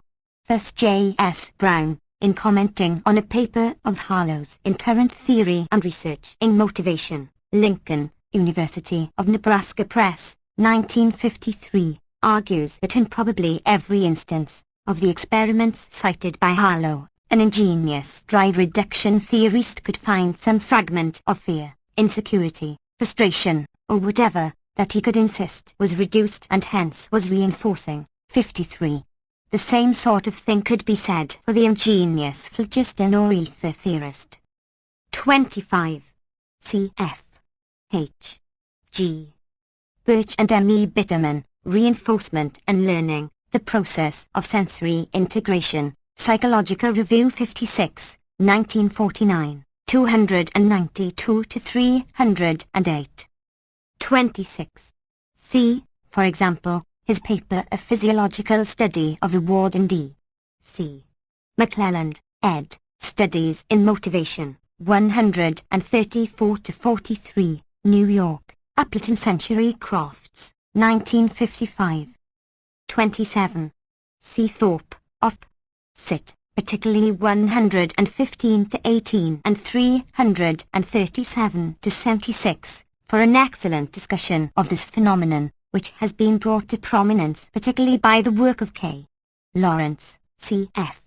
Der Kampan in der Umwelt des Vogels, parts of which are reprinted in C. H. Schiller, ed., English translation in Instinctive Behavior, 83 to 128, New York, International Universities Press, 1967.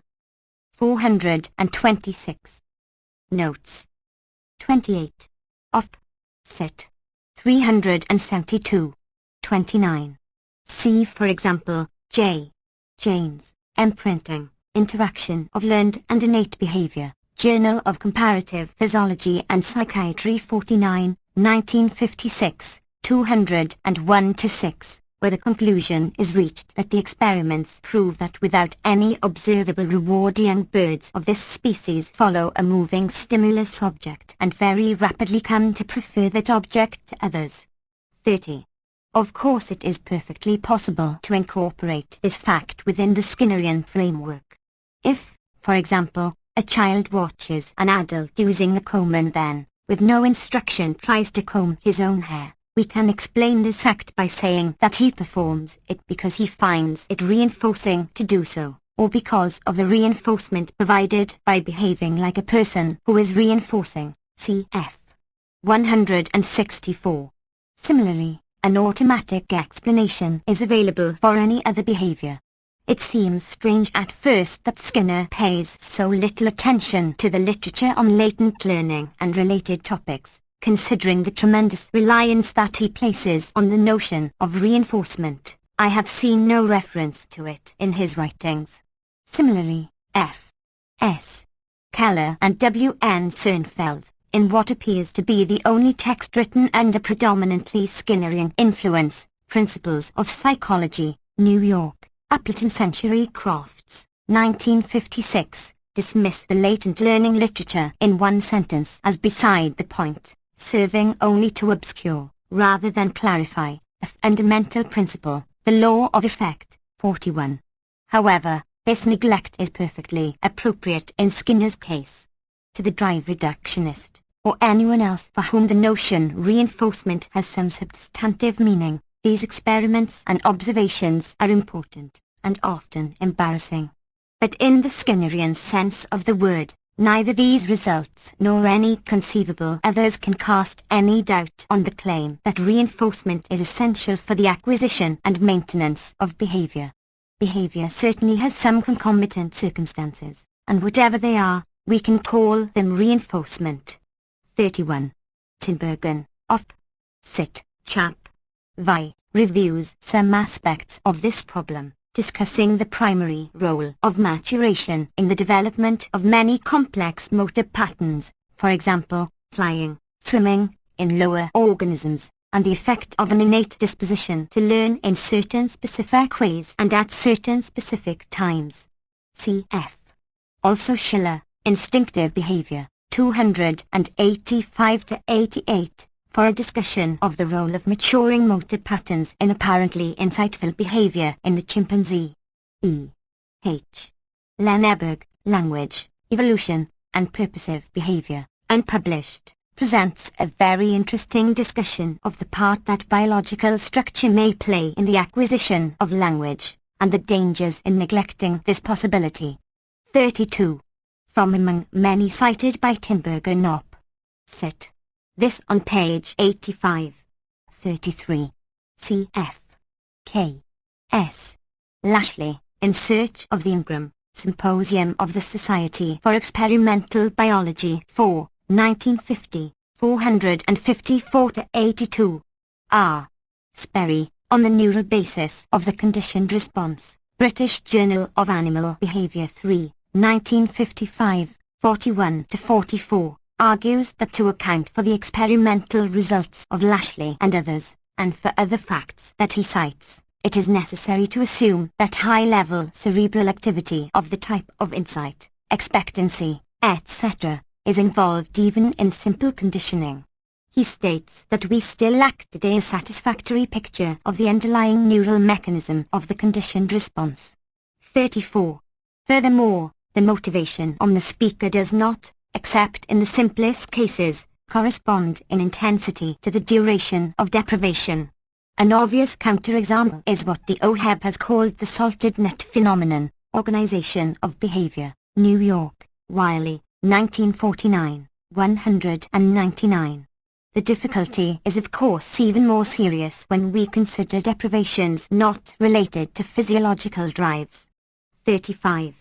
Just as he may have the appropriate reaction, both emotional and behavioral, to such utterances as the volcano is erupting or there's a homicidal maniac in the next room without any. Notes. 427.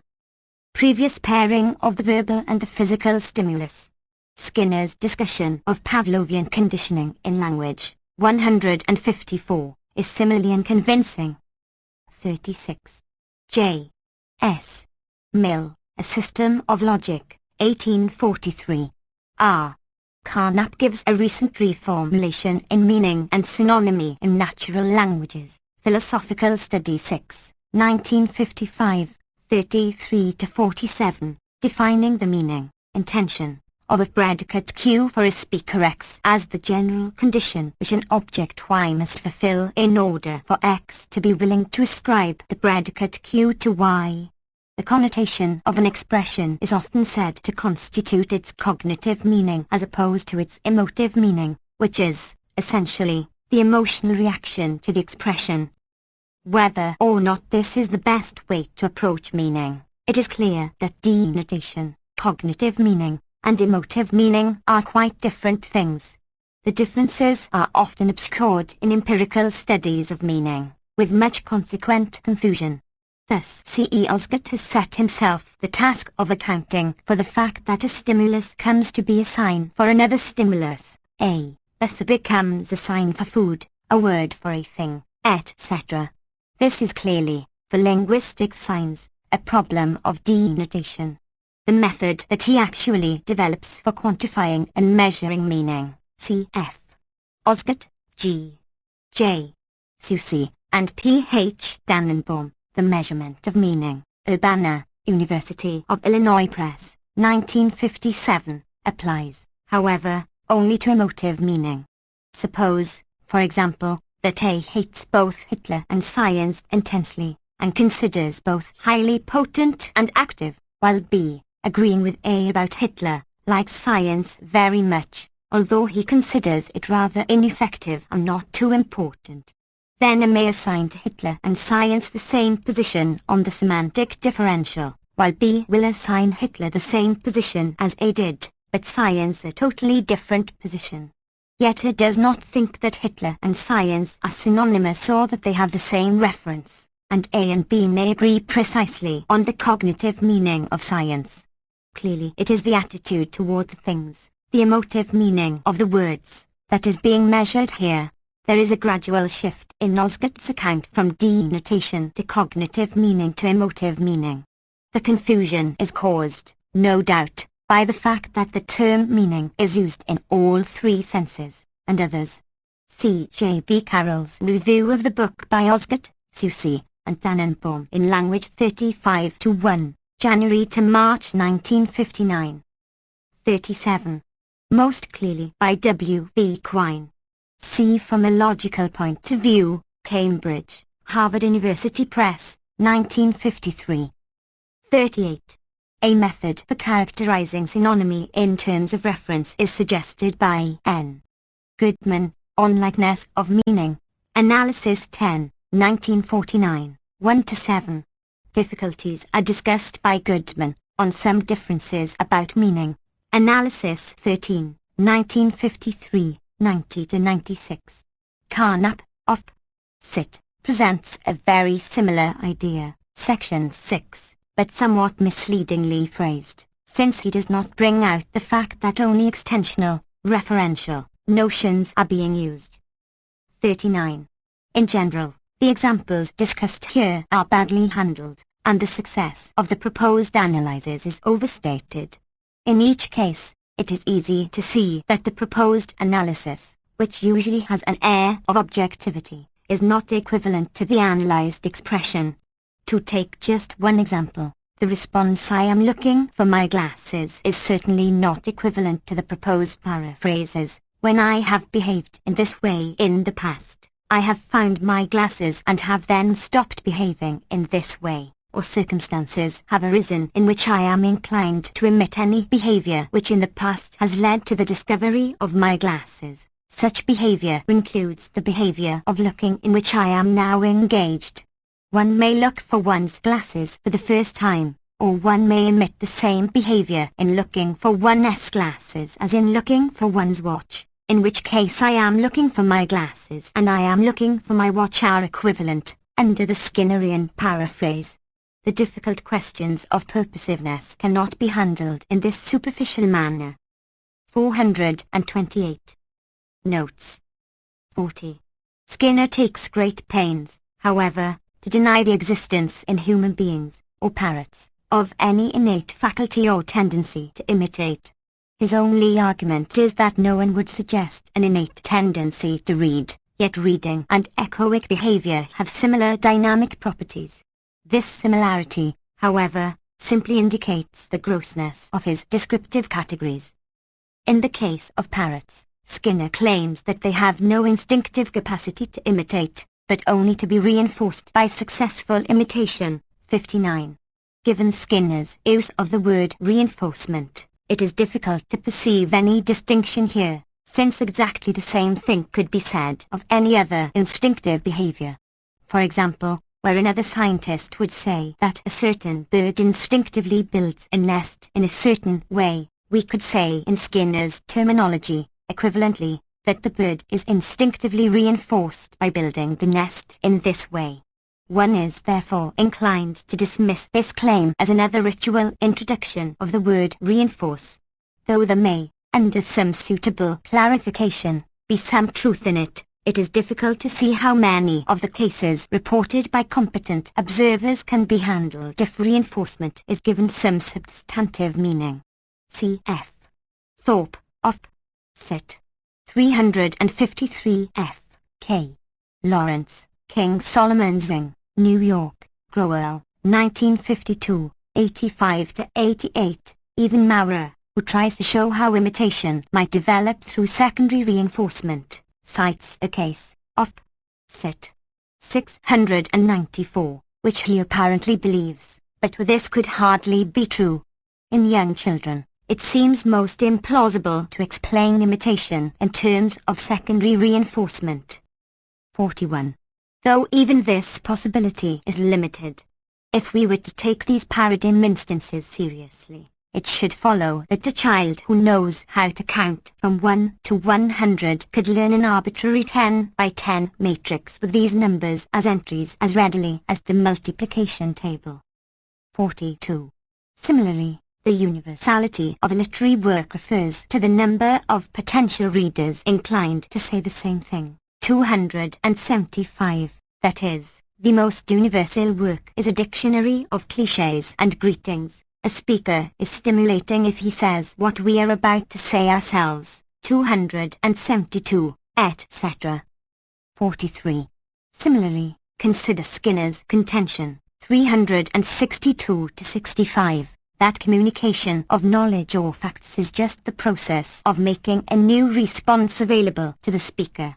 Here the analogy to animal experiments is particularly weak. When we train a rat to carry out some peculiar act, it makes sense to consider this a matter of adding a response to his repertoire. In the case of human communication, however, it is very difficult to attach any meaning to this terminology. If A imparts to B the information, knew to be, that the railroad's face collapse, in what sense can the response the railroad's face collapse be said to be now, but not previously, available to B? Surely B could have said it before, not knowing whether it was true, and known that it was a sentence, as opposed to collapse face railroads the. Nor is there any reason to assume that the response has increased in strength, whatever this means exactly. For example, B may have no interest in the fact, or he may want it suppressed. It is not clear how we can characterize this notion of making a response available without reducing Skinner's account of imparting knowledge to a triviality. 44. 332. On the next page, however, the S in the same example indicates that the object described as the boy possesses the property of running. The difficulty of even maintaining consistency with a conceptual scheme like this is easy to appreciate. 45. One might just as well argue that exactly the opposite is true. The study of hesitation pauses has shown that these tend to occur before the large categories, noun, verb, adjective. This finding is usually described by the statement that the pauses occur where there is maximum uncertainty or information. Insofar as hesitation indicates ongoing composition, if it does at all, it would appear that the key responses are chosen only after the grammatical frame. Cf. C. E. Osgood, unpublished paper, F. Goldman-Isler, Speech Analysis and Mental Processes, Language and Speech 1, 1958, 67. Notes. 429. 46. For example, what are in fact the actual units of verbal behavior? Under what conditions will a physical event capture the attention, be a stimulus, or be a reinforcer? How do we decide what stimuli are in control in the specific case? When are stimuli similar? And so on. It is not interesting to be told, for example, that we say stop to an automobile or billiard ball because they are sufficiently similar to reinforcing people. 46. The use of unanalyzed notions like similar and generalization is particularly disturbing, since it indicates an apparent lack of interest in every significant aspect of the learning or the use of language in new situations. No one has ever doubted that in some sense, language has learned by generalization, or that novel utterances and situations are in some way similar to familiar ones. The only matter of serious interest is the specific similarity. Skinner has, apparently, no interest in this. Keller and Schoenfeld, proceed to incorporate these notions, which they identify, into their Skinnerian modern objective psychology by defining two stimuli to be similar when we make the same sort of response to them. 124. That when our response is of the same sort. They do not seem to notice that this definition converts their principle of generalization, 116, under any reasonable interpretation of this, into a tautology. It is obvious that such definition will not be of much help in the study of language learning or construction of new responses in appropriate situations. 47. The problem of serial order and behavior, in L. A. Jeffress, ed. Hickson Symposium on Cerebral Mechanisms in Behavior, New York, Wiley, 1961. 48. There is nothing essentially mysterious about this. Complex innate behavior patterns and innate tendencies to learn in specific ways have been carefully studied in lower organisms. Many psychologists have been inclined to believe that such biological structure will not have an important effect on acquisition of complex behavior in higher organisms, but I have not been able to find any serious justification for this attitude. Some recent studies have stressed the necessity for carefully analyzing the strategies available to the organism, regarded as a complex information processing system, cf. J. S. Bruner, J. J. Goodnow, and G. Austin, A Study of Thinking, New York, Wiley, 1956, A. Newell, J. C. Shaw, and H. A. Simon, Elements of a Theory of Human Problem Solving, Psychological Review 65, 1958, 151-66. If anything significant is to be said about the character of human learning, these may be largely innate, or developed by early learning processes about which very little is yet known. But C. H. F. Harlow, The Formation of Learning Sets, Psychological Review 58, 1949, 51-65, and many later papers, where striking shifts in the character of learning are shown as a result of early training. Also Heb, Organization of Behavior, 109 ff. They are undoubtedly quite complex. Cf. Lenneberg, Op. Cit. And Arbeles, Review of Chomsky's Syntactic Structures in Language 33, 1957, 406 f. for discussion of the topics mentioned in this section.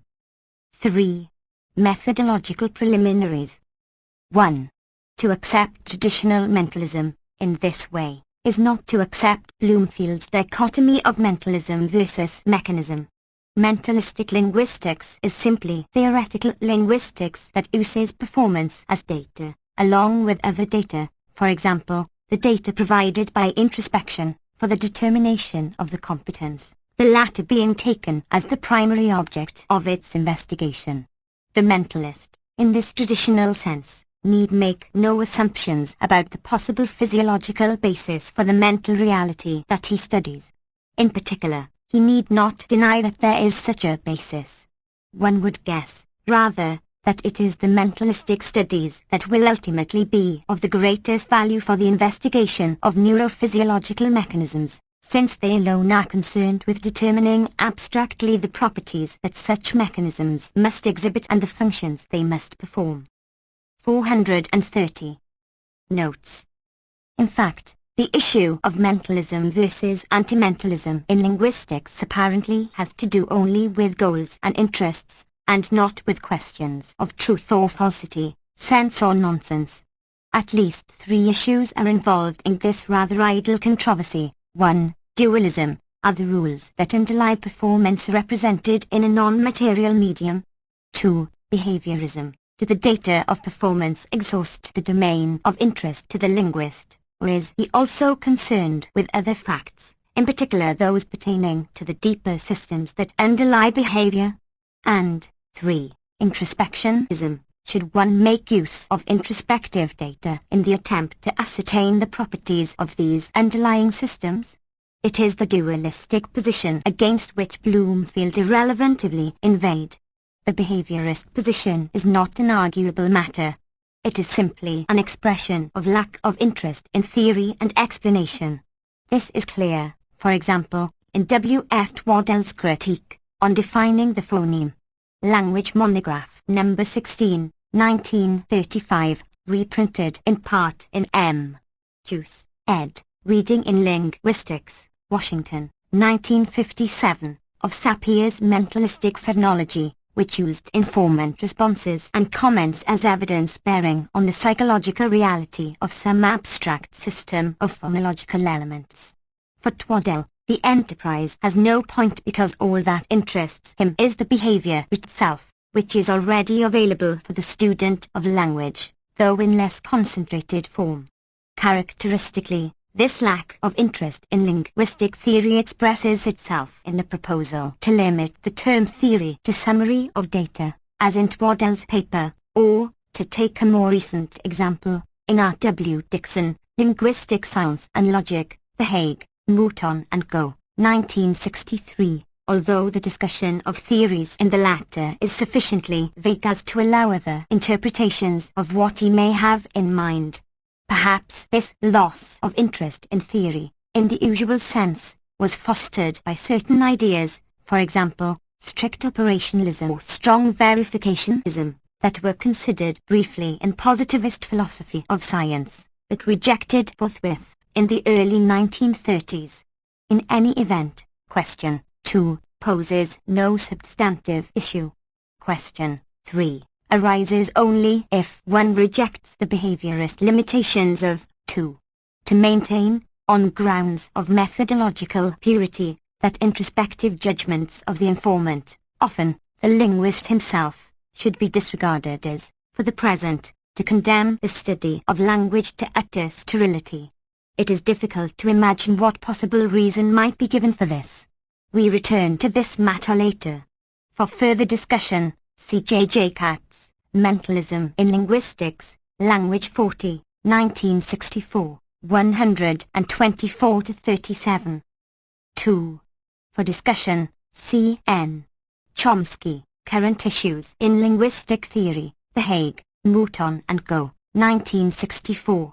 A slightly early version appears in J. A. Fodor and J. Katz, eds. The Structure of Language, Readings in the Philosophy of Language, Englewood Cliffs, N.J., Prentice Hall, 1964. This is a revised and expanded version of a paper presented to the session The Logical Basis of Linguistic Theory, at the 9th International Congress of Linguists, Cambridge, M.A., 1962.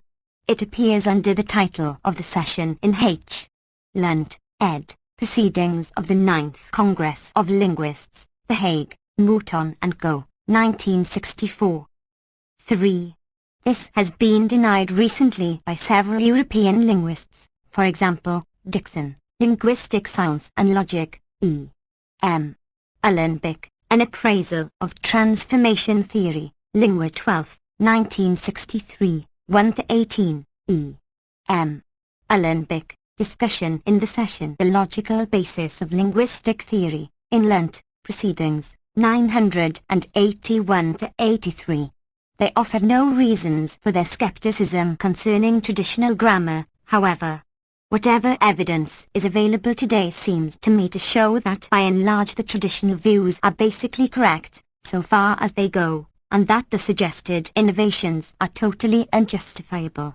For example, consider Ullenbeck's proposal that the constituent analysis of the man saw the boy is, the man saw the boy, a proposal which presumably also implies that in the sentences, the man put it into the box, the man named it at John, the man persuaded Bill that it was unlikely, etc., the constituents are as indicated. There are many considerations relevant to the determination of the constituent structure, cf. Note 7. To my knowledge, they support the traditional analysis without exception against this proposal. 4. Notes. 431. which the only argument offered is that it is the result of a pure linguistic analysis. Cf. Alembic, discussion in the session The Logical Basis of Linguistic Theory, and the discussion there. As to Dixon's objections to traditional grammars, since he offers neither any alternative nor any argument, beyond the correct but irrelevant observation that they have been long condemned by professional linguists, there is nothing further to discuss, in this case. 4. J. B.T. Theory of Language, London, A. Sturgeon, 1788. 5. C. Ch. Dumarsais, Les Véritables Principes de la Grammaire, 1729, on the dating of this manuscript, C.G. Salin, César Chest Dumarsais et son rôle dans l'évolution de la grammaire générale, Paris, Presses Universitaires, 1928. Quoted in Salin, 29-30. 6. For references, C.N. Chomsky, Cartesian Linguistics, a chapter in the History of Rationalist Thought, New York, Harper and Row, 1966. 7. C. Lancelot, A. Arnaud, et al., Grammaire Générale Lettres 1660. 8. D. Diderot, Lettres aux Sourds et Muets, 1751, page references are to J. Assazat, ed. Ouvres Complètes de Diderot, Volume 1, Paris, Garnier Frears, 1875. 9. Ibid, 390. 10. Ibid, 371. 11. Ibid, 372. 12. Ibid, 371-72. 13. For example, G. Ryle, Ordinary Language, Philosophical Review 62, 1953, 167-86. 14. For various attempts to clarify this point, C.N. Chomsky, Syntactic Structures, The Hague, Mouton and Co., 1957, H. A.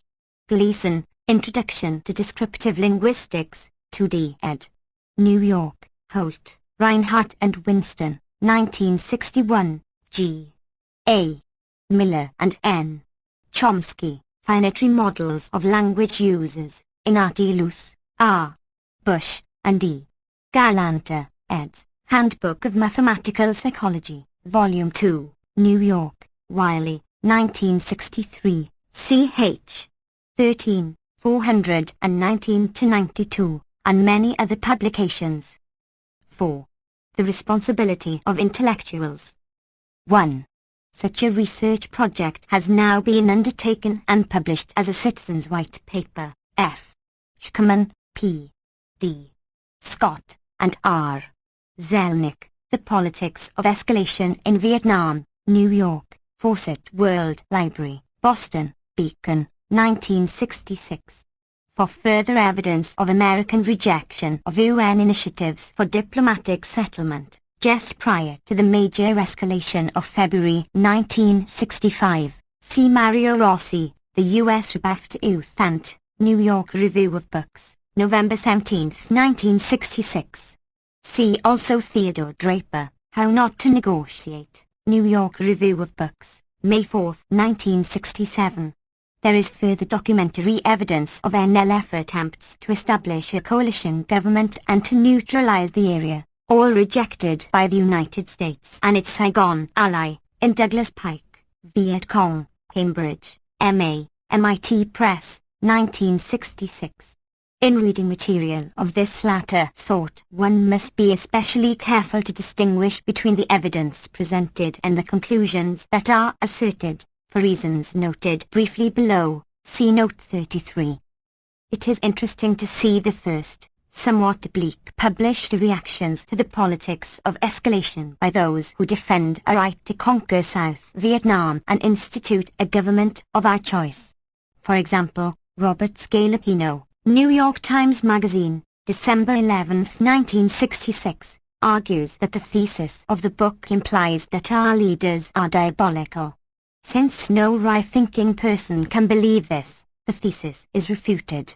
To assume otherwise would betray irresponsibility, in a unique sense of this term, a sense that gives an ironic twist to the title of this chapter.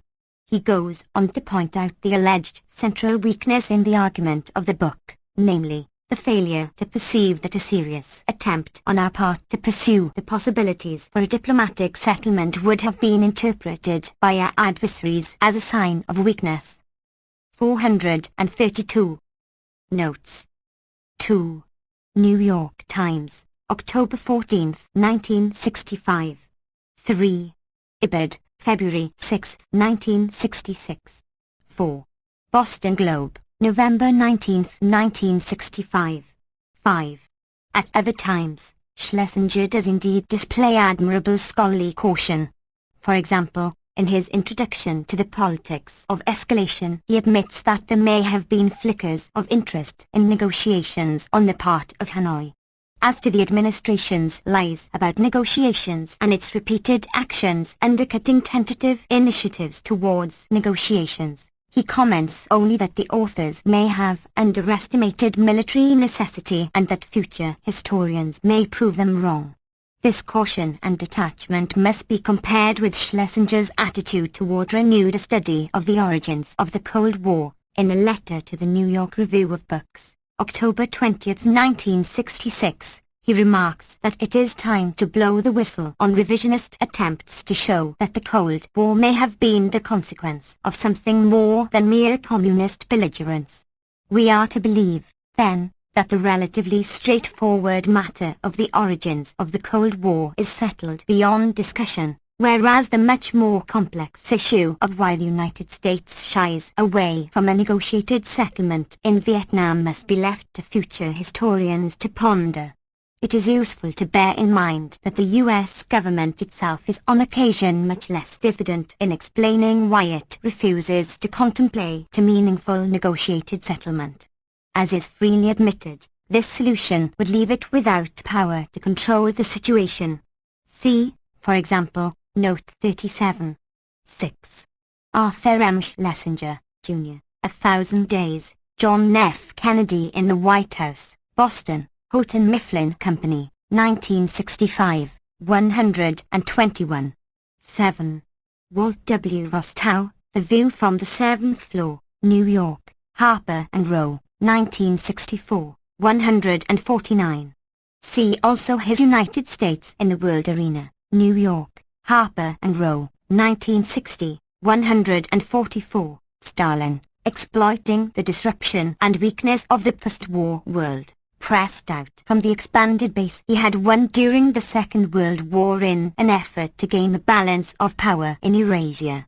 Turning to the east, to back Mao and to inflame the North Korean and Indo-Chinese communists. 8. For example, the article by CIA analyst George Carver, The Faceless Viet Cong, in Foreign Affairs 44, April 1966, 317-72. See also Note 33.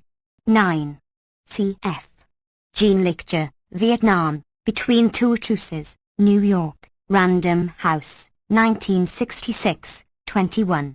Diem's analysis of the situation was shared by Western observers at the time. See, for example, the comments of William Henderson, Far Eastern Specialist and Executive Council on Foreign Relations, in Richard W. Lindum, ed., Vietnam, The First 5 Years, East Lansing, Michigan State University Press, 1959. He notes the growing alienation of the intelligentsia, the renewal of armed dissidents in the South, the fact that security has noticeably deteriorated in the last 2 years, all as a result of Diem's grim dictatorship, and predicts a steady worsening of the political climate in Free Vietnam, culminating in unforeseen disasters. 10. See Bernard Fall, Vietnam in the Balance, Foreign Affairs 45, October 1966, 1-18. 11. Stalin was pleased neither by the Titoist tendencies inside the Greek Communist Party nor by the possibility that a Balkan Federation might develop under Titoist leadership. It is nevertheless conceivable that Stalin supported the Greek guerrillas at some stage of the rebellion, in spite of the difficulty in obtaining firm documentary evidence. Needless to say, no elaborate study is necessary to document the British or American role in this civil conflict, from late 1944. C. D. G. Carzola's The Price of Freedom, Syracuse, NY, Syracuse University Press, 1953, and Revelation and Defeat, New York, Oxford University Press, 1965, the serious study of these events from a strongly anti-communist point of view. Notes 433. 12. For a detailed account, see James Warburg, Germany, Key to Peace, Cambridge, M.A., Harvard University Press, 1953, 189. For Warburg concludes that apparently the Kremlin was now prepared to accept the creation of an all-German democracy in the Western sense of the word, whereas the Western powers, in their response, frankly admitted their plan to secure participation of Germany in a purely defensive European community, that is, NATO. 13. The United States in the world arena, 344-45. Incidentally, those who quite rightly deplore the brutal suppression of the East German and Hungarian revolutions would do well to remember that these scandalous events might have been avoided had the United States been willing to consider proposals for neutralization of Central Europe.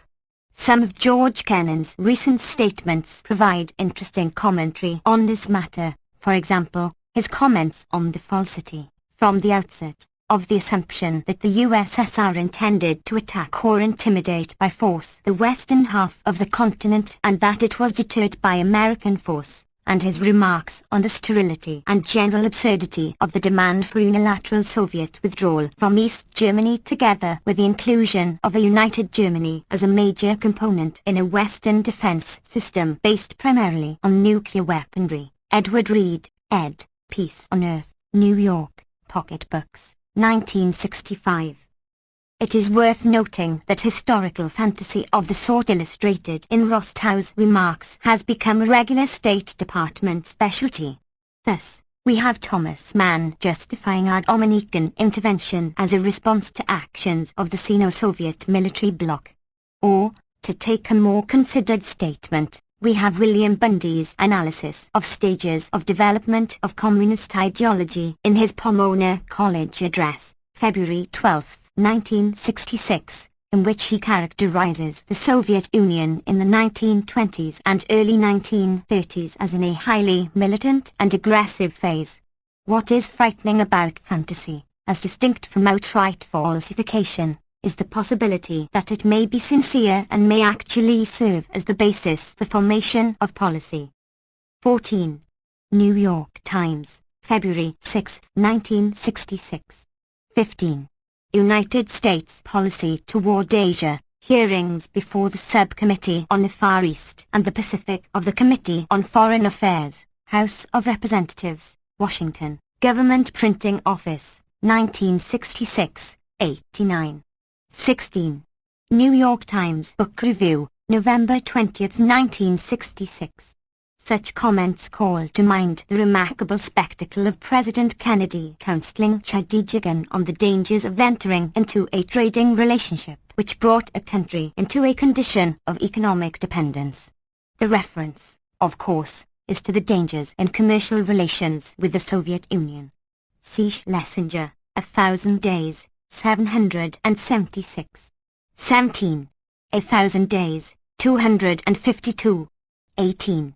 Ibid, 769. 19. Though this too is imprecise. One must recall the real character of the Trujillo regime to appreciate the full cynicism of Kennedy's realistic analysis. 20. Walt W. Rostow and R. W. Hatch, An American Policy in Asia, New York, Technology Press and John Wiley & Sons, Incorporated, 1955. 21. End of Either, or, Foreign Affairs 45, January 1967, 189-201. 22. Christian Science Monitor, November 26, 1966. 23. Ibid, December 5, 1966. 24. Although, to maintain perspective, we should recall that in his wildest moments, Alfred Rosenberg spoke of the elimination of 30 million Slavs, not the imposition of mass starvation on a quarter of the human race. Incidentally, the analogy drawn here is highly irresponsible, in the technical sense of this neologism discussed earlier. That is, it is based on the assumption that statements and actions of Americans are subject to the same standards and open to the same interpretations as those of anyone else. 434. Notes. 25. New York Times, February 6, 1966. What is more, Goldberg continues, the United States is not certain that all of these are voluntary adherents. This is not the first such demonstration of the communist duplicity. Another example was seen in the year 1962, when according to United States government sources 15,000 guerrillas suffered 30,000 casualties. See Schlesinger, 1,000 Days, 982. 26. Reprinted in a collection of essays entitled The End of Ideology, on the exhaustion of political ideas in the 50s, New York, The Free Press, 1960, 369-75. I have no intention here of entering into the full range of issues that have been raised in the discussion of the end of ideology for the past dozen years. It is difficult to see how a rational person could quarrel with many of the theses that have been put forth, for example, that at a certain historical moment the politics of civility is appropriate, and perhaps efficacious, that one who advocates action, or inaction, a matter less frequently noted, has a responsibility to assess its social cost, that dogmatic fanaticism and secular religions should be combated, or if possible ignored, that technical solutions to problems should be implemented, where possible, that le dogmatisme idéologique devait disparaître pour que les idées represent vie, or and so on. Since this is sometimes taken to be an expression of an anti-Marxist position, it is worth keeping in mind that such sentiments as these have no bearing on non-Bolshevik Marxism, as represented, for example, by such figures as Luxemburg, Pannekoek, Korsch, Arthur Rosenberg, and many others. 27. Rostow and Hatch, An American Policy in Asia, p. 10. 28. The extent to which this technology is value-free is hardly very important, given the clear commitments of those who apply it. The problems with which research is concerned are those posed by the Pentagon or the great corporations, not, say, by the revolutionaries of Northeast Brazil or by SNCC. Nor am I aware of a research project devoted to the problem of how poorly armed guerrillas might more effectively resist a brutal and devastating military technology, surely the kind of problem that would have interested the free-floating intellectual who is now hopelessly out of date. 29.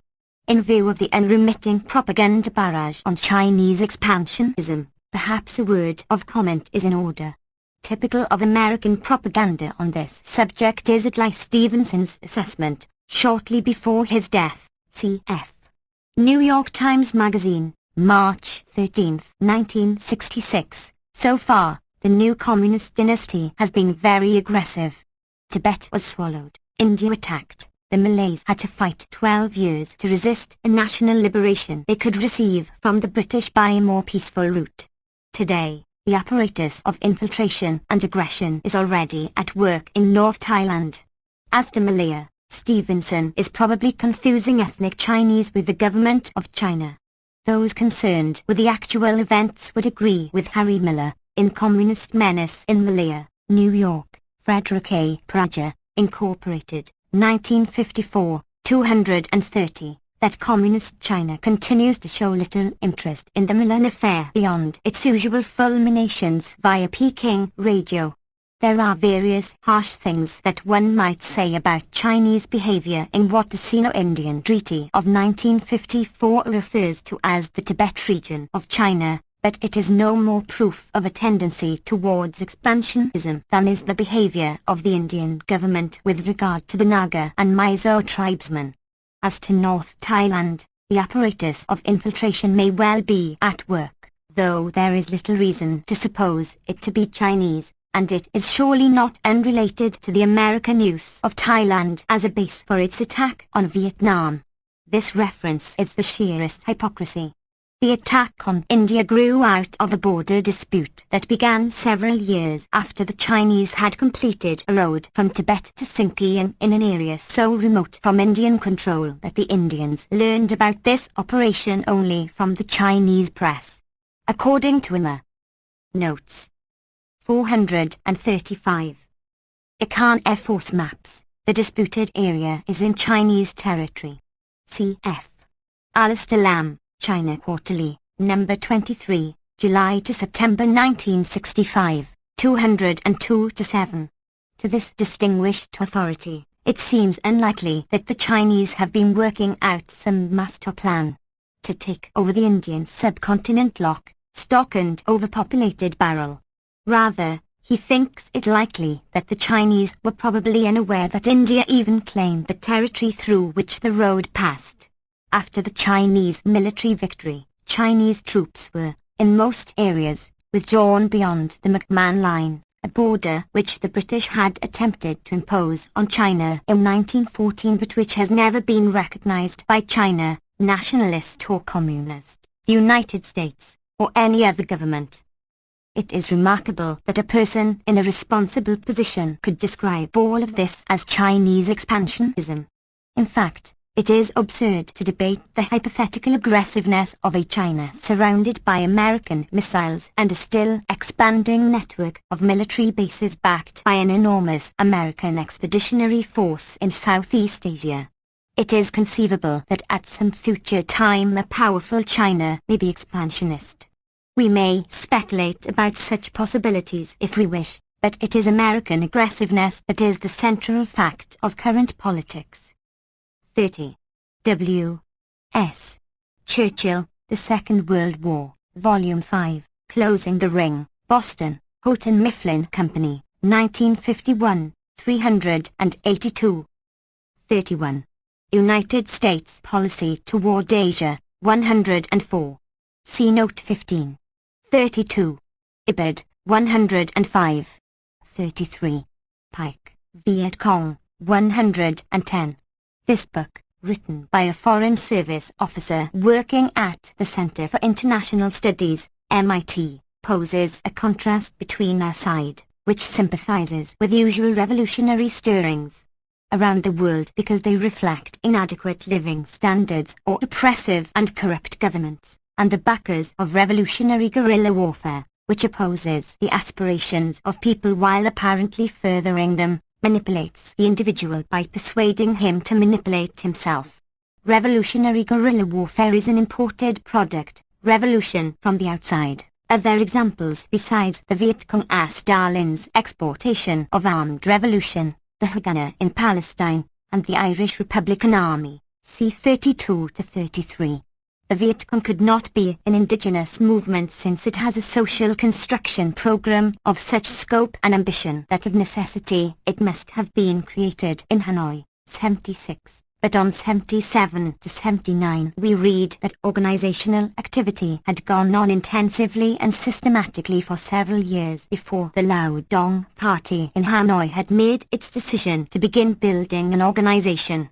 On 80 we find that such an effort had to be the child of the North, even though elsewhere we read of the prominent role of the Cao Dai, 74, the first major social group to begin actively opposing the Diem government, 222, and of the Ho House sect, another early and major participant in the NLF, 69. Pike takes it as proof of communist duplicity that in the South the party insisted it was Marxist-Leninist, thus indicating philosophic but not political allegiance, whereas in the North it described itself as a Marxist-Leninist organization, thus indicating that it was in the mainstream of the worldwide communist movement, 150, and so on. Also revealing is the contempt for Cinderella and all the other fools, who could still believe there was magic in the mature world if one mumbled the secret incantation, solidarity, union, concord, for the gullible, misled people who were turning the countryside into a bedlam, toppling one Saigon government after another, confounding the Americans, for the mighty force of people who in their mindless innocence thought that the meek, at last, were to inherit the earth, that riches would be theirs, and all in the name of justice and virtue. One can appreciate the chagrin with which a sophisticated Western political scientist must view this sad and awesome spectacle. 34. Lecture, Op. Cit. 188. The same military spokesman goes on, ominously, to say that 436. Notes. This is the problem confronting us throughout Asia, Africa, and Latin America, and that we must find the proper response. 35. Charles Moore, New York Times, February 11, 1966. Italics mine. 36. New York Times, February 18, 1966. 37. William Bundy, The United States and Asia, in Alice Buchan, ed., China and the Peace of Asia, New York, Frederick A. Prager, Incorporated, 1965, 29-30. 38. Op. Cit. 80. 39. United States Policy Toward Asia, 191-201, Passim. 40. Rostow and Hatch, An American Policy in Asia, 10. 41. United States Policy Toward Asia, 128. 42. Lindum, Op. Cit. 322. 6. Language and Freedom. 1. F. W. J. Schelling, Philosophical Inquiries into the Nature of Human Freedom. 2. C. For example, the remarks of Paul Ricoeur cited in Noam Chomsky, For Reasons of State, New York, Pantheon Books, 1970, Chap. 6, 308-9. 3. R. D. Masters, Introduction to his edition of First and Second Discourses, by Jean-Jacques Rousseau, New York, St. Martin's Press, 1964. 4. Compare Proudhon, a century later. No long discussion is necessary to demonstrate that the power of denying a man his thought, his will, his personality, is a power of life and death, and that to make a man a slave is to assassinate him. 5. Cited in Lenin, ed., Bakunin, Etatism et Anarchy, Editor's Note 50, from P. Schricker, Cantet la Révélation Française, Revue Philosophique de la France, et de l'étranger, September-December 1939. 6. Chomsky has discussed this matter in Cartesian Linguistics, New York, Harper and Row, 1966, and Language and Mind, New York, Harcourt, Brace and World, 1968. 7. See the references of Note 5, and also Noam Chomsky, Aspects of the Theory of Syntax, Cambridge, M.A., MIT Press, 1965, Chap. 1, Seconds 8. 8. For discussion, C. E. H. Lenneberg, Biological Foundations of Language, New York, Wiley, 1967, Chomsky, Language and Mind, E. A. Drew, G. Ettlinger, A. D. Milner, and R. E. Passingham, A Comparative Review of the Results of Behavioral Research on Man and Monkey, Institute of Psychiatry, London, unpublished draft, 1969, p. H. Lieberman, D. H. Glatt, and W. H. Wilson, Vocal Tract Limitations on the Vowel Repertoires of Rhesus Monkey and Other Non-Human Primates, Science, June 6, 1969, and P. H. Lieberman, Primate Vocalizations and Human Linguistic Ability, Journal of the Acoustical Society of America 44, No. 6, 1968. 9. In the books cited above, and in Noam Chomsky, Current Issues in Linguistic Theory, The Hague, Mouton, 1969. 10. J. W.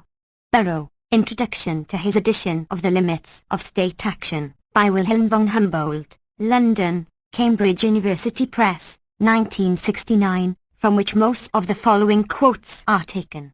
11. Compare the remarks of Kant, quoted above. Kant's essay appeared in 1793. Humboldt's was written in 1791 to 1792. Parts appeared, but it did not appear in full during his lifetime. See Burrow, Introduction to Humboldt, Limits of State Action. 12. Thomas G. Sanders, The Church in Latin America, Foreign Affairs 48, No. 2, 1970. 13. Ibid. The source is said to be the ideas of Paulo Freire. Similar criticism is widespread. Notes. 437. In the student movement in the West. See, for example, Mitchell Cohen and Dennis Hale, eds. The New Student Left, Boston, Beacon, 1967, chap. 3. 14. Namely, that a man only attains the most matured and graceful consummation of his activity when his way of life is harmoniously in keeping with his character, that is, when his actions flow from inner impulse. 15. The latter quote is from Humboldt's comments on the French Constitution, 1791, parts translated in Marianne Cohen, ed., Humanist Without Portfolio, Detroit, Wayne State University Press, 1963. 16. Rudolf Rocker, Anarchism and Anarcho-Syndicalism, and Paul Elspaker, Anarchism, New York, Libertarian Book Club, 1960. In his book Nationalism and Culture, 1947, Rocker describes Humboldt as the most prominent representative in Germany of the doctrine of natural rights and of the opposition to the authoritarian state. Rousseau he regards as a precursor of authoritarian doctrine, but he considers only the social contract, not the far more libertarian discourse on inequality. Burrow observes that Humboldt's essay anticipates much 19th century political theory of a populist, anarchist and syndicalist kind, and notes the hints of the early Marx. See also Chomsky, Cartesian Linguistics, n. 51, for some comments. 17. Karl Polanyi, The Great Transformation, New York, Octagon Books, 1975. 18. Cited by Paul Matic, Workers' Control, in Priscilla Long, ed., The New Left, Boston, Porter Sargent, 1969, 377. See also chap. 7, 96. 19. Cited in Martin B. Paths and Utopia, Boston, Beacon, 1985, 19. 20. Yet Rousseau dedicates himself, as a man who has lost his original simplicity and can no longer do without laws and chiefs, to respect the sacred bonds of his society and scrupulously obey the laws, and the men who are their authors and ministers, while scorning a constitution that can be maintained only with the help of so many respectable people, and from which, despite all the care, always arise more real calamities than apparent advantages. 21. See chap. 7. 22. See chap. 7 in For Reasons of State for a discussion of the fraudulent claims in this regard of certain varieties of behavioral science. 7. Notes on Anarchism. 1. Octave Merb, quoted in James Joll, The Anarchists, Boston, Little, Brown, 1964, 145-6. 2. Rudolf Rocker, Anarchism and Anarcho-Syndicalism, and Paul Elspaker, Anarchism, New York, Libertarian Book Club, 1960. 3. Cited by Rocker, Ibid, 77. This quotation and that in the next sentence are from Michael Bakunin, The Program of the Alliance, in a Sam Dolgoff, ed. And Trans. Bakunin on Anarchy, Montreal, Black Rose Books, 1980, 255. 4.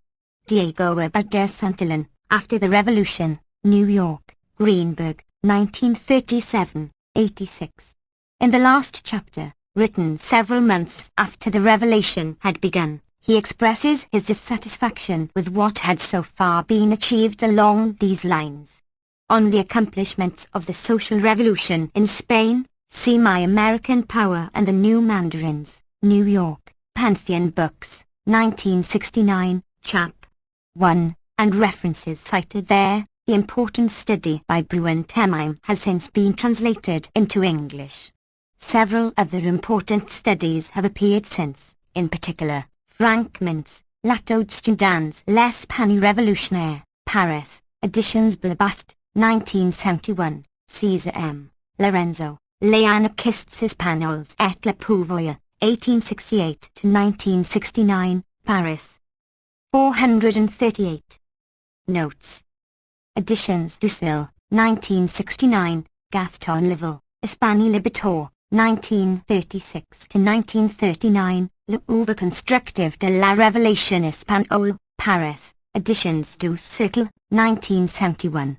See also Vernon Richards, Lessons of the Spanish Revolution, London, Freedom Press, 1972, enlarged 1972 edition. 5. Cited by Robert C. Tucker, The Marxian Revolutionary Idea, in his discussion of Marxism and Anarchism. 6. Bakunin, in a letter to Herzen and Ogireff, 1866. Cited by Daniel Grin, Jeunesse du Socialisme Libertaire, Paris, M. Riviere, 1959, 119. 7. Fernand Pelloutier, cited in Joel, Anarchists. The source is L'Anarchisme et les syndicats ouvriers, les temps nouveaux, 1895. The full text appears in Daniel Grin, ed., Niger, Lemaitre, Lausanne, La Cite Editeur, 1969, an excellent historical anthology of anarchism. 8. Martin B. Paths in Utopia, New York, Collier Books, 1986, 127. 9. No state, however democratic, Bakunin wrote, not even the reddest republic, can never give the people what they really want, that is, the free self-organization and administration of their own affairs from the bottom upward, without any interference or violence from above, because every state, even the pseudo-people's state concocted by Mr. Marx, is in essence only a machine ruling the masses from above, through a privileged minority of conceited intellectuals, who imagine that they know what the people need and want better than do the people themselves. But the people will feel no better if the stick with which they are being beaten is labeled the people's stick. Statism and Anarchy, 1873, in Dolgoff, Bakunin on Anarchy, 338, the people's stick being the Democratic Republic. Marx, of course, saw the matter differently. For discussion of the impact of the Paris Commune on this dispute, see Daniel Guérin's comments in Niger, Lemaitre. These also appear, slightly extended, in his poem Marxisme Libertaire, Paris, R. Laffont, 1969. See also note 24. 10. On Lenin's intellectual deviation to the left during 1917, see Robert Vincent Daniels, The State and Revolution, a case study in the genesis and transformation of communist ideology, American Slavic and East European Review 12, No. 1, 1953. 11.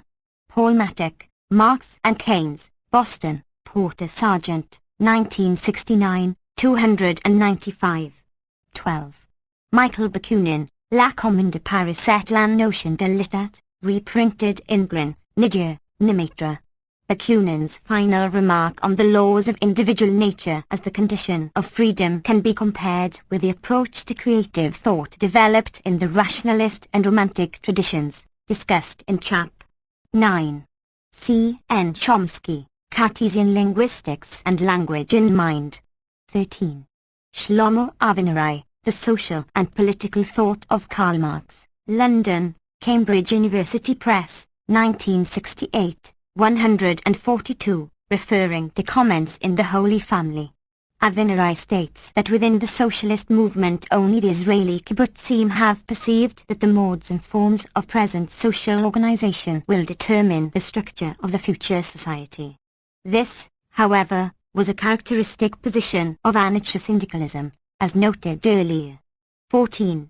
Rocker, Anarcho-syndicalism, 28. 15. Segrin's works cited earlier. 16. Karl Marx, Critique of the Gotha Program, Moscow, Foreign Languages Publishing House, 1947. 17. Karl Marx, Grundriss der Kritik der politischen Ökonomie, cited by Matic, Marx and Keynes, 306. In this connection, see also Matic's essay Workers' Control, in Priscilla Long, ed., The New Left, Boston, Porter Sargent, 1969, and Avinerai, Social and Political Thought of Marx. 18. Karl Marx, Capital, quoted by Robert Tecker, who rightly emphasizes that Marx sees. Notes. 439. The revolutionary more as a frustrated producer than a dissatisfied consumer, the Marxian revolutionary idea. This more radical critique of capitalist relations of production is a direct outgrowth of the libertarian thought of the Enlightenment. 19. Marx, Capital, cited by Avinerai, Social and Political Thought of Marx, 233. 20. Pelloutier, Leningism. 21. Quist scale appropriate. The phrase property is theft displeased Marx, who saw in its use logical problem, theft presupposing the legitimate existence of property. See Avinerai, Social and Political Thought of Marx. 22. Cited in Buzz Paths in Utopia, 19. 23. Cited in J. Hampton Jackson, Marx, Proudhon and European Socialism, London, English Universities Press, 1957, 60. 24. Karl Marx, The Civil War in France, New York, International Publishers, 1968, 24. Avinerai observes that this and other comments of Marx about the Commune refer pointedly to intentions and plans. As Marx made plain elsewhere, his considered assessment was more critical than in this address. 25. For some background, see Walter Kendall, The Revolutionary Movement in Britain, 1900 to 1921, The Origins of British Communism, London, Weidenfeld and Nicholson, 1969. 26. Collectivizations, l'œuvre constructive de la Révolution espagnole, 8. 27. For discussion, see Matic, Marx and Keynes, and Michael Kedron, Western Capitalism Since the War, Harmansworth, Penguin, 1970. See also discussion and references cited in Noam Chomsky, At War with Asia, New York, Pantheon Books, 1970, Chap. 1, 23 to 26. 28. See Hugh Scanlon, The Way Forward for Workers' Control, Nottingham, Institute for Workers' Control, 1968. Scanlon is president of the EV, one of Britain's largest trade unions. The institute was established as a result of the 6th Conference on Workers' Control, March 1968, and serves as a centre for disseminating information and encouraging research. 29. Garin, Nidir, Nimitra, Introduction. 30. Ibid. 31. Arthur Rosenberg, A History of Bolshevism, New York, Russell and Russell, 1965, 88. 32. Marx, Civil War in France, 62 to 63. 8. The Rule of Force in International Affairs. 1. Telford Taylor, Nuremberg and Vietnam, An American Tragedy, 29. 2. Whether Taylor is aware of the extent of American bombing in North Vietnam is unclear. Other commentators are not. For example, Neil Sheehan wrote, although the North Vietnamese may not believe it, in the North a conscious effort was made to bomb only military, and what limited industrial targets were available, and to weigh probable civilian casualties against the military advantages to be gained. Should we have war crimes trials? New York Times, March 28, 1971. The 33 books which Sheehan reviews in this piece contain much evidence to the contrary, and Sheehan does not explain why he discounts that evidence.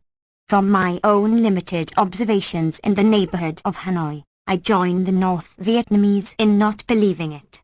nor do I think that Chiang would believe it if he were to walk through the ruins of Phu Li or Than Ho, let alone the much more heavily bombed areas farther from Hanoi. Nevertheless, the bombing of North Vietnam, despite its enormous scale, has been well below that of South Vietnam and Laos in intensity and destructiveness. 440. Notes. 3. Justice Radhabinod Pal, dissenting at Tokyo, argued that the dropping of the atom bomb was a criminal act exceeding any charged against those accused at the Tokyo trials. International Military Tribunal for the Far East, Calcutta, Sanyal and Co., 1953, 621. The relevant passages are cited in American Power and the New Mandarins, New York, Pantheon Books, 1969, 168-69. Pal did not, however, suggest prosecution for the decision to use the atom bombs. Taylor believes that the Nagasaki bombing, at least, can be considered a war crime. 143. 4. Taylor, Nuremberg and Vietnam, 79, United Nations, General Assembly, Report of the International Law Commission, Sub. 12, I/1316, 1950, 11, reprinted in Herbert W. Briggs, ed., The Law of Nations, Cases, Documents and Notes, 2nd ed. New York, Appleton Century Crofts, 1952. 5. One might raise the question whether the Nuremberg and United Nations charters are equivalent in status. I will not pursue the question here. But it does seem to me, as argued below, that there is a powerful case that the United States has grossly violated both in Indochina. The recent release of the Pentagon Papers would appear to go a long way towards overcoming the difficulty regarding evidentiary problems that Taylor cites and, in my opinion, greatly overestimates. One of the interesting features of these documents is how well they corroborate the interpretations of American policy in Indochina that appear, for example, in Franz Schkumann et al., The Politics of Escalation in Vietnam, Boston, Beacon, 1966. The documentary record shows that the publicly available evidence was sufficient to determine the main lines of American policy. These documents would appear to provide direct evidence of a conspiracy to wage an expanding war of aggression and to violate the provisions of the United Nations Charter regarding Pacific settlement of disputes. See For Reasons of State, New York, Pantheon Books, 1973, Chap. 1. 6. Whether Taylor still accepts this assessment is not entirely clear. 7. The United States formally submitted the Vietnam question to the Security Council only in January 1966, United Nations, Security Council, Official Records, Volume 21, Sub. January to March, S/7105, 1966, 105.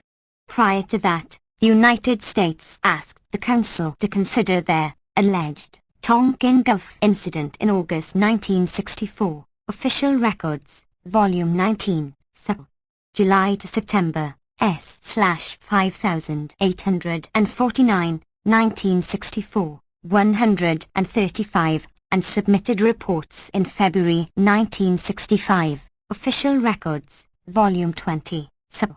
January to March, S/6174, 1965, 43, after the sharp escalation of American bombing in South and North Vietnam.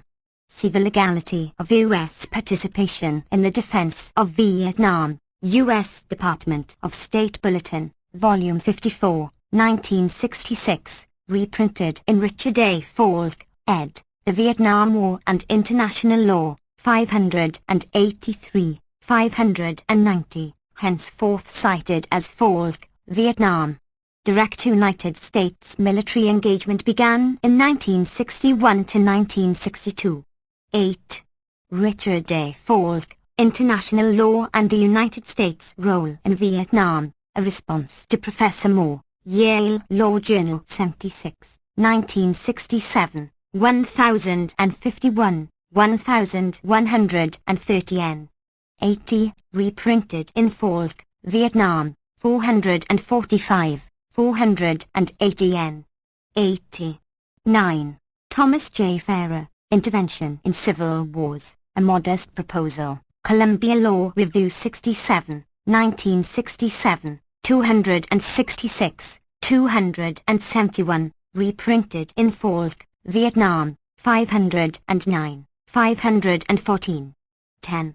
Robert Sigliano, South Vietnam's Westport, Ct. Greenwood Press, 1964, 145. Sigliano was a member of the Michigan State University Vietnam Advisory Group. 11. See, for example, George M.C.T. Cahan and John W. Lewis, United States in Vietnam, New York, Die Press, 1967, 137. 12. Bernard Fall, Street Without Joy, Harrisburg, Pa, Stackpole, 1961, 346. 13. New York Times, March 10, 1962, October 17, 1962. The 30% figure excludes notes. 441. Helicopter flights. By the beginning of 1964, the United States had 248 helicopters in Vietnam. By the end of the year, there were 327. CV. S. G. Sharp and W. C. Westmoreland, Report on the War in Vietnam, as of the 30th of June 1968, 85, 1968. By comparison, the French never had more than 10 operational helicopters in Indochina until April 1954. Fall, Street Without Joy, 242. 14. Robert Chaplin, The Lost Revolution, 170 ff. No North Vietnamese were discovered in the Delta until 1968. American bombing of civilians in the Kamau Peninsula in the early 1960s has been confirmed by Colonel Fletcher Putty, retired, who served at the time in liaison between the CIA and the Air Force. Review of the War, Net TV, Channel 13, New York, February 15, 1971. American airstrikes on villages in the early 1960s have been confirmed by reporters. Malcolm Brown, up correspondent in Vietnam from 1961, described visits to hamlets that had been hit by napalm and heavy bombs in American airstrikes. There is no question that the results are revolting. Unfortunately, the Viet Cong builds bunkers so skillfully it is rarely touched by aerial bombs or napalm, except in cases of direct hits. But hits are flattened, and civilian loss of life is generally high. In some, the charred bodies of children and babies have made pathetic piles in the middle of the remains of marketplaces. The New Face of War, Indianapolis, Bobbs Merrill, 1965, 118. Obviously, this was known to the American command and civilian leadership. To cite only the most obvious evidence, the introduction to Brown's book is written by Henry Cabot Lodge, then between two terms as United States Ambassador to Vietnam.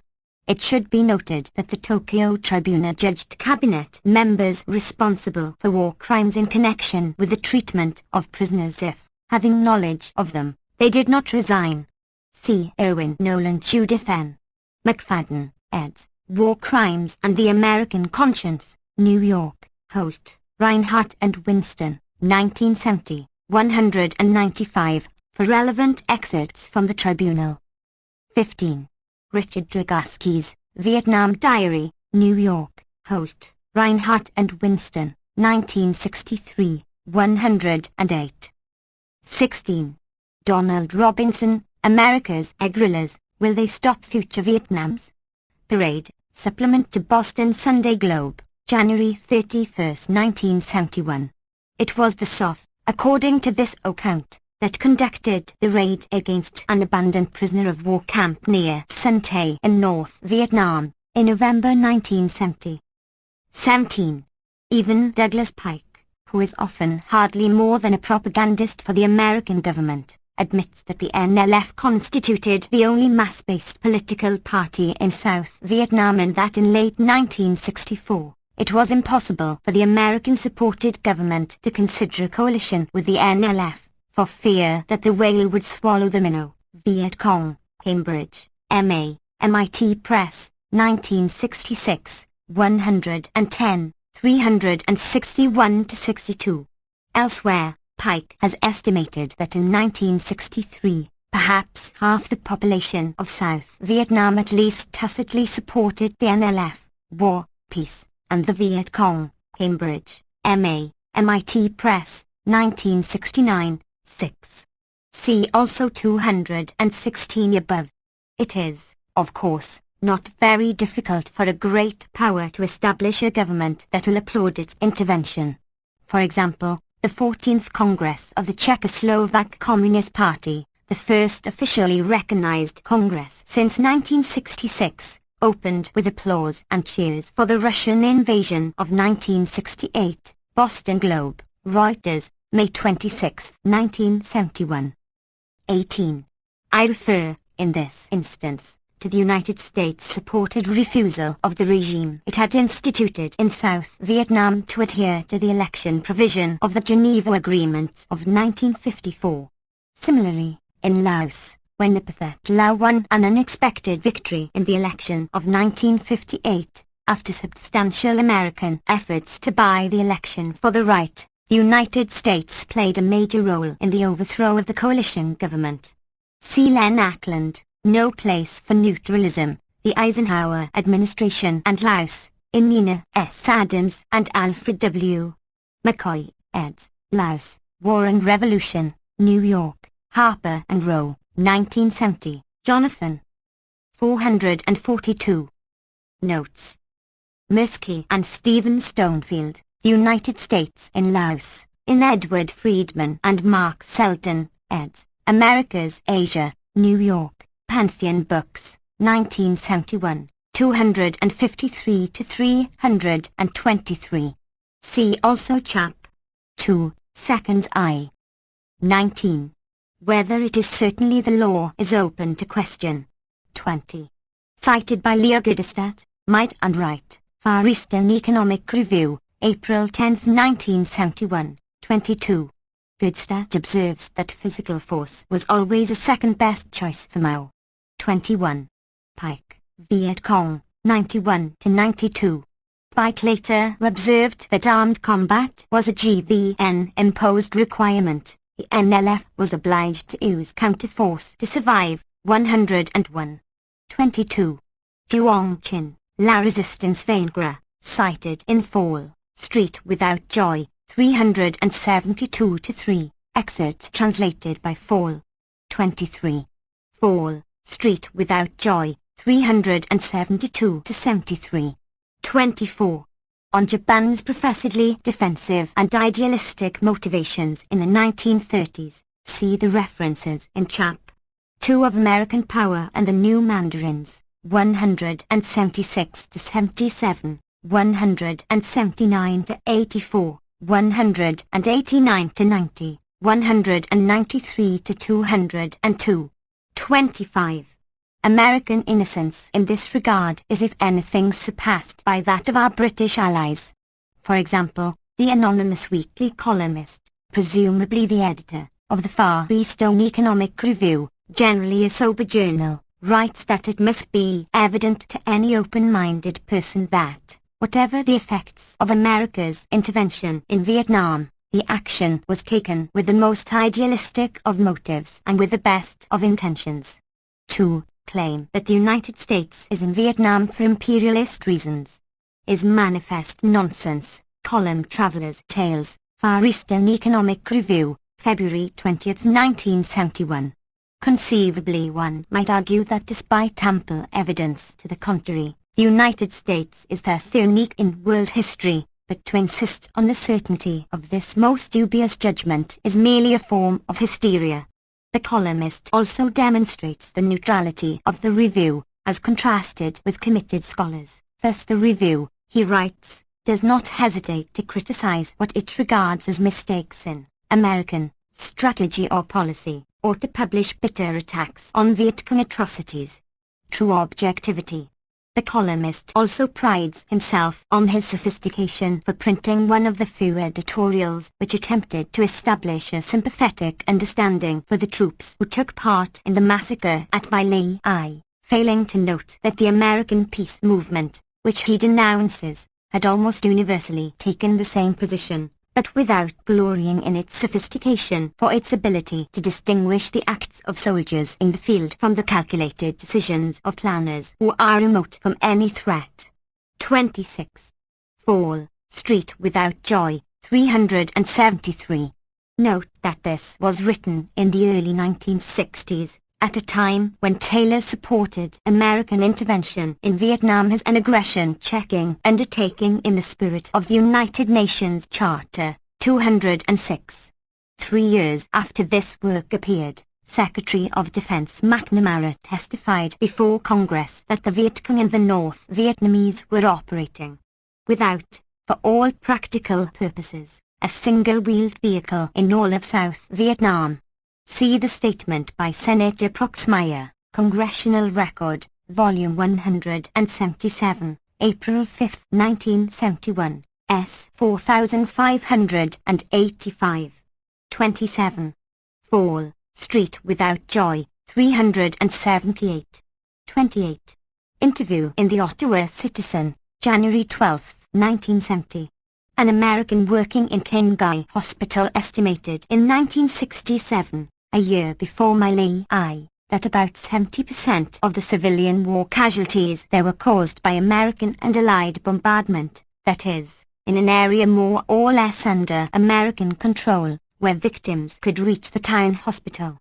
For quotations and references, see Chomsky, American Power and the New Mandarins, 284, and At War with Asia, New York, Pantheon Books, 1970, 270-71.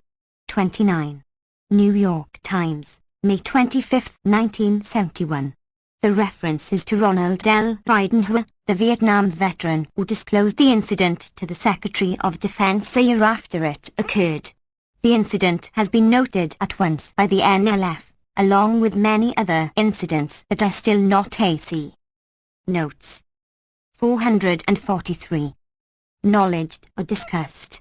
Details were disclosed in Paris on June 15, 1968, but were neglected by the Western media. For a justifiably bitter account, see Eric Well, Le Crime de Song Mai, avec les félicitations du commandant en chef, Africaise, Paris, April the 26th to May the 9th, 1971. Well is a West German physician who spent 6 years in Vietnam and who testified concerning the new Arados and Liddises before the Russell Tribunal in 1967. His testimony is recorded in a Doctor Reports from South Vietnam, testimony by Eric Well, in John Duffett, ed., Against the Crime of Silence, New York, Simon & Schuster, 1970. 30. New York Times, April 29, 1971, Boston Globe, May 10, 1971. The Dellums Committee hearings have since been published, 1972, by Vintage Books, Citizens Commission of Inquiry, the Dellums Committee hearings on war crimes in Vietnam. 31. Congressional Record, Volume 177, 1971. E. 2826 to 2900. Published by Beacon in 1972, Vietnam Veterans Against the War, eds., The Winter Soldier Investigation. 32. New York Times, April 26, 1972. 33. Statement of E. Often, in Nolan McFadden, War Crimes, 114. 34. R. W. Apple, Corley, The Real Guilt, New Statesman, April 2, 1971, 449. The coercive character of earlier population removal was also well understood by the American command.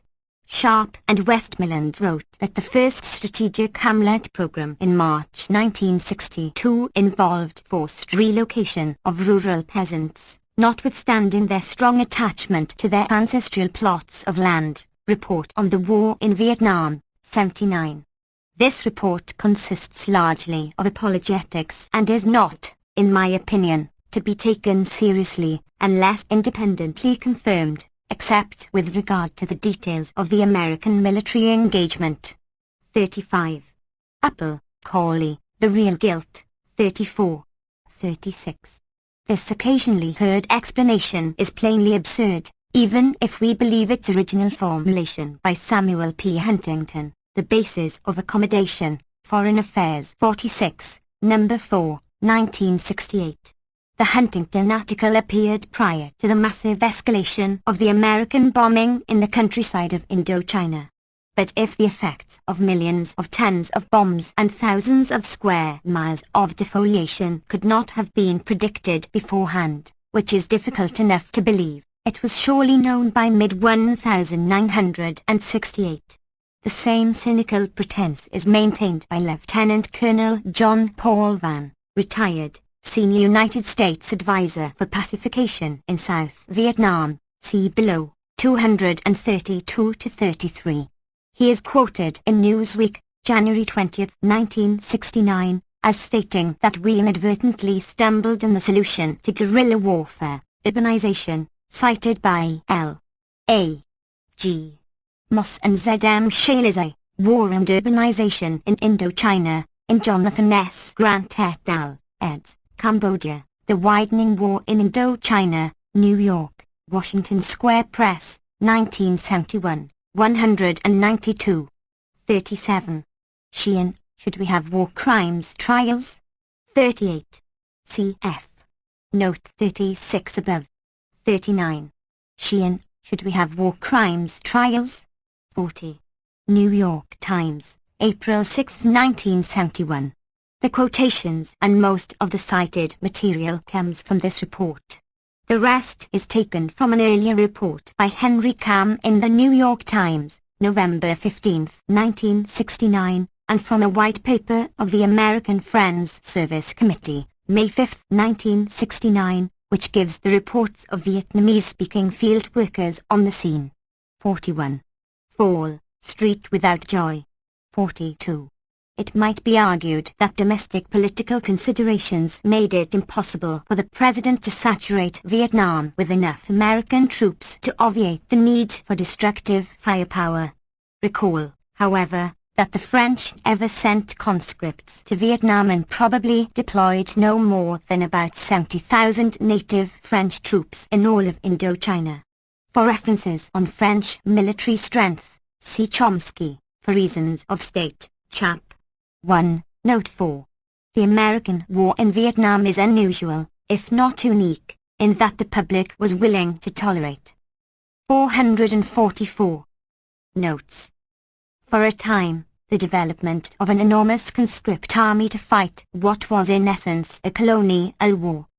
43. See Note 46 below. 44. Arthur Westing, Poisoning Plants for Peace, Friends Journal 16. 1970. Figures cited in text come from this article and that cited in Note 45 below. 45. Arthur Westing, Ecocide in Indochina, Natural History, March 1971. 46. Govin Long, Leaf Obsession, and Barry Weisberg, ed., Ecocide in Indochina, San Francisco, Canfield Press, 1970, 54. Long mentions that crop destruction was used at that time to force the population into strategic hamlets. In Thoi Bao Ga, a Vietnamese student journal published in Cambridge, MA, Long writes that according to the Saigon newspaper Tina Sang, November 12, 1970, the chairman of the Committee on Agriculture of the GVN declared that American chemical defoliants had destroyed approximately 60% of all crops in South Vietnam. The March 9, 1971, issue of the Saigon Daily Duoc Nan Am reports that South Vietnam imported 1/2 million metric tons of rice from the United States in 1970, enough, in Long's estimate, to feed 5 million persons. Nevertheless, journalists and others report widespread hunger, Even Starvation, Oi Bauga, March to April 1971, 6. Bryce Nelson, a Los Angeles Times reporter who was formerly a reporter for Science, writes that an unreleased report of the IS Herbicide Assessment Commission notes the death of 90 people within a 4-month period, September to December 1970, from exposure to spraying and drinking water contaminated with herbicides. Village Voice, January 28, 1971. A former IVS worker with 4 years' experience in South Vietnam reports numerous encounters with farmers in Can Tho Nam provinces whose crops were destroyed. He also reports seeing patients in Tan in hospital with limbs and faces burned mercilessly by phosphorus and child after child scarred or disfigured in some hideous way in hospitals in the Mekong Delta. Letter to the editor from Roger Montgomery, New York Times, January 22, 1971. See Chomsky, For Reasons of State, Chap. 1, Note 10. 47. Richard Dudman, 40 Days with the Enemy, 69. 48. See New York Times, April 22, 1971, Boston Globe, April 16, 1971, Boston Globe, April 23, 1971. See also Congressional Record, Volume 117, February 18, 1971, Formal Testimony of Representative McCliskey, H. 794-800. See also Chomsky, For Reasons of State, Chap. 2, Section 1. 49. Congressional Record, Volume 117, 1971, H. 796. Similar reports on Qinghai and Canton provinces were given in 1967 before the massive escalation of the air war in 1968. Jonathan Sill, The Military Half. 50. The Law of Land Warfare, Department of the Army Field Manual FM 27-10, 1956, 18, par. 37. 51. Statement by George Bunn, Professor of Law at the University of Wisconsin and formerly General Counsel, U.S. Arms Control and Disarmament Agency. The broad implications of the continued use of herbicides in Southeast Asia, as annual meeting, December 29, 1970. Mimeographed. 52. William A. Nice Wonder, Rural Pacification in Vietnam. 53.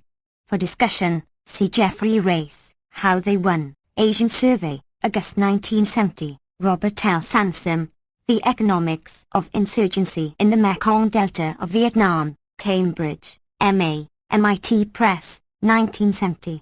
Race was an advisor to a district chief in Long An Province, south of Saigon, while in the United States Army. Sansom is an Air Force captain and a member of the staff of the National Security Council. Non-communist reporters who have visited NF-controlled areas give substantiating evidence. See the report by Lackdoyan cited in Com. Notes. 445. Committee of Concerned Asian Scholars, The Indochina Story, New York, Pantheon Books, 1970, 36. See also Katsuichi Honda, The National Liberation Front and Vietnam, A Voice from the Villages, collections of articles by Honda, privately translated and reprinted from the Japanese journal Asahi Shimbun in 1967. See also Chomsky, For Reasons of State, Chap. 1, References of Note 215. Regarding Pathet Lao programs as seen by refugees, see the verbatim interview in Adams and McCoy, Laos, 451-59, and Chomsky, At War with Asia, 239. See also Mark Selden, People's War and the Transformation of Peasant Society, in Selden and Friedman, America's Asia, Chap. 2, Second I, above. 54. Robert Chaplin, The Challenge Ahead, Columbia Journalism Review 9, Number 4, 1970-71. 55. For some discussion and further references, see Edward S. Herman, Atrocities in Vietnam, Philadelphia, Pilgrim Press, 1970, Chap.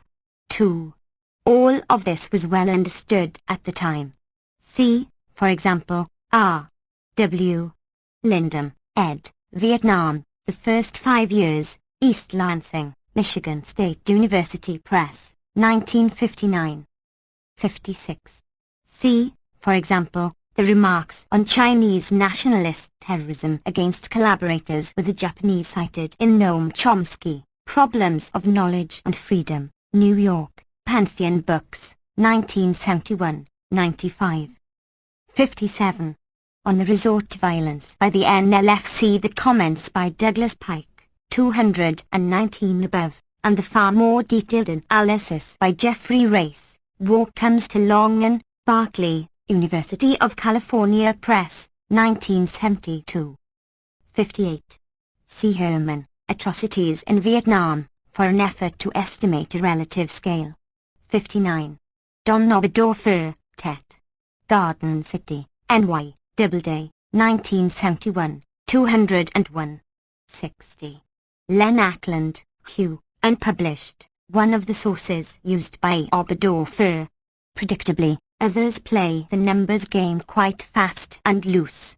Donald Kirk, a very well-informed correspondent, reports that about 4,000 citizens were massacred then before U.S. forces drove the North Vietnamese from the citadel. After 28 days of house-to-house fighting, implying that the 4,000 were massacred by the North Vietnamese. Chicago Tribune, May 4, 1972. Sir Robert Thompson claims that the Communists executed 5,700 people and that in captured documents they gloated over those figures and only complained that they had not killed enough. New York Times, June 15, 1972. No such document has ever been produced, even including the captured documents that were mysteriously discovered immediately after the publicity over the My Lai incidents in November 1969. Allegedly mislaid for a year and a half. Senator William Saxbe will settle for no less than 7,000 murdered by the North Vietnamese, considerably more than the total number killed from all causes during the fighting. Congressional Record, May 3, 1972. 61. Oberdorfer, incidentally, reports something over 100 civilians killed at My Lai, referring as a source to Seymour Hersh, My Lai 4. New York, Random House, 1970, where the number is estimated at about 400 to 500. 62. Oriana Fallacy, Working Up to Killing, Washington Monthly, February 1972. 63. Richard West, New Statesman, January 28, 1972. 64. Philip Jones Griffiths, Vietnam Incorporated, New York. Macmillan, 1971, 137. Griffiths' book contains pictures of the ongoing fighting in Hue. See My at War with Asia, 295-96, and Herman, Atrocities in Vietnam, for some discussion and references concerning both massacres, including references not identified above. 65. See Note 53 above. 66. This report, entitled in Chomsky's copy, was given personally by Van in 1971 to the Australian social psychologist Alex Carey, who has studied in particular the Australian role in Vietnam. See Carey's carefully documented pamphlet, Australian Atrocities in Vietnam 1-19. 446. Notes. Undated pamphlet, which describes what he refers to as our drift towards the standards of the Hitler and the Gestapo. 67. See Note 55 above. 68. Robert W. Comer, Impact of Pacification on Insurgency in South Vietnam, Journal of International Affairs 25, No. 1, 1971. He is referring to the outright American invasion and bombing escalation in the South in February 1965. 69. Ibid. Recall the remarks by Richard Falk, 216 above, on capacity to govern as an element in claiming political legitimacy. 70.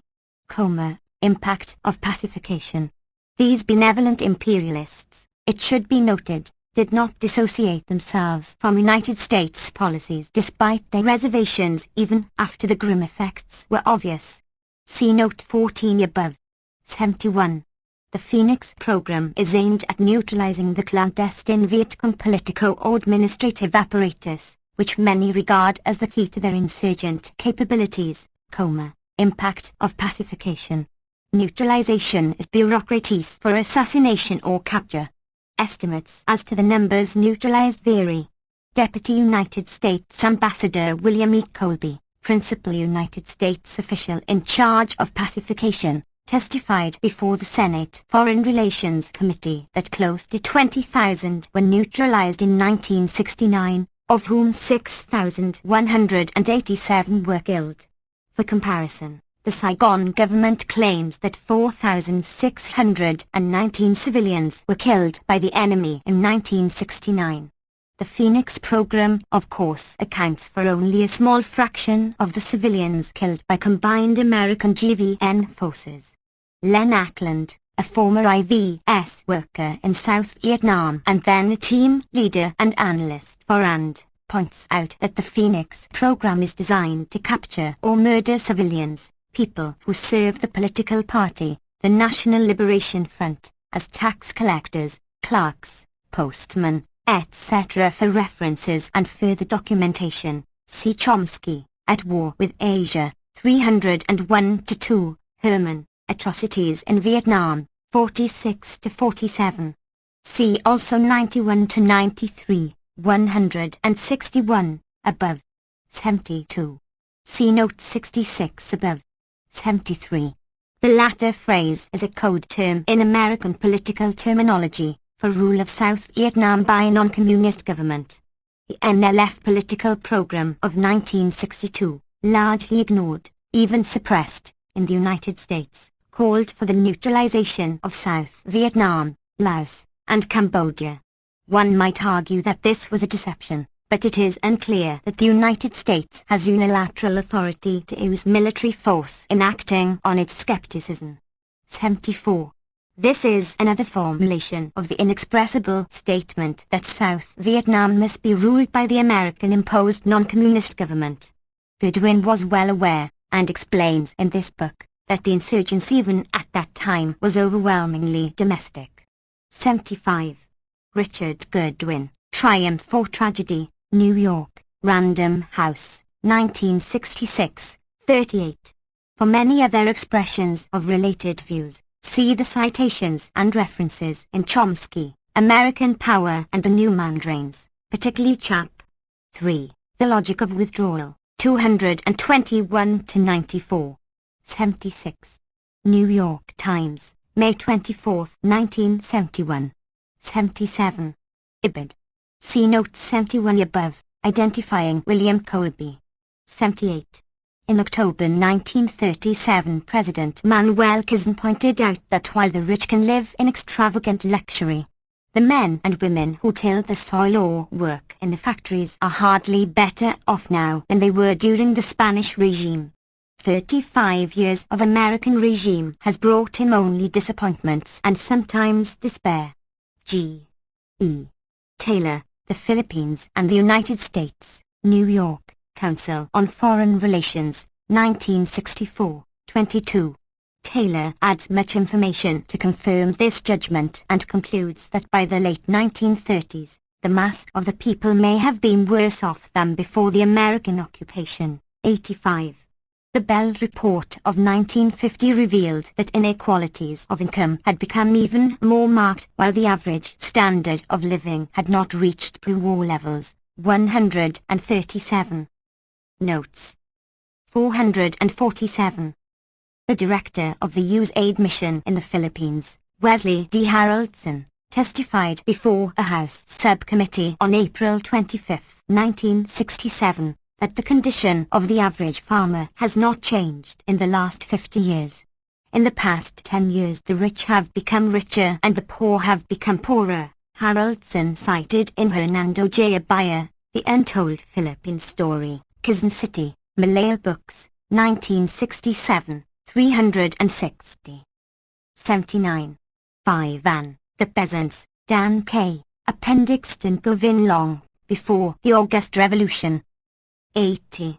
C. For example, Lawyers' Committee on American Policy Towards Vietnam, Vietnam and International Law, Flanders, N.J. O'Hare, 1967. See also several papers in Falk, Vietnam.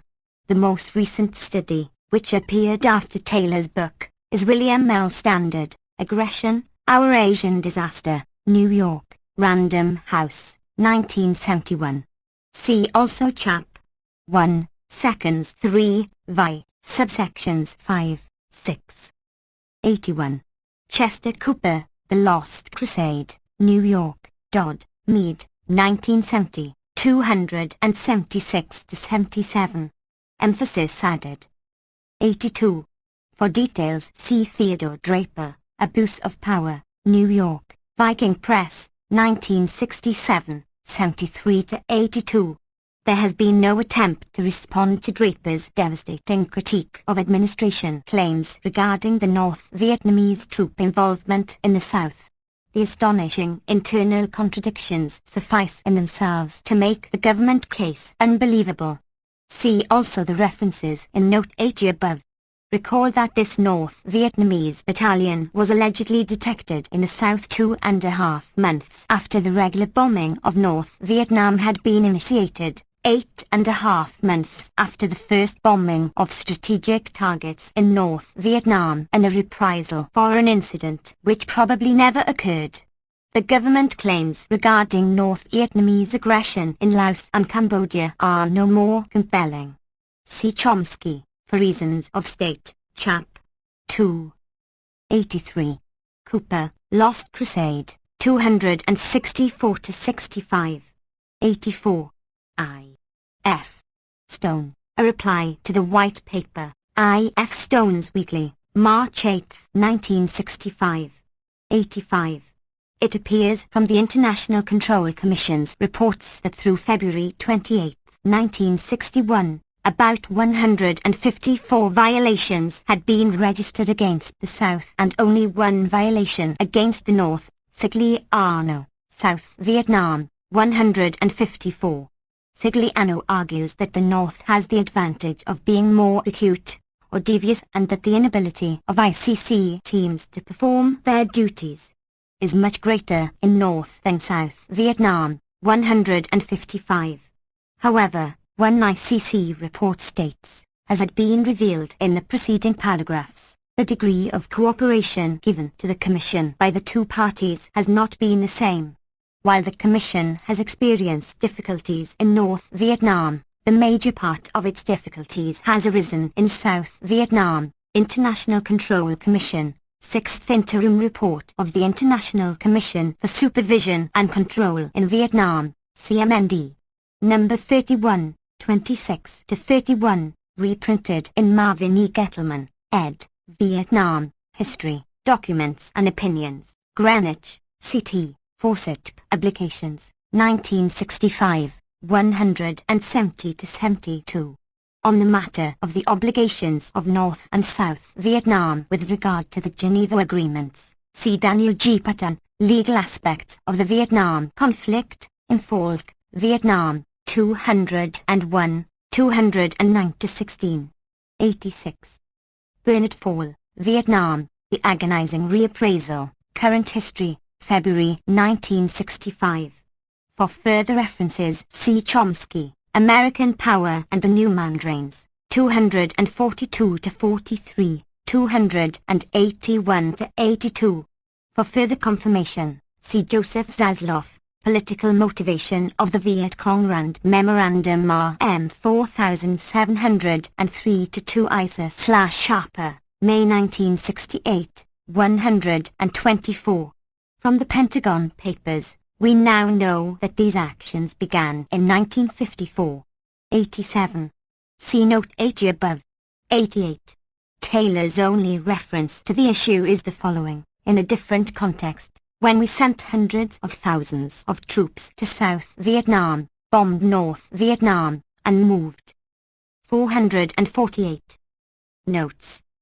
Into Cambodia, Were our national leaders as guilty of launching the war of aggression as were Hitler and his generals? 13.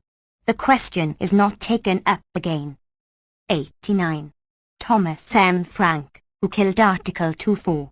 Or, Changing Norms Governing the Use of Force by States. American Journal of International Law 64, No. 4, 1970. 90. Bernard Fall, Last Reflections on a War, Garden City, NY, Doubleday, 1967, 276. 91. Frank, who killed Article 2.4. 92. For recent discussion of this possibility, see Walter Goldstein, The American Political System and the Next Vietnam, Journal of International Affairs 25, No. 1, 1971. 93. George W. Grayson, Jr., Washington Post, January 10, 1971. Grayson is Associate Professor of Government at William and Mary College, a specialist in Latin American politics and the theory of revolution. 94. Hearings on Defense Department appropriations before a subcommittee of the House Committee on Appropriations, 1963, cited in M. Clare, The Pentagon's Counterinsurgency Research Infrastructure, Natla Newsletter 4, No. 9, 1971. 95. Exactly the same point was made by Malcolm Brown as early as 1964, The New Face of War, 11. 96. Gaul, Guerrilla Movements in Latin America, New York Times, March 28, 1971. The leader of the campaign, he points out, is now the elected president of Guatemala. His regime is the most brutal in the country's history, with large numbers killed in early 1971, including members of the legal non-communist opposition. 97. Ibid. See also Note 16 above. These operations, incidentally, are worldwide.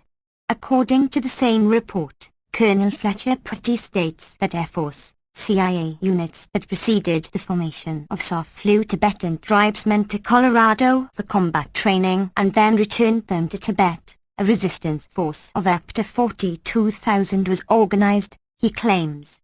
Robinson also reports that they formed part of the American counterinsurgency operations in Thailand and that they have conducted missions in Saudi Arabia and even North Korea. 98.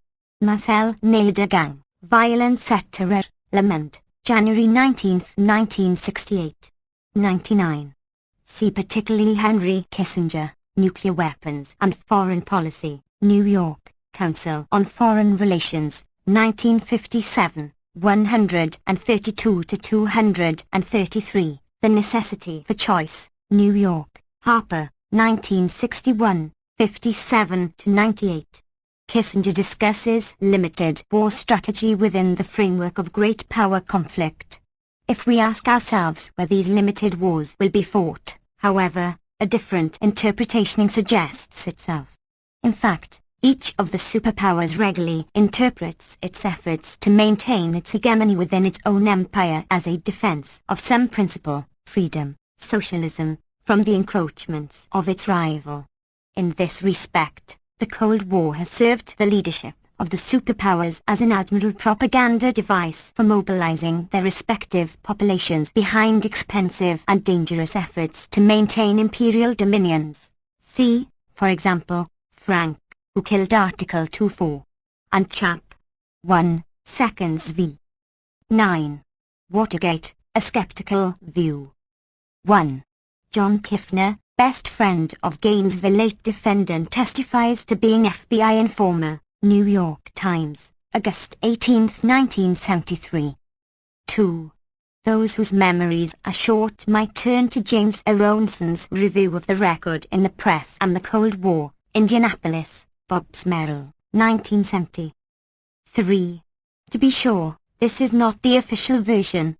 With the complicity of television and the press, the government has succeeded once again in imposing on events an interpretation that is wholly at variance with the facts. For some details on government and press deception with Notes. 449. Guard to the Paris Agreements and the events that led to them. C. Chomsky, Indochina and the Fourth Estate, Social Policy, September 1973. 4. C. John W. Finney, New York Times, April 12, 1973. 5. May 28, 1971, Department of the Treasury News, cited by David P. Corleo and Benjamin M. Rowland in America and the World Political Economy, Bloomington, Indiana University Press, 1973-99. The editors of the monthly review have been particularly effective in explaining the contribution of imperial policy to the economic crisis. One might also recall Seymour Melman's efforts to arouse awareness of the debilitating effects of the policies of the militarized state capitalist institutions long before the topic became fashionable. 6. See Jack Foisey, U.S. still financing Thai forays into Cambodia, Los Angeles Times Boston Globe, August 19, 1973. He reports from Bangkok that Cambodia still is a clandestine target for U.S.-financed and directed activities from bases inside Thailand, noting that the Thai retain their long-range hope to regain Battambang province. The attempted August 19 coup in Laos was also launched from Thailand, suggesting that the Thai may still intend to incorporate parts of Laos in their mini-empire, in accordance with policies outlined by such doves as George Ball in 1965. Cf. Pentagon Papers, Senator Gravel Edition, Boston, Beacon, 1971, Volume 4, 618. 7. American Foreign Policy, New York, Norton, 1969-97. This is properly the concern of the United States, in his view, rather than the management of every regional enterprise, to be left to subordinates. 8. Generally called the Brezhnev Doctrine, though it was explicit in virtually the same terms in the earlier doctrines of Eisenhower, Khrushchev, Kennedy, and Johnson, as Thomas M. Frank and Edward Weisband have shown in their important study Word Politics, Verbal Strategy Among the Superpowers, New York, Oxford University Press, 1971. 9. For some congressional reactions to earlier exposures, see Noam Chomsky, For Reasons of State, New York, Pantheon Books, 1973, 13f. 10. Much was known before, at least to those who wished to know. See For Reasons of State, Chap. 2, and references cited there. For some recent revelations, see Tad's Zulk, Mems the War, New Republic, August 18th-25, 1973, Walter V. Robinson, Cambodian Raids, The Real Story, Boston Globe, August 12, 1973. 11. See Marcel Baran, Le Laos, ou Le Mirage à la Neutralité, Le Monde Diplomatique, June 1973. 12. See Note 6 for a rare exception. 13.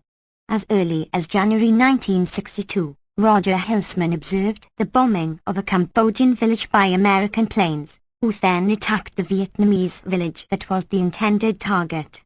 Cf. To Move a Nation, New York, Delta, 1967. For a partial record, see My At War with Asia, New York, Pantheon Books, 1970, Chap. 3. 10. The Remaking of History. 1. See At War with Asia, New York, Pantheon Books, 1970, Chap.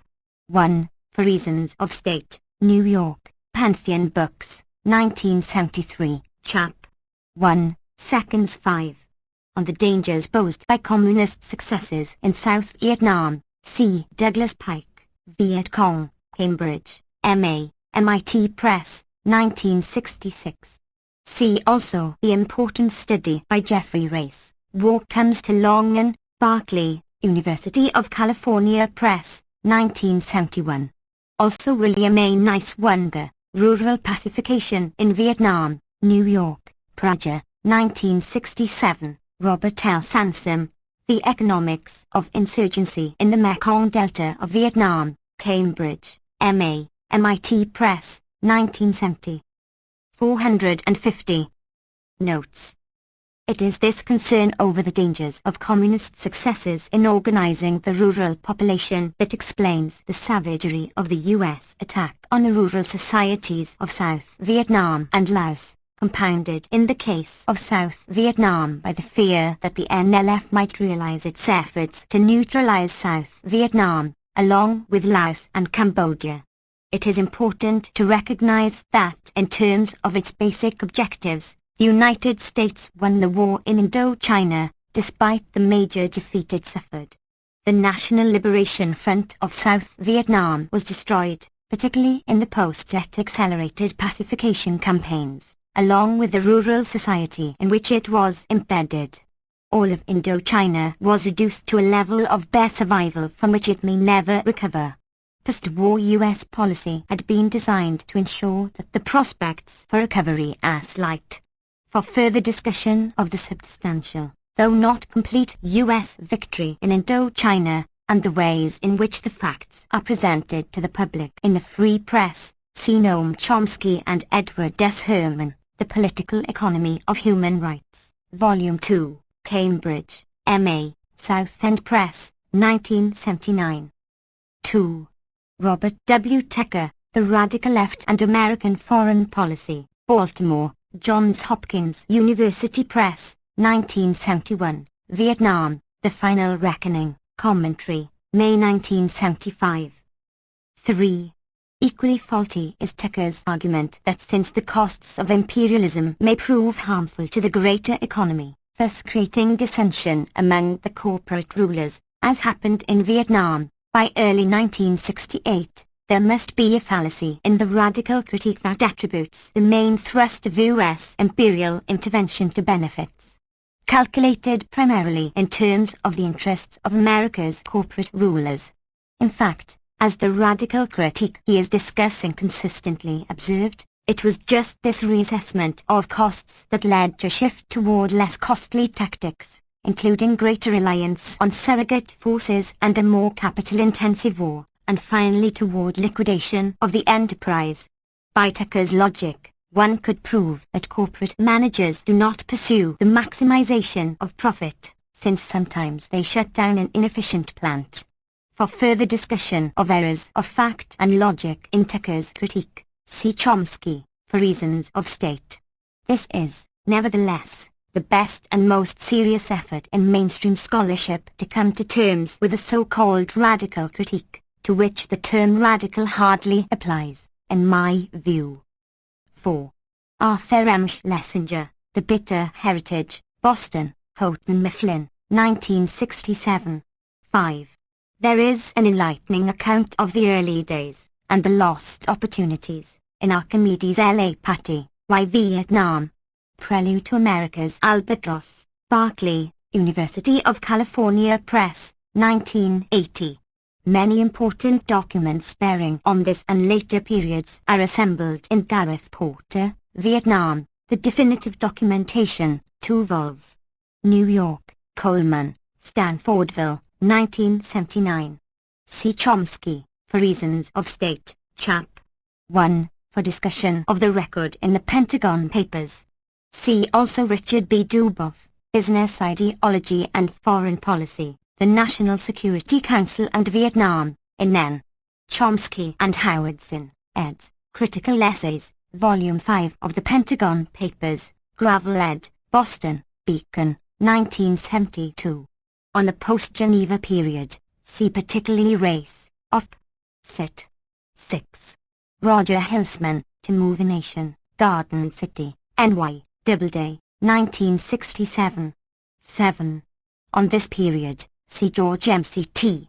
Cohen, Political Polarization in South Vietnam, U.S. Policy in the Post-Diem Period, Pacific Affairs, Winter 1979-80.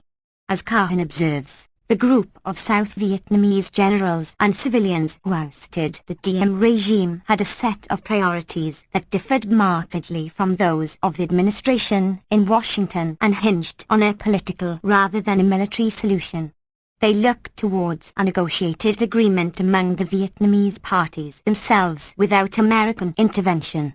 But this view was intolerable to the United States because, as Undersecretary of State George Ball explained, nothing is further from USG mind than neutral solution for Vietnam. We intend to win. Ball is widely regarded as a dove, since he was later opposed to a full-scale invasion. B. Notes. 451. Yom the level of about 75,000 men. The post-Diem Vietnamese leadership regarded the NLF as overwhelmingly non-communist, with the PRP, People's Revolutionary Party, its avowedly communist component, still having no dominance and indeed only a minor position within the organization, and sufficiently free of Hanoi's control to have made a peaceful settlement in South Vietnam quite possible, with a pro-Western neutralist government. Unfortunately, there were leaks of our plans for a negotiated settlement among South Vietnamese, and it is apparent that the American government got wind of them, Nguyen Ngoc Tho, the civilian prime minister, in 1969.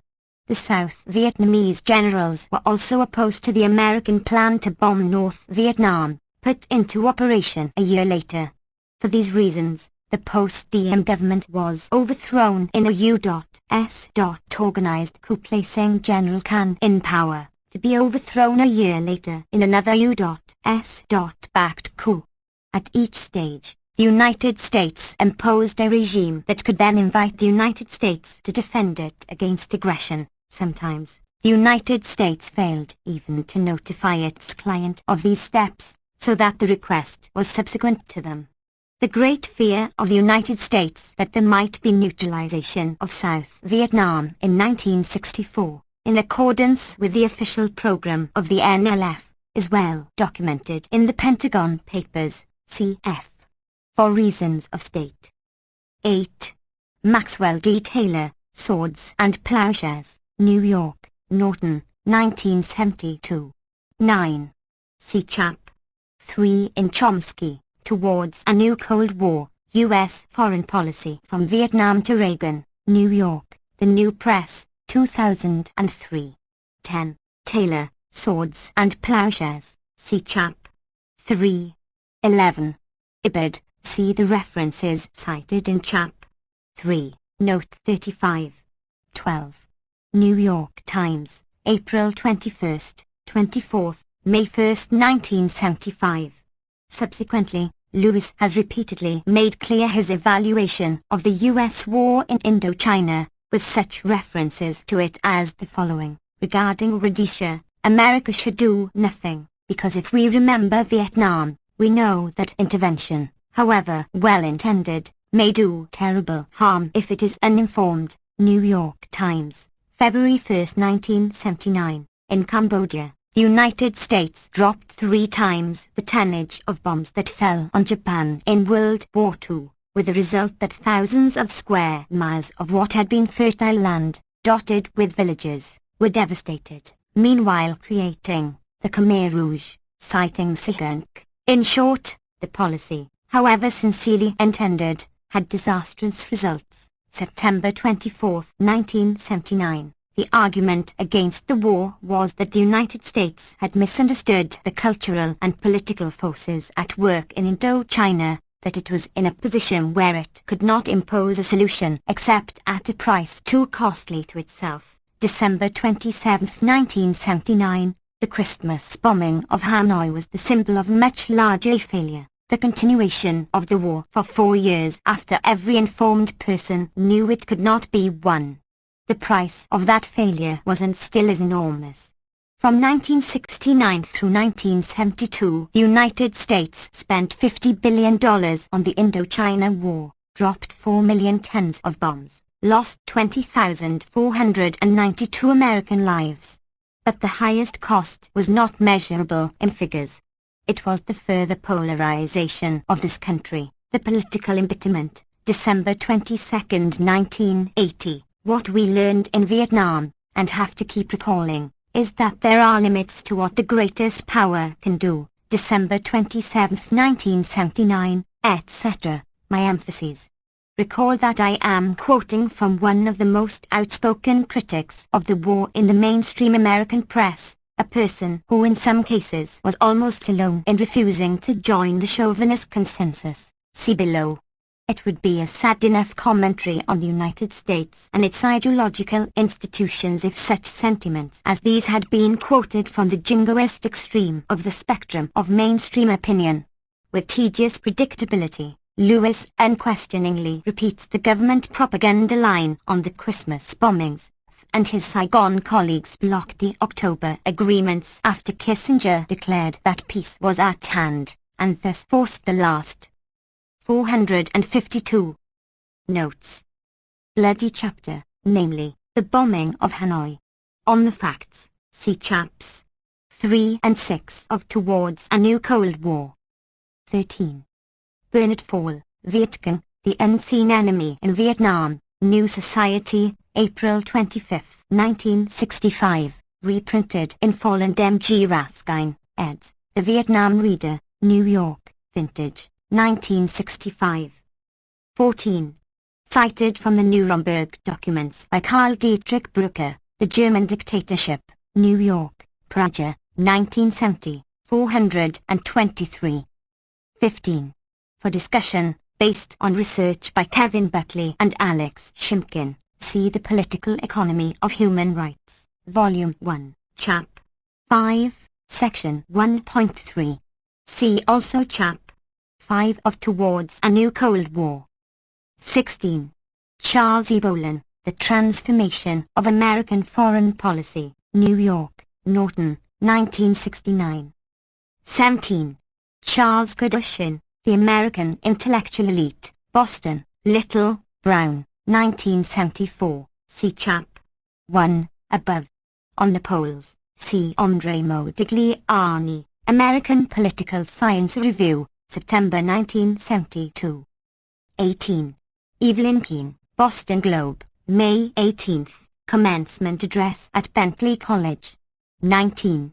James McCartney, Boston Globe, May 29, 1975. 20. See Chap. 8 of Towards a New Cold War. 21. Editorial, New Republic, February 1, 1975. The editors warn against the kind of arbitrarily consistent policy that would have us eschew the use or threat of force, as required by law. They reassure the Pentagon that it is wrong to assume that those who opposed the Vietnam horror are blindly bound to permanent opposition to military action. Rather, they will be receptive to arguments about national interest and, for that matter, about ethical obligations to democratic allies threatened by terror and aggression. Read, Israel, threatened with loss of control over the occupied territories. They stress, of course, the benevolent purposes of our military intervention in the Middle East, if we are driven to such steps. The reader may check to see when U.S. actions in Indochina were described as aggression by these editors, or when they have soberly discussed invading Canada, England, Venezuela, Iran, during the period when it was a client regime, countries that also committed aggression by supporting the rise of oil prices. 22. Cf. Jonathan Power, New York Times, March 15, 1975. Several articles in Middle East International, April 1975. The analysis by the Pakistani Director of Policy Planning and Program Review at the World Bank, reported by David Francis, Christian Science Monitor, May 5, 1975, and many other sources. 11. Foreign Policy and the Intelligentsia. 1. For references and further comment, see Chomsky, For Reasons of State, New York, Pantheon Books, 1973. Cf. Also the description of refugees in South Vietnam by Leo Chern, Chairman of the Executive Committee of Freedom House and Chairman of the Board of Directors of the International Rescue Committee. There are more than 700,000 additional refugees who have recently fled the countryside dominated by the Viet Cong and with their act of flight have chosen the meager sanctuary provided by the government of South Vietnam. Why we can't withdraw. Saturday Review, December 18, 1965.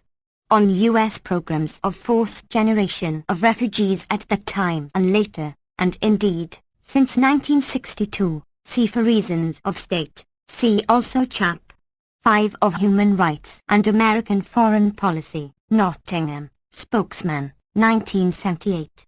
To cite one example, as Chern wrote about the refugees fleeing the Viet Cong, a government-sponsored study explained that U.S. air and artillery bombardment impelled the vil. Notes. 453. Lagers to move where they will be safe from such attacks. Regardless of their attitude to the GVN, the U.S. client government. No doubt some Soviet Chern is now writing about how refugees are fleeing to the meager sanctuary of Kabul, trying to escape the murderous terrorists who dominate the countryside, agents of Western imperialism. To show that there are no limits to cynicism, Chern adds that the South Vietnamese ask only to be left in peace to overcome the defects of the GVN, its instability, the imperfections of its democratic institutions, and the inadequacy of its economic and social programs. With as much justice, his Soviet counterpart could now explain how the people of Afghanistan ask only to be left in peace to overcome the similar problems of their struggling nation, defended from aggression by Soviet benevolence. The extent to which such remarkable assertions pass without arousing horror and indignation, even comment, is a fair measure of the extent to which Bakunin was correct in describing worship of the state as the malady of the intellectuals. 2. New York Times, February 6, 1966. 3. New York Times, September 28, 1974. See Chap 1 of Human Rights and American Foreign Policy, Note 33, for a similar example from liberal scholarship. Examples are legion. 4.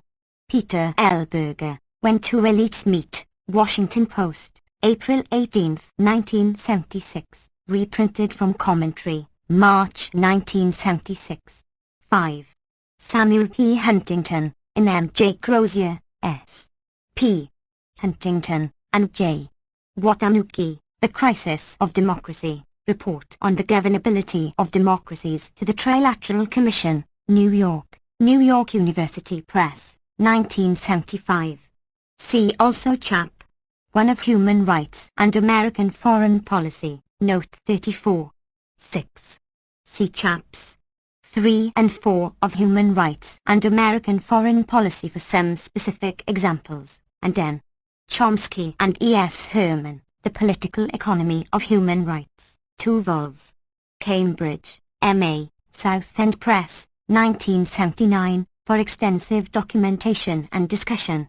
7. See Chomsky articles Watergate, A Skeptical View, New York Review of Books, September 20, 1973, editorial, Moore, December 1975, and Introduction to N.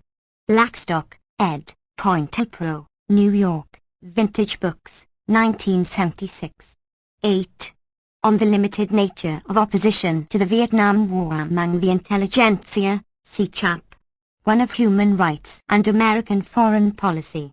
For some acute commentary on critique of the student movement and the refusal to join popular opposition to the war, see Julius Jacobson, In Defense of the Young, New Politics, June 1970. 9. Boston Globe, October 18, 1976.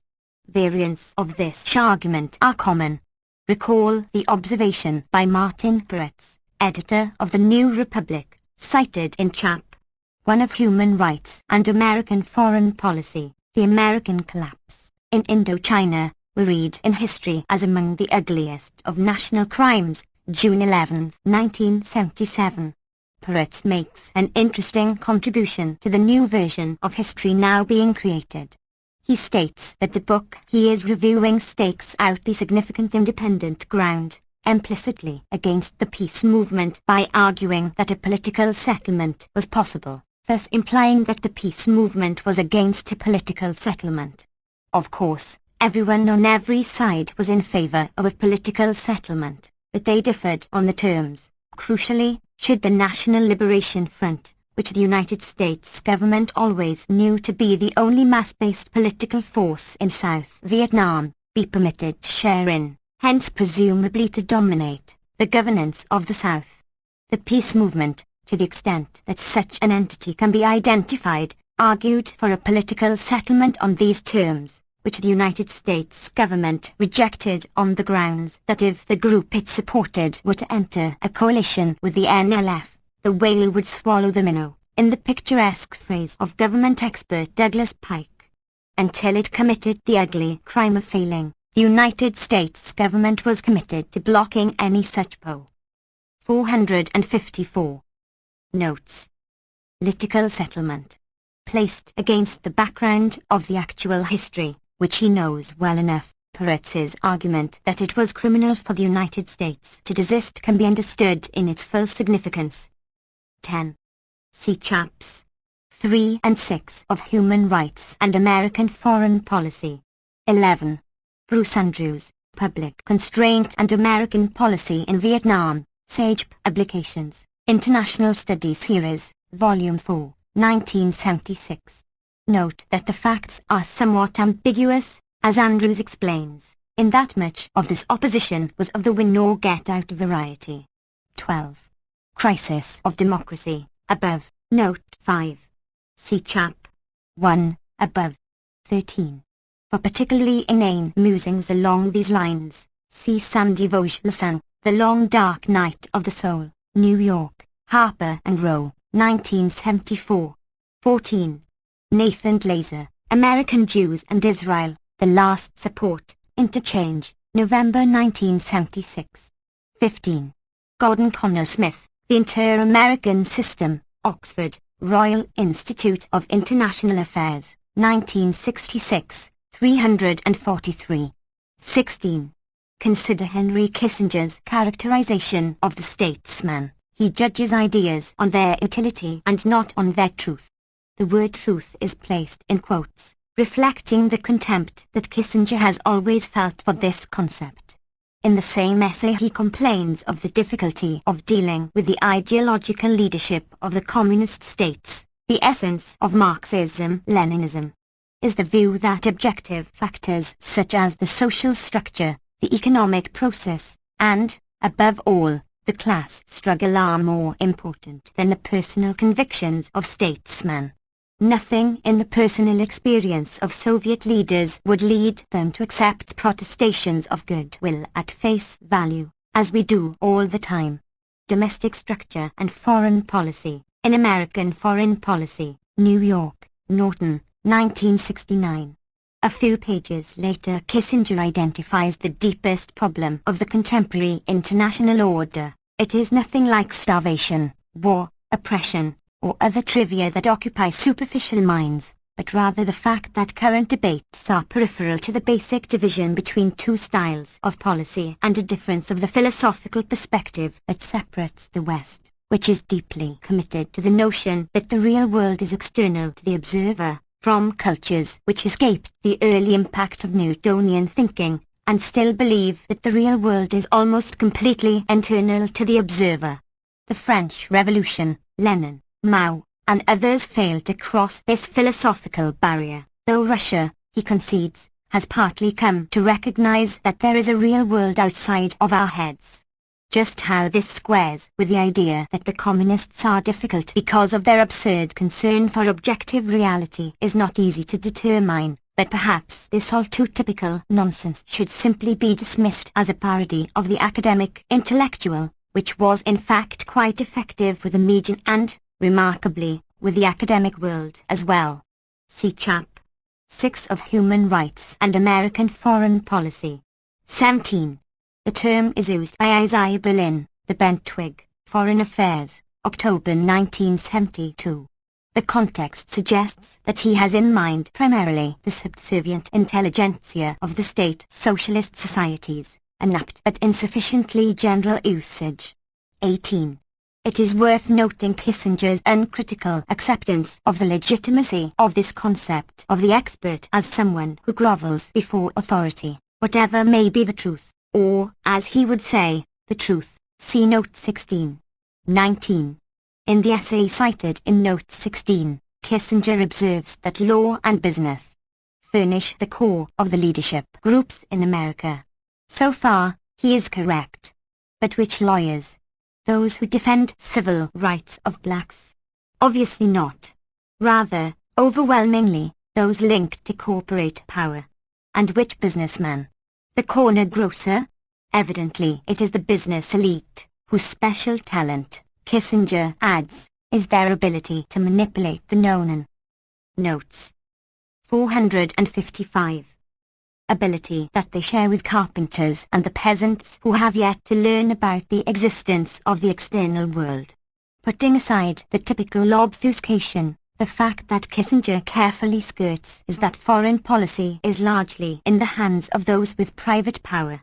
Some ideologists are more straightforward, for example, Huntington, who writes, in The Crisis of Democracy, that Truman had been able to govern the country with the cooperation of a relatively small number of Wall Street lawyers and bankers, though he fears that these happy days are gone, since other groups have been mobilized and organized to advance their own interests, leading to a crisis of democracy. See Chap 1 of Human Rights and American Foreign Policy. 20. See Chap 1 of Human Rights and American Foreign Policy. 82. 21. Trialogue, Fall 1976. 22. For example, Leon Wieseltier explains that my political writings are a monument to left-wing paranoia, devoted as they are to demonstrating that the press in this country is a system of state-supported propaganda. Nothing that Chomsky wrote about the slaughter in Cambodia was quite as angry as his attack on Jean Lakejer for misquoting the number of its victims. New Republic, September 23, 1981. Turning to the facts, the alleged quote is simply a fabrication. Secondly, the nature of my attack on Lakejer is accurately illustrated in this summary passage, in what passes for intellectual discourse in the West. Political discussion included. Correction of errors is rare indeed, as a glance at review journals will indicate. Lakejer deserves credit for departing from the general norm. We think that his corrections are inadequate and disagree with some of the conclusions expressed in them, but we want to stress that it is no crime to misread. It is a rare review that avoids error, and it is only proper to issue corrections when errors are discovered. Political Economy of Human Rights, Volume 2. 377. In contrast, we described the record of atrocities of the Khmer Rouge as substantial and often gruesome, etc. Wieseltier does believe that some criticism of the press is not paranoid, there is a scandal, and it is the moral and political prestige of the PLO, in media coverage of the Middle East, something that will be apparent to every reader of the American press. Since my attack on Lakejer has taken on a mythical life of its own, perhaps a word about the facts is in order. Ibid, for details. Lakejer's review of Francois Ponchaud's Cambodgian E0 appeared in the Nouvel Observateur and the New York Review in early 1977, and was widely quoted in the press here as an authoritative account of Ponchaud's work. I read the book and found that there was scarcely a reference to it in the review that was even near accurate. In the case to which Wieseltier alludes, Lakejer claimed that the Khmer Rouge had boasted of having murdered some 2 million people, apparently basing himself on Ponchaud's estimate that 800,000 had been killed during the war and that some 1.2 million had died from all causes since. I wrote Lakejer a personal letter, pointing out a series of such errors and suggesting that he issue corrections. In publishing partial corrections in the New York Review, never in France, Lakejer posed to me the question whether it is an important matter whether the regime has murdered thousands or hundreds of thousands of wretched people. The original claim was a boast of 2 million murdered. In a review article in The Nation in which we recommended Ponchaud's book as serious and worth reading, noting his grisly account of what refugees have reported to him about the barbarity of their treatment at the hands of the Khmer Rouge, E.S. Herman and I responded to Lakejer's rhetorical question, stating that we felt that facts do matter, and that a factor of 100 or 1,000 in estimates of killings is not insignificant. We also noted that there was wide disparity in estimates of killings, ranging from the Far Eastern Economic Review, possibly thousands killed, to Lake's original 2 million figure, adding that we were in no position to determine which estimates were 456. Notes. Correct. Lake's himself oscillated from a boast of 2 million murdered to possibly thousands killed, within a few months. This was followed by a remarkable campaign of deceit and outright prevarication in the international press, alleging that I was denying Pol Pot crimes. Some of the press, including the New Republic, repeatedly refused the normal right of reply. To mention only one example, in the author's preface to the American edition of his book, Ponchord cites my praise for it and in turn praises me for the responsible attitude and precision of thought shown in what I had written about Cambodia, which in fact includes everything that appeared during the Pol Pot period. In the author's preface to the World Edition, dated the very same day, these passages are eliminated and replaced by the allegation that I sharply criticized his book, claim that there were no massacres, and insist that one rely on deliberately chosen official statements of the regime while excluding the testimony of refugees. All falsehoods, as Ponchord knew very well. Compare the simultaneous American edition, which is not available elsewhere, while the World Edition is unavailable in the US. His allegations in the World Edition were widely repeated and in fact seeped back to the United States, while his comments here were ignored, as was the exposure of this deception. This is not the place to review the record, which provides an intriguing insight into the attitude of much of the intelligentsia toward the curious idea that one should try to keep to the truth, even when joining in the chorus of condemnation of an official enemy. 23. The following remarks on the War Peace Studies Project relies on Lawrence H. Shoup, Shaping the Post-War World, Insurgent Sociologist 5, Number 3, Spring 1975, where there are explicit references for the quotes that appear below.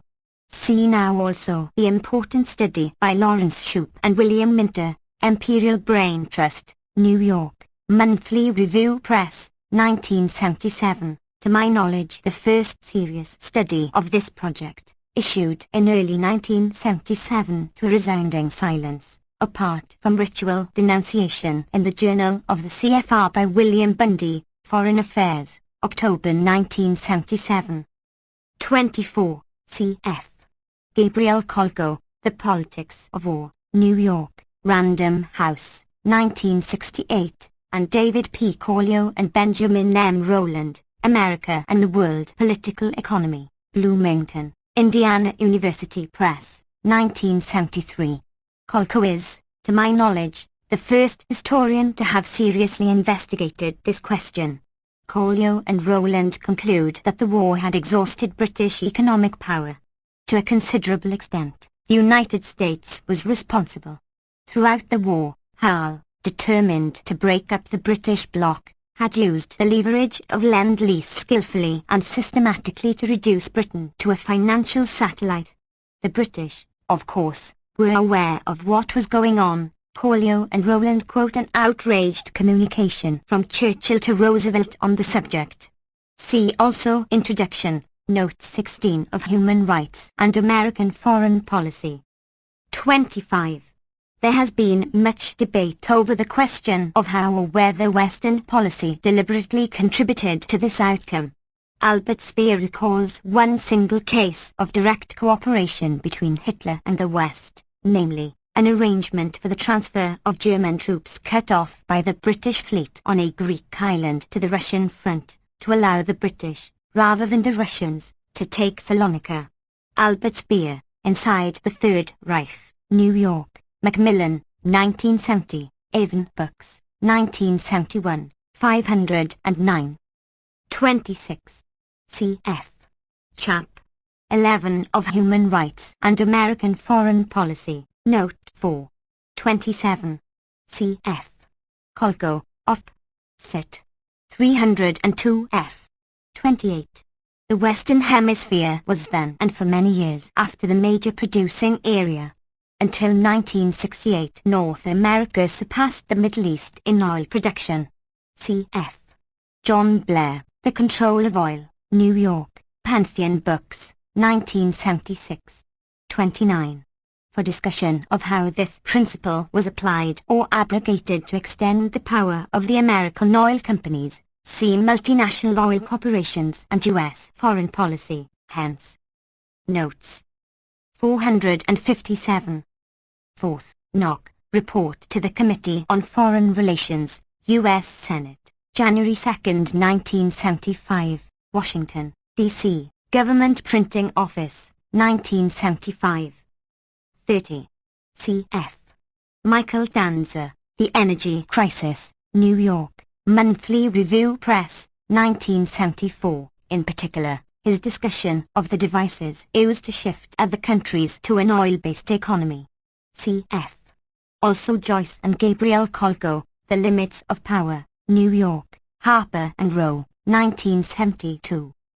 31. This plan was actually imposed on the oil companies by the government, naturally over the strong objections of the British. This is one of several instances that reveal how the government may disregard the parochial short-term interests of even major segments of the corporate system in order to safeguard the more general interests of American capitalism. For discussion, see Chap. 11 of Human Rights and American Foreign Policy. The 40% American share was distributed among the 5 major American companies, who were persuaded to relinquish 1% each to American independent companies for window dressing, according to the Middle East coordinator for Exxon, Knock, 71. It should be remembered that this was shortly after President Truman had killed a grand jury investigation of the oil cartel on grounds of national security, on recommendation of the Departments of State, Defense, and Interior, who advised that the American oil operations are, for all practical purposes, instruments of our foreign policy, and who might have added, reciprocally, that our foreign policy is to a significant extent guided by long-term oil company interests. 32. Yoshio Jirumi, Japan, in the Oil Crisis, in Perspective, Daedalus, Fall 1975. Discussing the pre-war period, the same author has commented on the American myth that the government and business circles of the United States operate at arm's length, if not in outright adversary relationships. Reviews, Journal of International Affairs, Spring, Summer 1976. It should be noted that under the conditions cited in the preceding note, local conflict may occasionally arise, since, insofar as it functions as a generalized agency of American capitalism, the government may have concerns different from those of some particular segment. 33. For a review of the contents of these memoranda, see Richard B. Duboff, Business Ideology and Foreign Policy, in N. Chomsky and H. Zinn, eds. Critical Essays, published as Volume 5 of the Gravel edition of the Pentagon Papers, Boston, Beacon, 1972. For further analysis of the contribution of the Pentagon Papers to the understanding of United States imperial planning, see John Dower, The Superdomino in Post-War Asia, in the same volume, and My For Reasons of State, particularly 31 to 66. 34. Annals of the American Academy of Political and Social Science, March 1976. 35.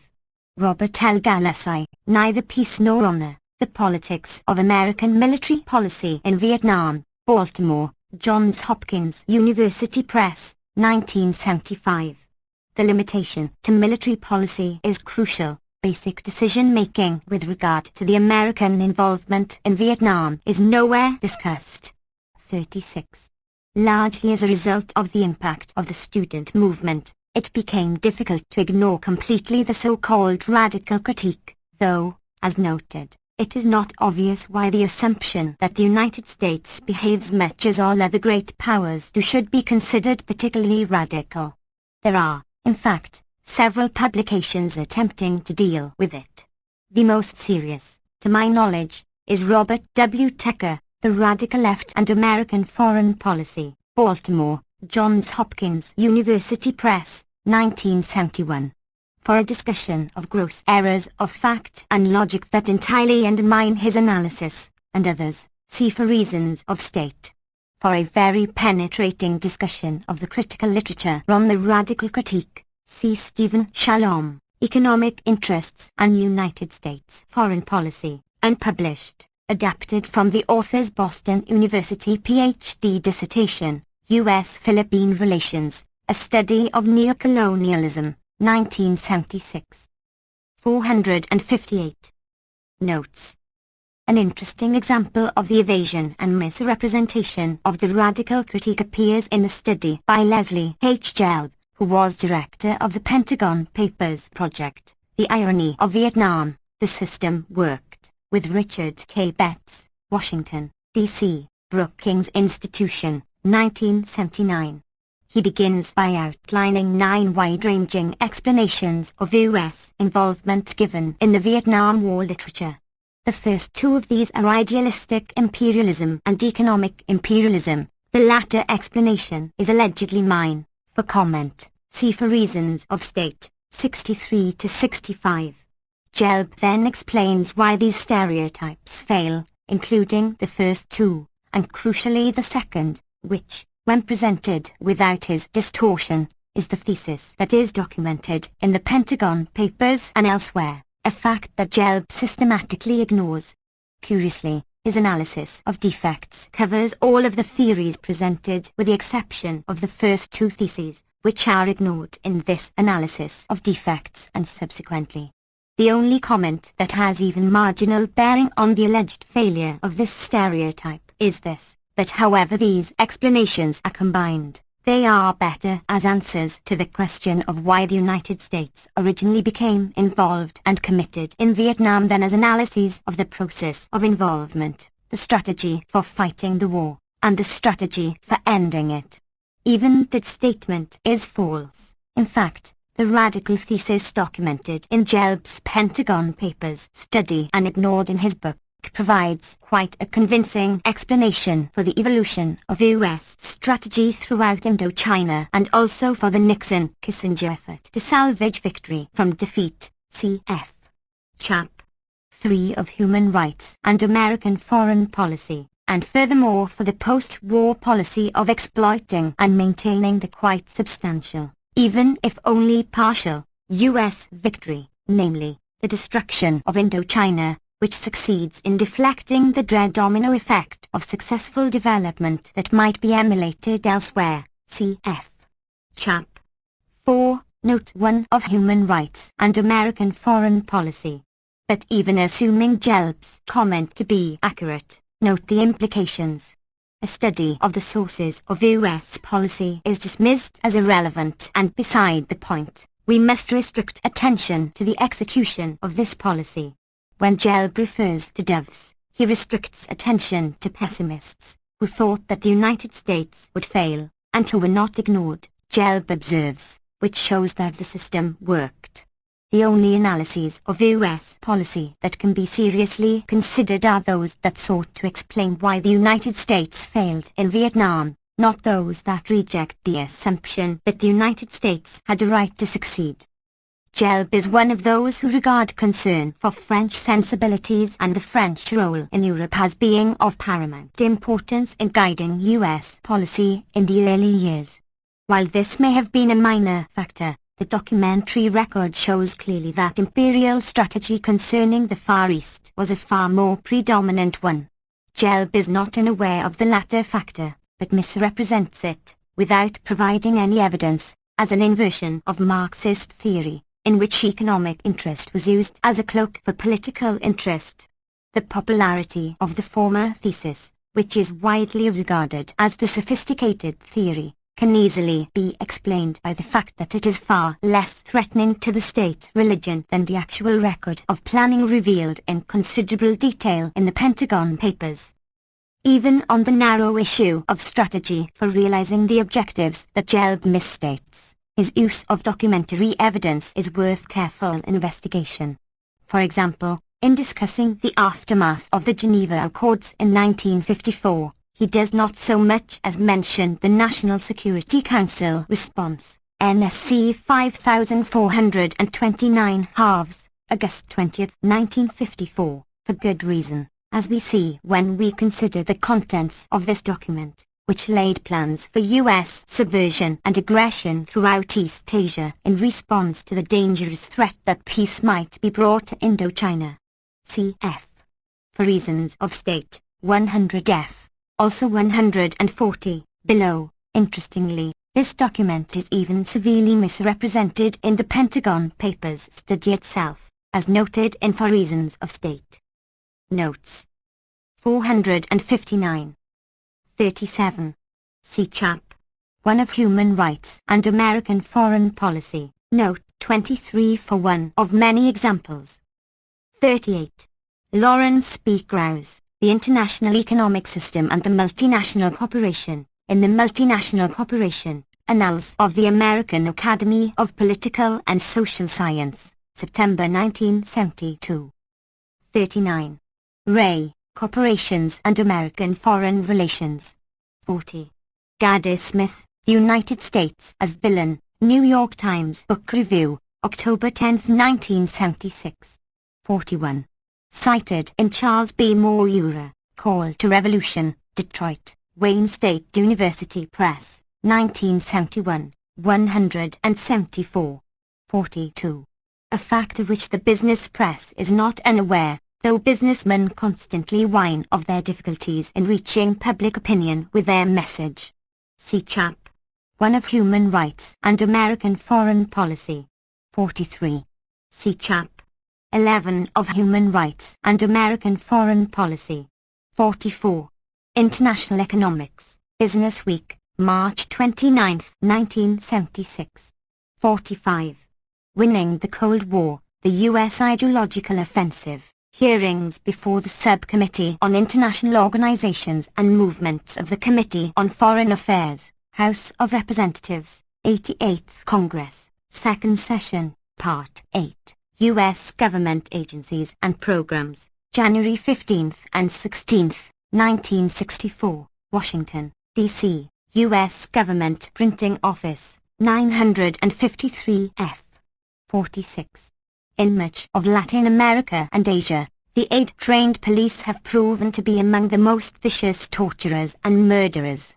El Salvador is a recent example. See Introduction of Human Rights and American Foreign Policy. The U.S. trained military have been no less adept at repression and slaughter.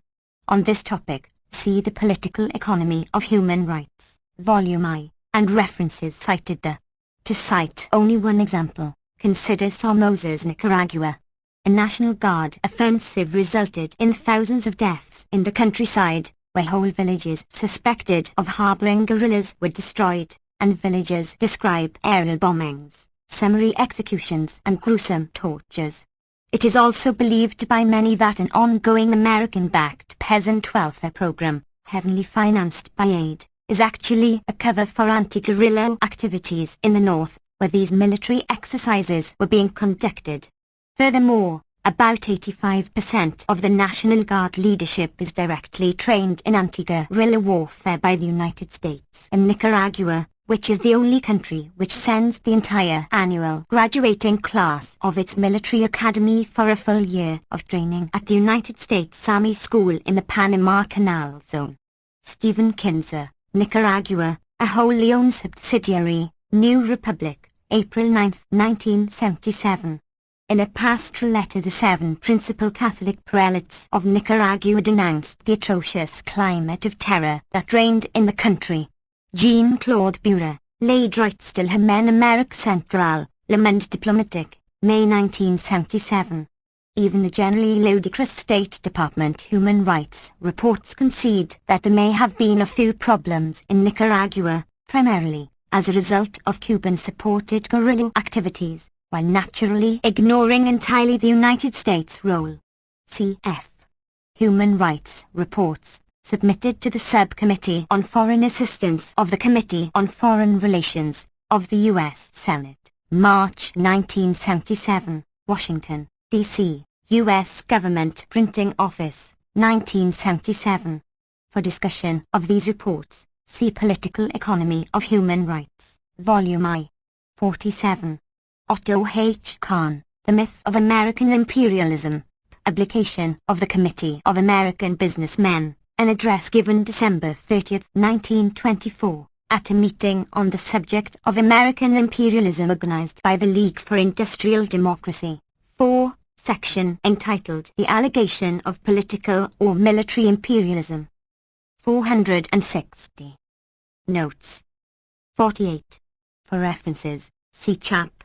4 of Human Rights and American Foreign Policy. 49. James Chase, American Intervention, New York Times, September 13, 1976. 50. Chase, How Moral Can We Get?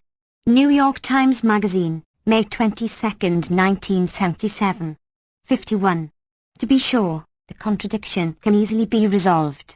We can take these statements as an indication of what is really meant by the term stability in the rhetoric of American political analysis. 52. Norman A. Grabner, Cold War Diplomacy, 1945-60, New York, D. Van Nostrand, 1962. 53.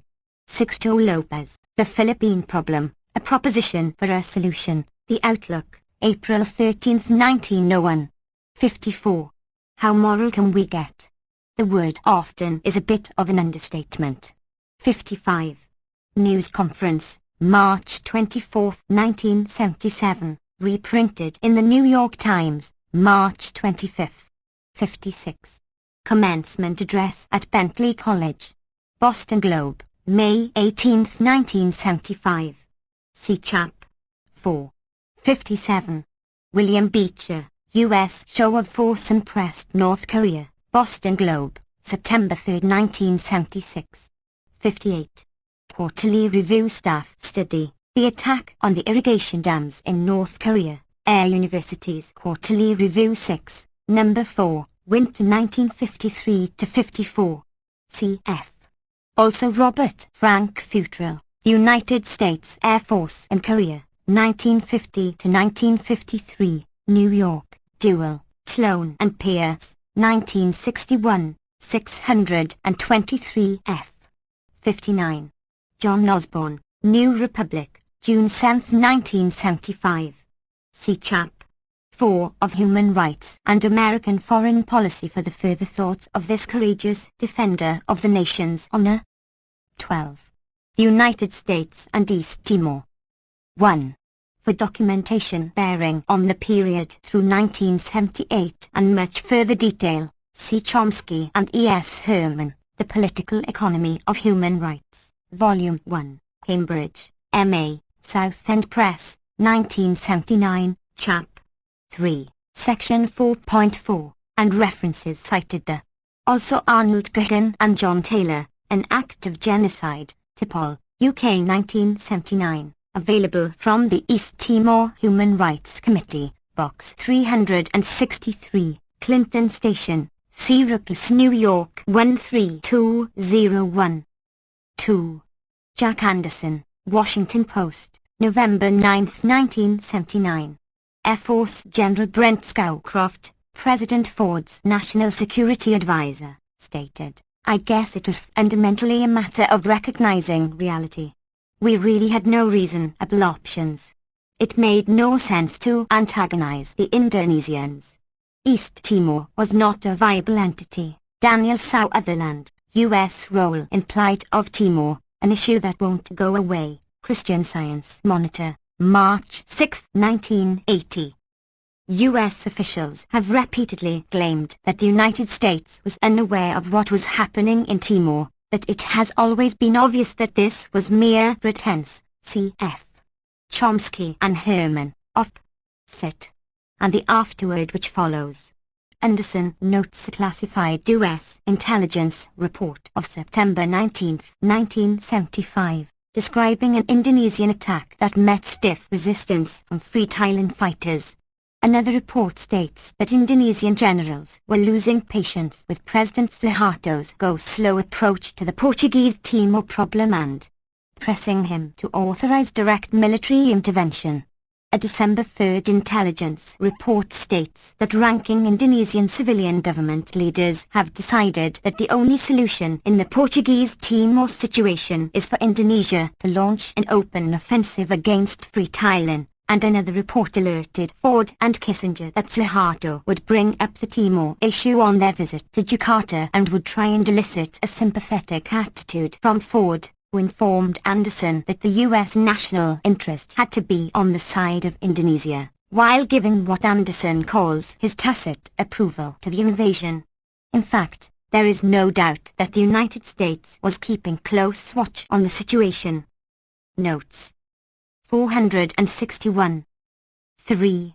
Fully aware of what they were doing, the Ford and then the Carter administration not only provided the material support for the massacre, but placed no constraints on how U.S. equipment should be used, in clear violation of the 1958 U.S. Indonesian Bilateral Arms Agreement, which requires that U.S. arms be used only for defensive purposes. Administration witness David Kenny stated in congressional hearings that as long as we are giving military assistance of any sort to Indonesia, we are not telling where they will or will not use it. We have not done so far. Hearings before the subcommittees on Asian and Pacific Affairs and on International Organizations of the Committee on Foreign Affairs, House of Representatives, 96th Congress, and Session, February 1980, 193. Kenny was at the time Legislative Management Officer for Human Rights, SIC, in the Congressional Relations Office at the State Department and is a specialist on Indonesia. From 1975 through 1979, the United States furnished over $250 million in military assistance to Indonesia, most of it after the Carter administration accelerated the arms flow. See Scott Seidel, The United States and Genocide in East Timor, Journal of Contemporary Asia 11, No. 1, 1981. 4. Daniel P. Moynihan with Suzanne Weaver, A Dangerous Place, Boston, Little, Brown, 1978. 5. Not for lack of effort.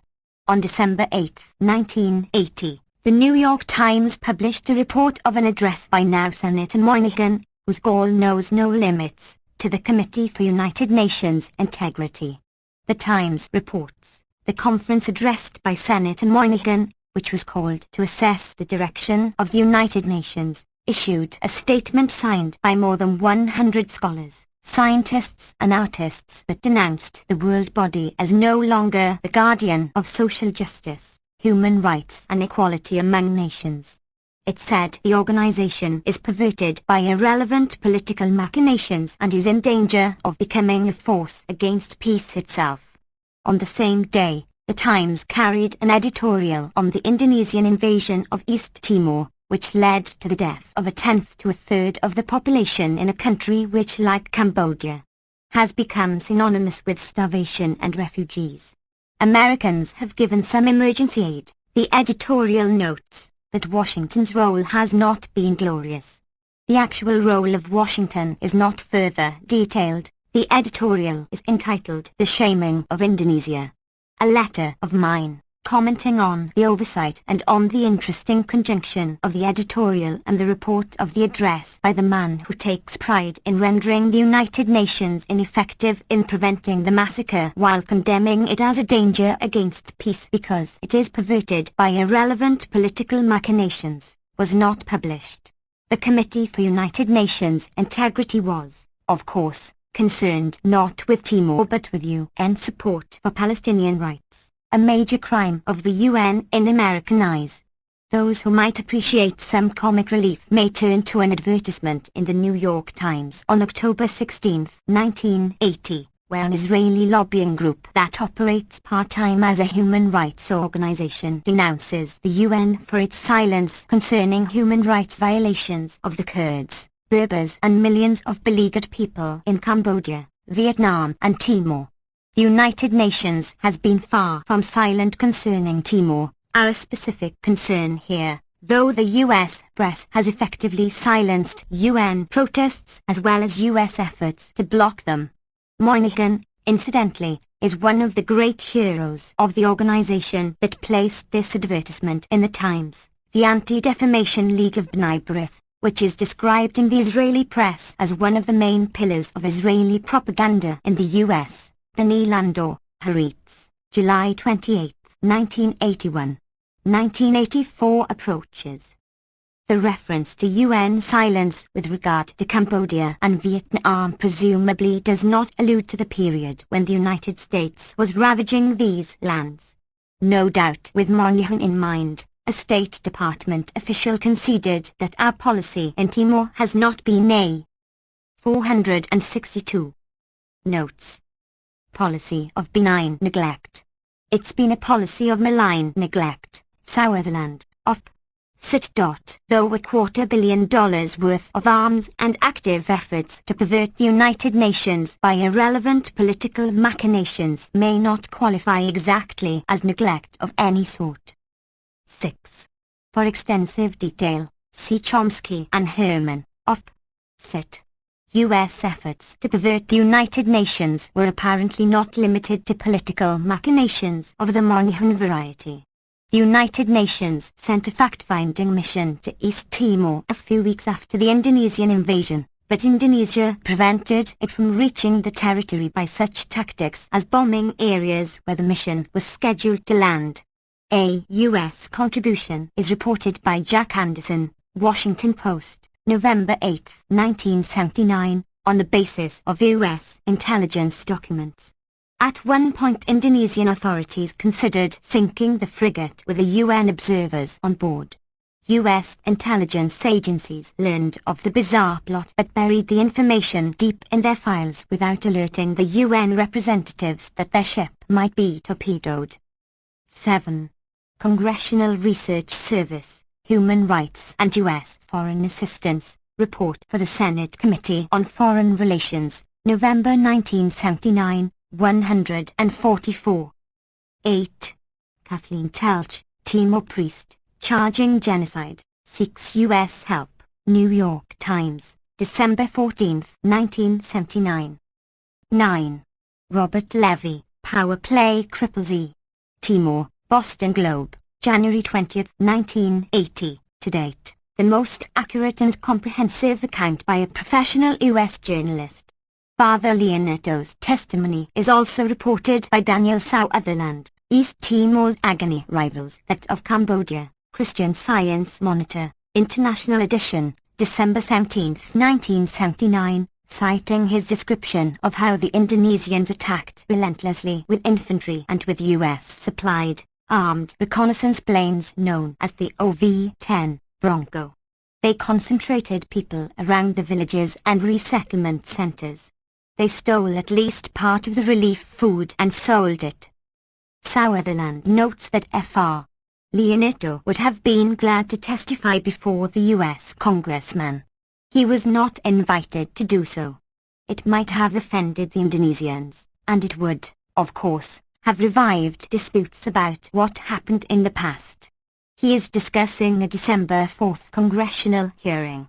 The reference to reviving disputes is a bit misleading, in that the disputes, far from the mainstream, were rarely noted in the U.S. media. See also Daniel Sutherland, East Timor, Plight Worse Than Cambodia? Christian Science Monitor, December 6, 1979. 10. Telch, op. Cit. However, Father Leoneto's testimony did lead to a strong New York Times editorial, An Unjust War in East Timor, December 24, 1979, its first condemnation of the war since 1975, noting that although most of the weapons of suppression are American-made, Washington has mooted its concern for the familiar pragmatic reasons. American silence about East Timor contrasts oddly with the indignation over Cambodia. The suffering is great in both places. There is nothing odd about the contrast, however. In Cambodia, the suffering could be attributed to an official enemy, while in Timor it is the responsibility of the United States, so that the contrast is quite predictable. The editorial also notes correctly that Americans have only gradually become aware of the unjust war Indonesia has been waging in remote East Timor, without, However, explaining the reasons for the lack of awareness while the U.S.-backed massacre was proceeding for 4 years. 11. Jimmy Burns, Indonesian troops taking supplies for the starving. Observer, January 20, 1980. 12. David Watts, relief is reaching East Timor but thousands have already died from Indonesian starvation policy. The Times, London, December 14, 1979. 13. For specific references and further discussion, see Chomsky and Herman, op. Cit. Notes. 463. 14. Henry Cam, War-Ravaged Timor Struggles Back from Abyss, New York Times, January 28, 1980. Cam remarks that Major Benny Manliker of Indonesian military intelligence from Jakarta was always present, took notes during interviews not only with ordinary people but also with Indonesian officials of Timorese origin and often peered openly at the notes the reporter was taking.